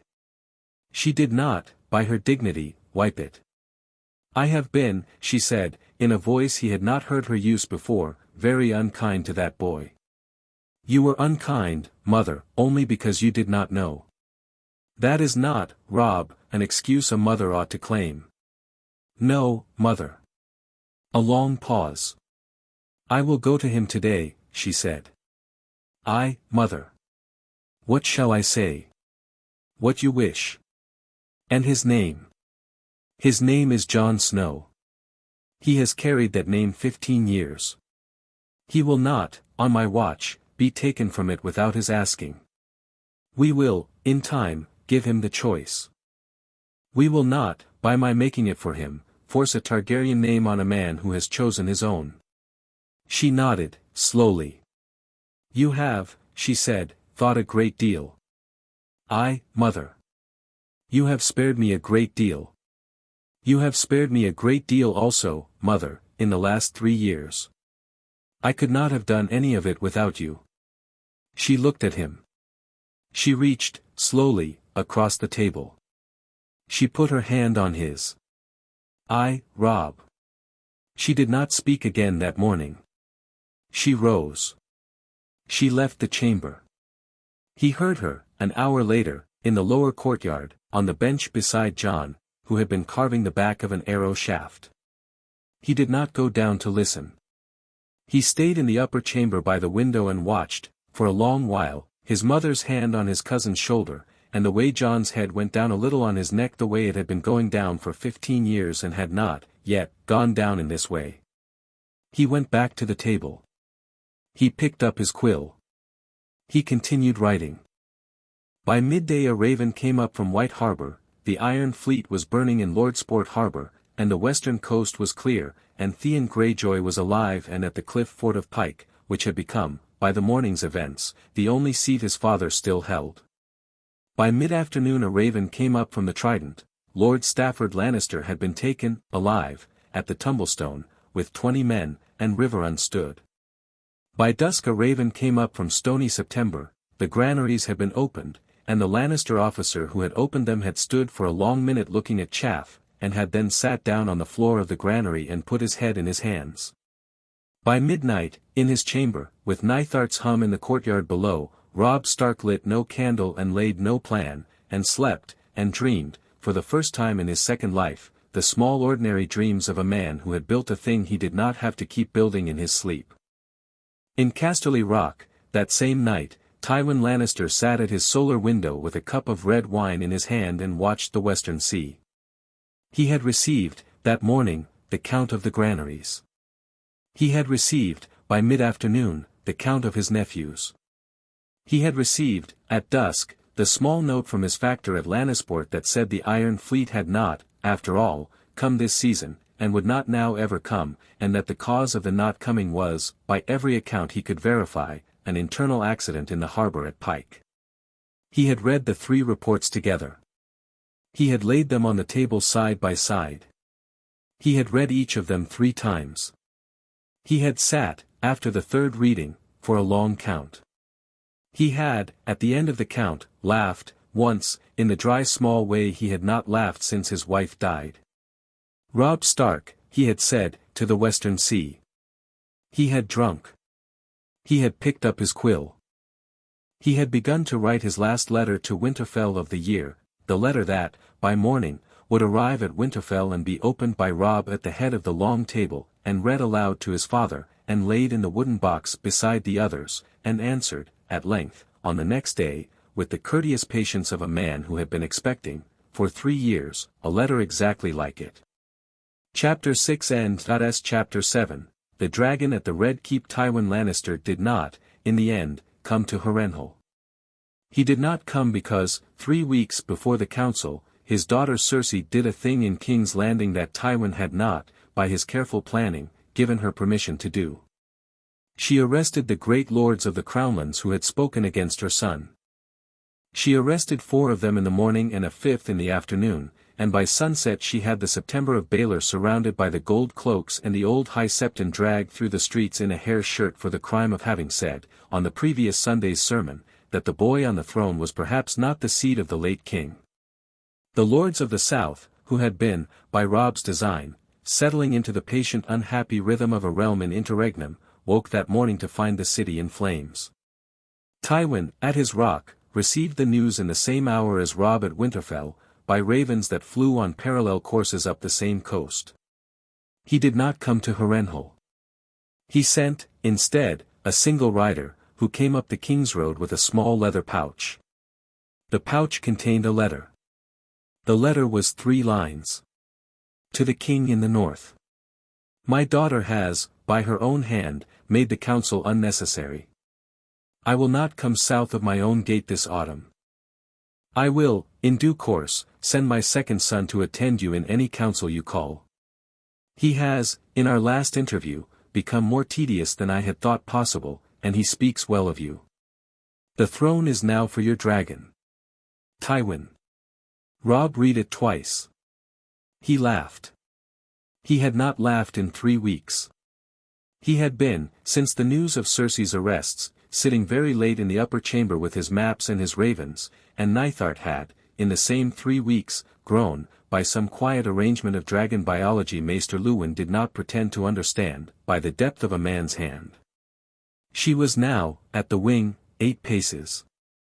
At the body, 6. She could carry, in her front claws, a horse, if she had been minded to do so, which she was not. Robb sat in the chamber with the letter on the desk and Nithart snout in the open window from the courtyard and Jon at the door behind him, and he laughed. Jon, Robb. He has given me the throne. He has not.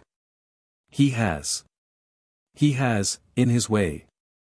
He has not given me the throne in the way of a man who hands a thing across a table. He has given me the throne in the way of a man who steps out of the room and leaves the thing on it. He is a wily man. Jon. He is the wiliest man in the realm. He has, in this letter, told me 3 things at once. He has told me that he is not a player in this season. He has told me that his sister is finished. He has told me that he will, by his second son, write the next 2 years with me. And he has, by his last sentence, given me the formal benediction to fly south and end it. Jon was silent. He said, after a count. You will come, Robb said. To King's Landing? Not on her. You will come by horse, with the host. We will rendezvous at Harrenhal. We will go down on the King's Road together. I will fly the last day. Robb. Jon. Will you fly to the city or to the throne? Both. A pause. Robb. You will not, I trust, burn anyone. He turned in the chair and looked at his cousin. I will burn whoever lifts a hand at her, he said. And no other. I will not burn Cersei. I will not burn the boy. I will burn the gold cloaks, only, if they raise crossbows. I will burn the crossbow first. The man holding it I will let go.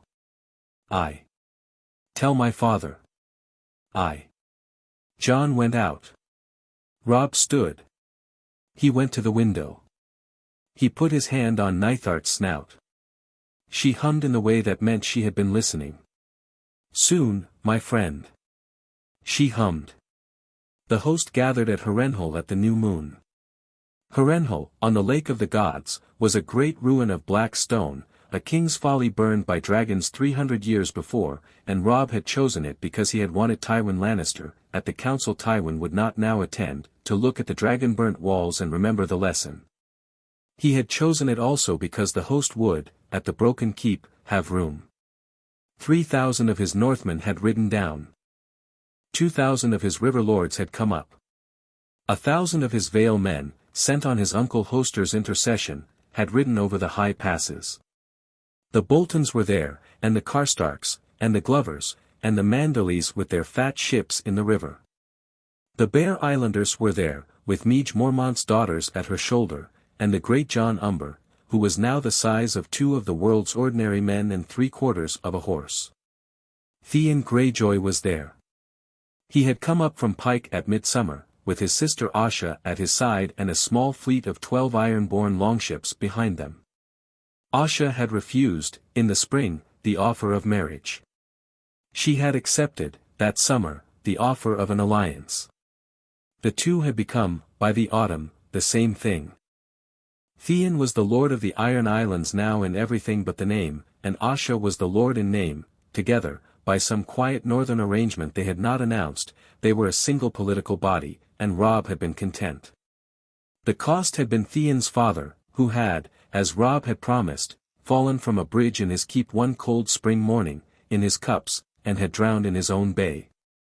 Theon at 24 was a quieter man than Theon at 20 had been. He stood at Robb's left when Robb walked into the council tent at Harrenhal. He wore black, as Robb had asked, and he carried no sword. He had, in his belt, only the small knife of an Iron Islander. Roose Bolton stood at Robb's right. Robb went to the head of the long table. He did not sit. He looked the length of the hall. "My lords. Your Grace.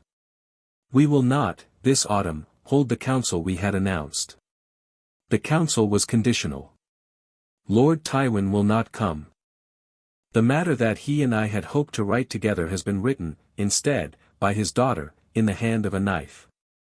The realm is at war, and the war has only one move left in it, which is mine." A silence. "In 2 days," he said, "I ride for King's Landing. I ride alone. I ride on Nithart. I will, in the 8th hour of my arrival, dictate the terms of peace from the throne to the Queen, in front of the small council, with my dragon's nose against the iron. I will not, in this dictation, kill anyone. The terms are these." He laid them out. He had written them, in the last week, on a single sheet, and he had memorized them. He laid them out by rote. First, Joffrey Baratheon, the boy on the throne, will be deposed, in the public hour. He will be sent to the Night's Watch, by his own hand, with the small dignity of a young man who has chosen his own end. He will not be killed. He will not be allowed, in any season to come, to leave the wall. He will be the brother of the Watch, like any other. He will write, in his hand, the abdication. Second, Cersei Lannister, by her own hand, will write a confession of her relations with her brother and her hand in the murder of Jon Arryn, and she will be sent, with her remaining children, into exile at Casterly Rock under her father's hand. She will not, in any season to come, be permitted to leave Casterly Rock. She will live or die, in this matter, by her father's discretion. I will not, in any way, interfere. Third, Jaime Lannister, by his own hand, will be released from the King's Guard and stripped of his white cloak. He will go, with his sister, to Casterly Rock, where he will live as the heir of his father in due course. He will not, in any season to come, hold a sword in any cause south of the Trident. Fourth, the Iron Throne will, in the hour of the abdication, be set aside. The throne is not, by any account I can read, a chair on which any sane man should sit. It will be locked, by my hand, in the Red Keep, and the door of the chamber will be sealed. The realm will be governed, until further arrangements, by a small council of which Lord Tywin Lannister will sit as the master of coin, my father Lord Eddard Stark will sit as the master of laws, my uncle the Blackfish will sit as the master of war, and Lord Stannis Baratheon at Dragonstone will be invited to sit as the master of ships if he will swear to forswear the throne. The seat of the king will be vacant for 1 year.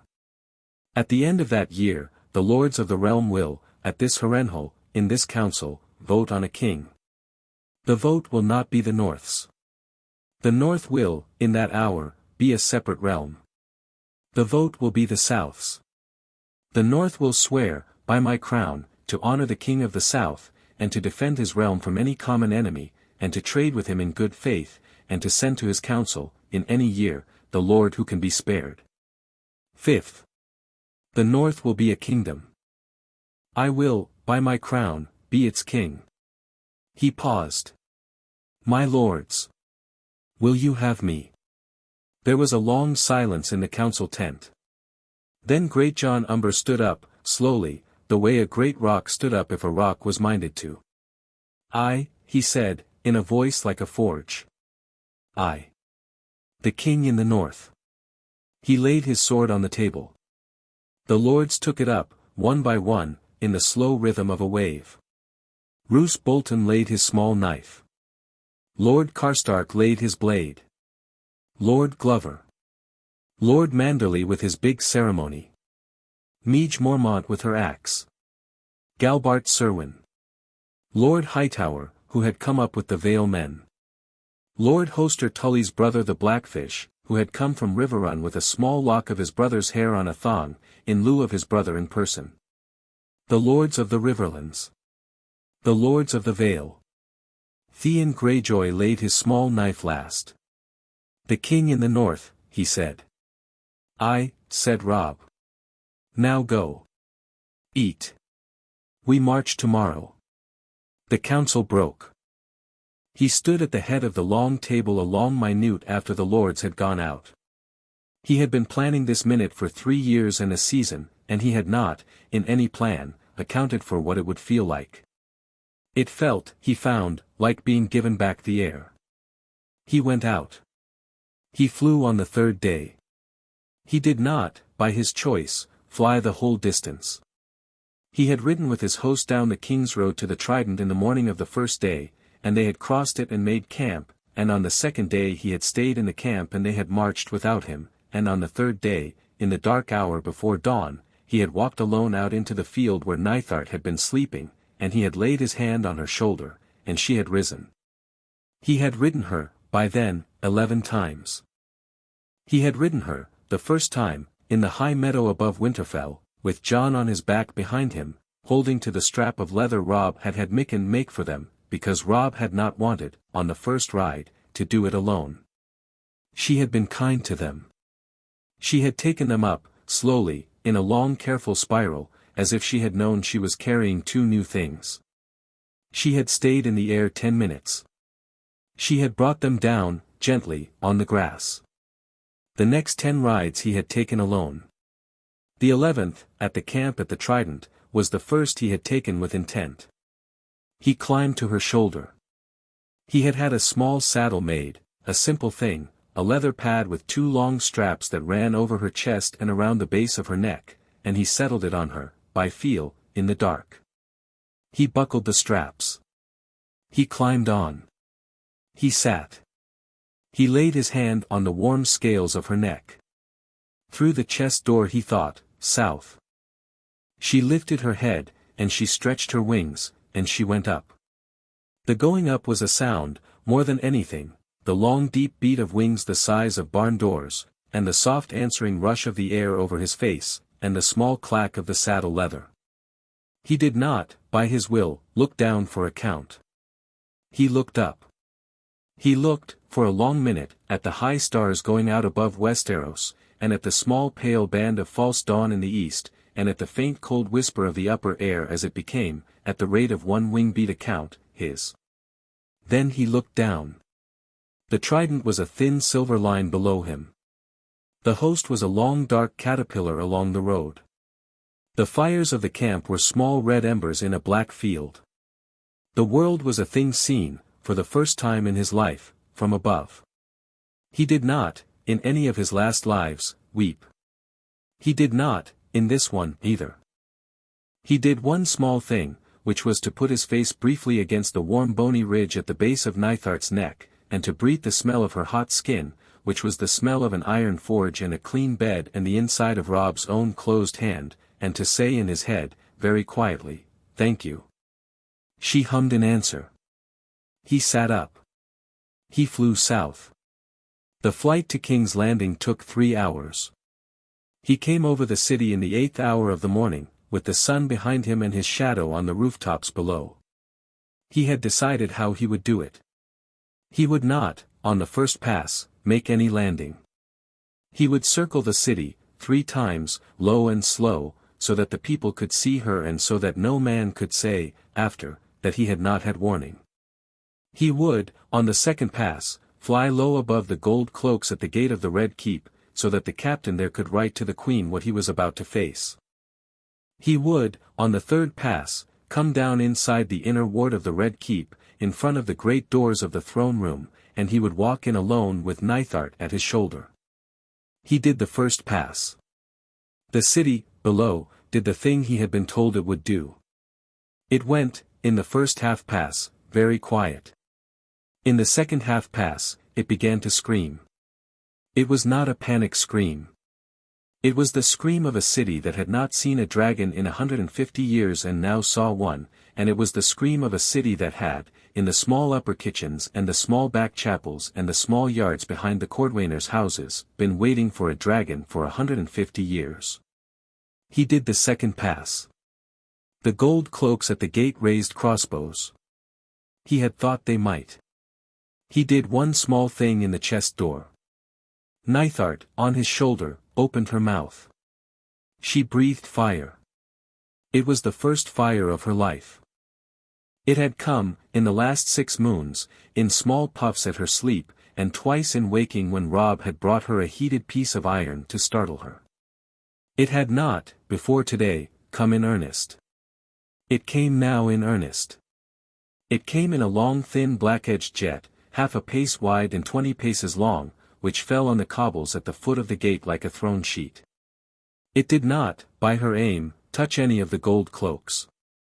It touched, only, the small pile of 10 crossbows they had been about to lift, which were on the wagon at the gate. The crossbows burned. The gold cloaks fell back. The wagon burned. The horses screamed, and the soldiers screamed, and the captain stood for a count looking at the fire on his cobbles and then, slowly, raised his open hands above his head. Nithard climbed. She climbed with the heavy slow beat she used when she was conserving her strength, and she did the third pass over the inner ward of the Red Keep, low, with the wind of her wings rattling the shutters and the smaller windows of the rookery, and the sound of her humming carrying down the towers like the rumble of a great organ. The throne room doors opened below her. A man came out. It was Tyrion Lannister. He stood in the open doorway alone, in his good doublet, with no sword. He looked up at the dragon. He raised one small careful hand. He bowed. He went back inside. Robb circled once. He had not, by any plan, expected Tyrion. He was now rapidly composing the change of plan. He brought Nithard down in the inner courtyard. She landed, with the same graceless thump she had used in the meadow at Winterfell, on the cobbles. She folded her wings. She lowered her head. She looked at the doorway. Robb climbed down. He did not draw a sword. He had not brought one. He walked forward, in his black travel cloak, with his hair loose and his face set, and he came up to the doorway of the throne room, where Tyrion Lannister now stood.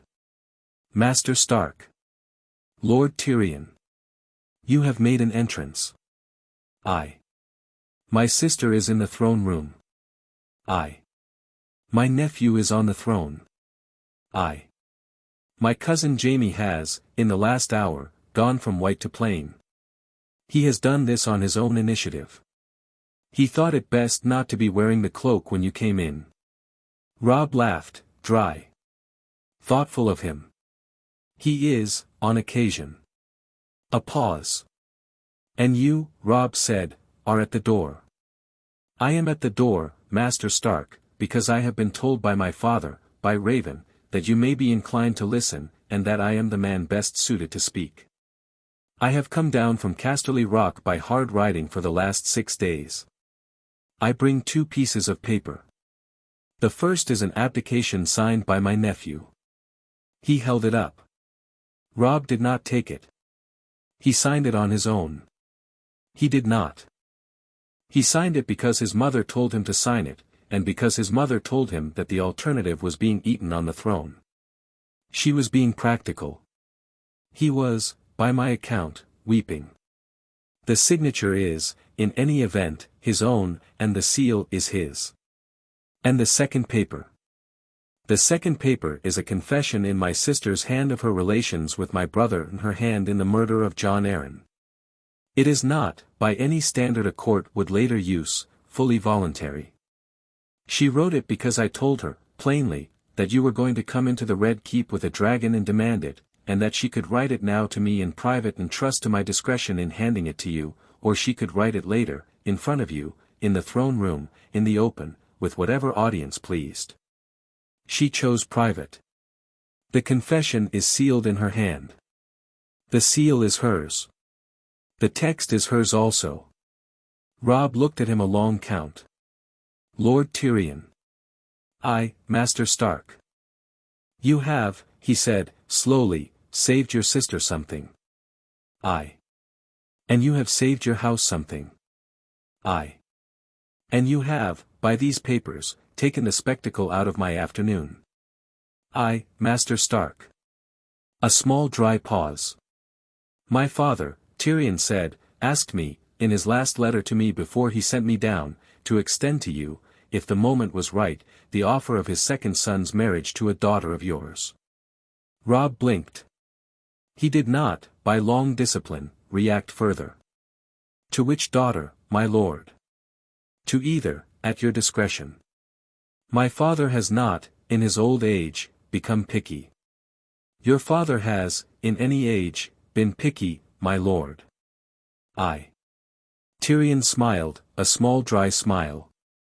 You will forgive me. I have been on a horse. I am, in the matter of the marriage, only the messenger. I will say only that I would, by my own wishes, be honored, and that I would, by my own discretion, be a kinder husband than any other lord of the realm to the lady I was given. I will not press you on it now. I am only, by my father's instruction, putting the offer on the table, before I tell you the rest. What rest? My father will, in the matter of the new council, attend. He will sit, as you have written, as the master of coin. He will not speak against you in any matter touching the north. He will, by his own word, send no man across the Trident in your direction, in his lifetime, and beyond his lifetime, by the marriage you may or may not accept. He asks that the west and the north not, by any season to come, again raise their banners at each other. He has lost, by his daughter, 2 grandsons to the throne. He has decided, on the road from this last week, that he would prefer, in his old age, peace. A long silence. Robb looked at the small clever man in the doorway. He had, in his last life, never had a conversation with Tyrion Lannister in which Tyrion was not the cleverest man in the room. He had, in this one, twice. He suspected it was about to be a third. He did not, in this matter, intend to be vain. Lord Tyrion. I, Master Stark. I will, in the next hour, take your papers. I will go into the throne room. I will, by my own word, not burn the city. I will not, by my own word, kill the queen. I will not, by my own word, kill the boy. I will sit them both down. I will read aloud the abdication. I will read aloud the confession. I will send the boy to the wall and the queen to the rock. I will lock the Iron Throne in its chamber. I will name the council. I will, in the throne room, name Stannis Baratheon master of ships, in absentia, with the offer to him of a year to swear his vows. I will, in the throne room, name your father master of coin. I will further, by my own word, this afternoon, not name a husband for either of my sisters. I will go home, this autumn, and I will speak with them about your father's offer. They are old enough to choose. Sansa has, in her education, become a woman who knows the price of a marriage. Arya has, by her own pursuits, made the question of marriage one she will negotiate from her own feet rather than her father's. I will not, in this matter, give them away. I will, in due time, send your father an answer. I, Master Stark. And, Lord Tyrion. I. The throne is locked, but the realm is not. There will be, in a year, a council. You will sit in it, by my asking. You will sit there at my left, and you will write, with me, the next law of the realm. We will, in that council, set a thing in place that will mean no more queens cut throats in the dark. We will set a thing in place that will mean no more kings die of arrows from brushes. We will set a thing in place that will mean no more boys on thrones. I have not yet named the thing. I have, in my mind, the rough shape of it. I will, by your help, give it the right shape. Tyrion was quiet. Master Stark. I am a half-man and a fool. I have not, in my life, been asked to write a law. Lord Tyrion. That is why I am asking you. A long silence. Tyrion bowed. It was, Robb thought, the smallest and most deliberate bow he had seen from the man in either life. Your Grace. My lord. Now bring your sister. Tyrion went in. Robb laid his hand once on Nithart's snout. She hummed. She lay down on the cobbles, like a great hound, with her wings folded and her head on her front paws. Wait, Robb said. She hummed. He went into the throne room. He did not, in the throne room, sit on the Iron Throne. He had decided, on the third pass, that he would not. He went and passed the great doors, with Tyrion at his right, and he stopped at the foot of the throne, and he stood with his hands clasped behind his back and looked up. Joffrey Baratheon sat on the throne. He was 13 years old. He was thin and pale and trembling. He was wearing his crown, which was too large for him, and his cloak, which was too large for him, and his small ill-fitting red doublet. He had, on his knee, the abdication paper Tyrion had brought down to him in the morning. The paper had 3 small wet marks on it, in the shape of 3 teardrops. His mother stood at his elbow. Cersei Lannister was, even now, beautiful. She was older than Robb had remembered her, and thinner, and the gold of her hair had begun to be only the gold of her hair and not the gold of her face. She stood with one hand on her son's shoulder, and the other at her side, and she looked at Robb with the cold flat hate of a woman who had, in her life, been crossed only twice and had made each crossing pay. Robb did not, by his discipline, return the hate. He bowed, briefly, at the boy. Your Grace. The boy did not speak. The mother, at his shoulder, said, Master Stark. Lady Cersei. A pause. I see you have brought your animal. She is at the door, my lady. She will not come in. She does not, by my word, go where I have not asked her to go. Cersei's mouth did the small thing. It is a relief, she said, to know. Robb said nothing. Joffrey, on the throne, lifted his head a little. He looked at Robb. He had been crying. He had finished crying, at least for the count of this hour. His eyes, which had been the eyes of a small mean boy, were now the eyes of a small mean boy who had been asked to grow up in 12 hours and had, with the small grace of a small mean boy, made the attempt. Master Stark, he said, in a voice that cracked. Your Grace. My mother, My mother told me that I am to read the paper. In front of the small council. Will I what, Your Grace? A pause. Will you, after, kill us? Robb's jaw did one small thing he did not let his face do. He had been 12 once, on this world, and he had been told, by his father, that the thing one owed a defeated boy was not gentleness, it was fairness. He had, at 12, not understood. He understood, now. No, Your Grace, he said. I will not kill you. I will not kill your mother. I will send you, by your own hand and your own writing, to the Night's Watch. I will send your mother, by her own hand and her own writing, to your grandfather at the Rock. I will, in the meantime, treat you as a king treats another king. I will not, in my hour here, lay any hand on either of you, by my word and by the heart tree of Winterfell. He paused. And in turn, your grace, you will not, in any hour after this, raise a hand against the realm. You will join the watch. You will be a brother of the watch. The watch will not, by my asking, give you any title. You will be, in the watch, only a man. You will, on the wall, become a brother. Or you will, on the wall, refuse to become a brother. That, in the end, is your choice. I will not, in any case, intervene. The watch is older than me. It is older than the throne. Its rules will be, on you, what they would be on any man. Do you understand, your grace? The boy looked at him. Master Stark, he said, in a small voice. He stood up, slowly, from the throne. He came down the steps with the abdication paper in his hand. He held it out. Robb did not take it. He waited. Read it aloud, he said, gently. It is the king's last duty, your grace, to read his own abdication. It is not the strangest duty a king has had. Read it. The boy looked, briefly, at his mother. His mother gave him the small fierce nod of a woman who had decided the thing was going to happen. He looked back at Robb. He read. He read the abdication. He read it shaking.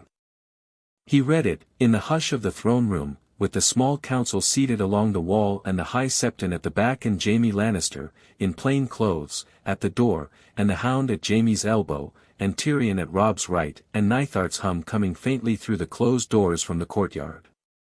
When he was finished he stood with the paper in his hand and was, all at once, only a 13-year-old boy in an oversized cloak with his crown sliding off the side of his head. He took the crown off. He held it in his other hand. He looked at Robb. Master Stark. Your grace. Do you want it? A long pause. Robb looked, for a count, at the crown. He had, in his last life, once put a crown on his own head. The crown had been a thin band of bronze, with iron swords welded around it, and his men had made it for him in a forge at Riverrun in the 3rd week of the war, and he had worn it for a year. It had not, in his last life, fit him well. It had been a soldier's crown. He had been a soldier's king. He was, now, a different king. He shook his head, once. No, your grace, he said. Keep it. Take it to the wall with you. Bury it in the snow. Hand it to Jeor Mormont. Hand it to the old bear, with my respects, and tell him it is the only crown the 7 kingdoms ever sent you to him, and the only crown you will need. A pause. The boy, very slowly, nodded. He set the crown on the steps of the throne. He set it down, face up, in the center of the 3rd step from the bottom. He turned. He walked, with his oversized cloak dragging on the marble, down the length of the hall, past Jaime in plain clothes, past the Hound in his usual unreadable scowl, past the High Septon in his hair shirt, and out the door at the back. He did not, at any moment of the walking, look at his mother. He did not, at any moment of the walking, weep. He had, by the small grace of a small mean boy who had been asked to grow up in 12 hours, made his exit. The door at the back of the hall closed behind him. A long silence. Cersei Lannister stood at the foot of the throne, alone. After a long while she lifted her chin. Master Stark. Lady Cersei. Do not pretend, she said, with the small flat scorn of a queen who had finished pretending, that you did not enjoy that. He looked at her. I did not, my lady, enjoy that. I did not, my lady, enjoy any part of it. I did not enjoy the boy's abdication. I did not enjoy this throne room. I did not enjoy being given, by your son, the crown of the realm, which I did not want and have refused. I did not enjoy your father's letter of 3 weeks ago. I did not enjoy your daughter Myrcella, whom I have not yet seen and intend not to see, because she is a child of 9 and has, by my reckoning, not done a single wrong thing in her short life. I do not enjoy any of this. I have, he paused. He did not quite know how to finish the sentence. He finished it. I have lived this once already, my lady, in a small key. I am living it now in a large one. I have not enjoyed it either time. Her face did the thing. She did not, in any season Robb had read of, weep in public. She did not, this time, weep. She did one small thing with her chin, like a horse setting its head against a bit, and she walked, slowly, with her head up, the length of the throne room and out by the back door her son had taken. Tyrion did not follow. Robb stood in the hush of the throne room. He looked, for a long minute, at the empty iron throne with the crown on the third step. Then he turned. He went to the small council bench. He laid the abdication paper on it. He laid the confession beside it. He sat, in the small chair Jon Arryn had once sat in, briefly, just to feel the seat. Then he stood again. Tyrion. I, your grace. Lock the throne room. Tomorrow you and I will draft the council writ. Tonight I will sleep in the Tower of the Hand, by your courtesy. Tomorrow we will send for your father.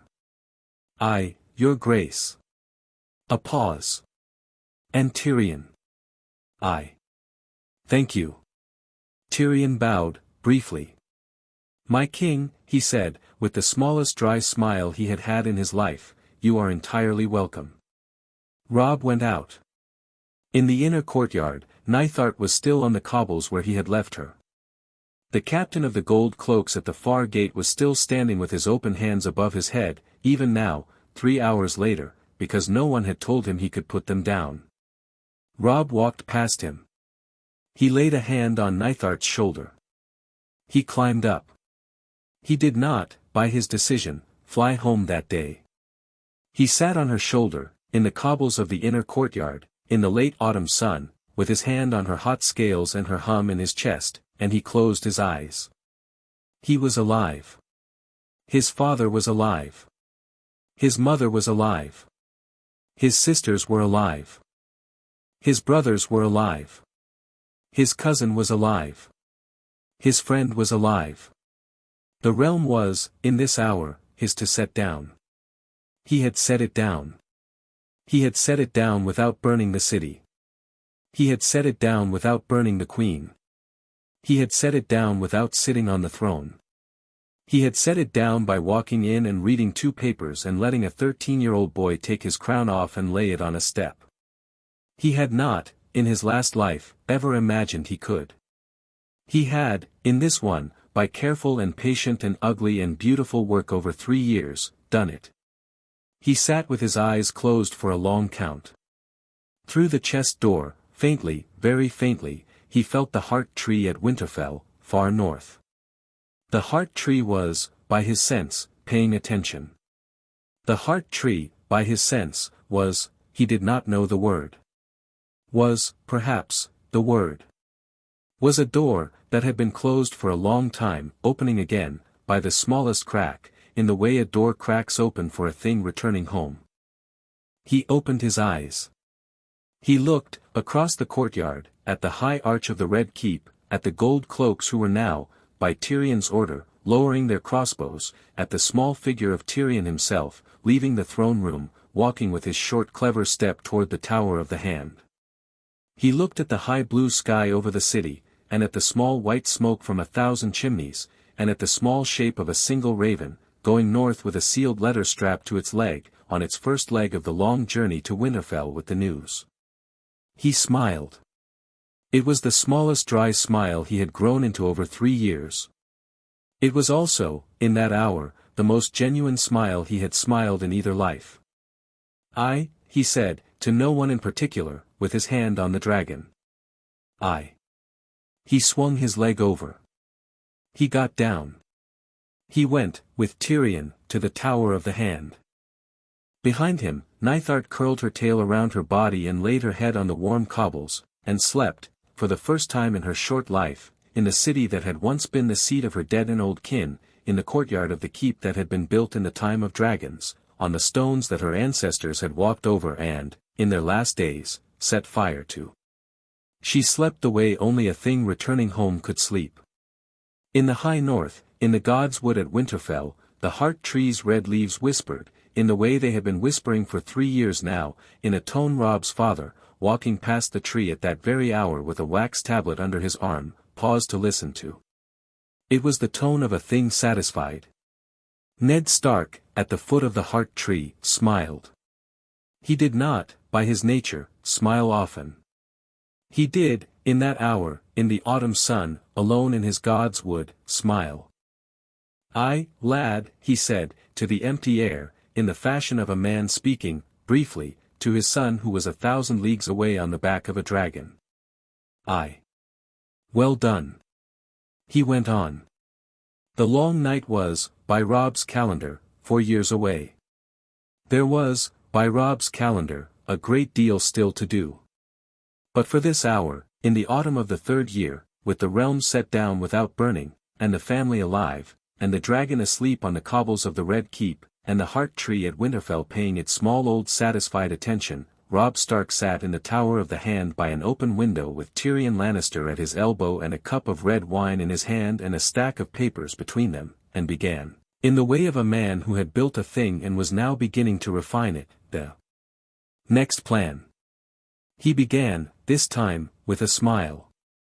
Chapter 7 End.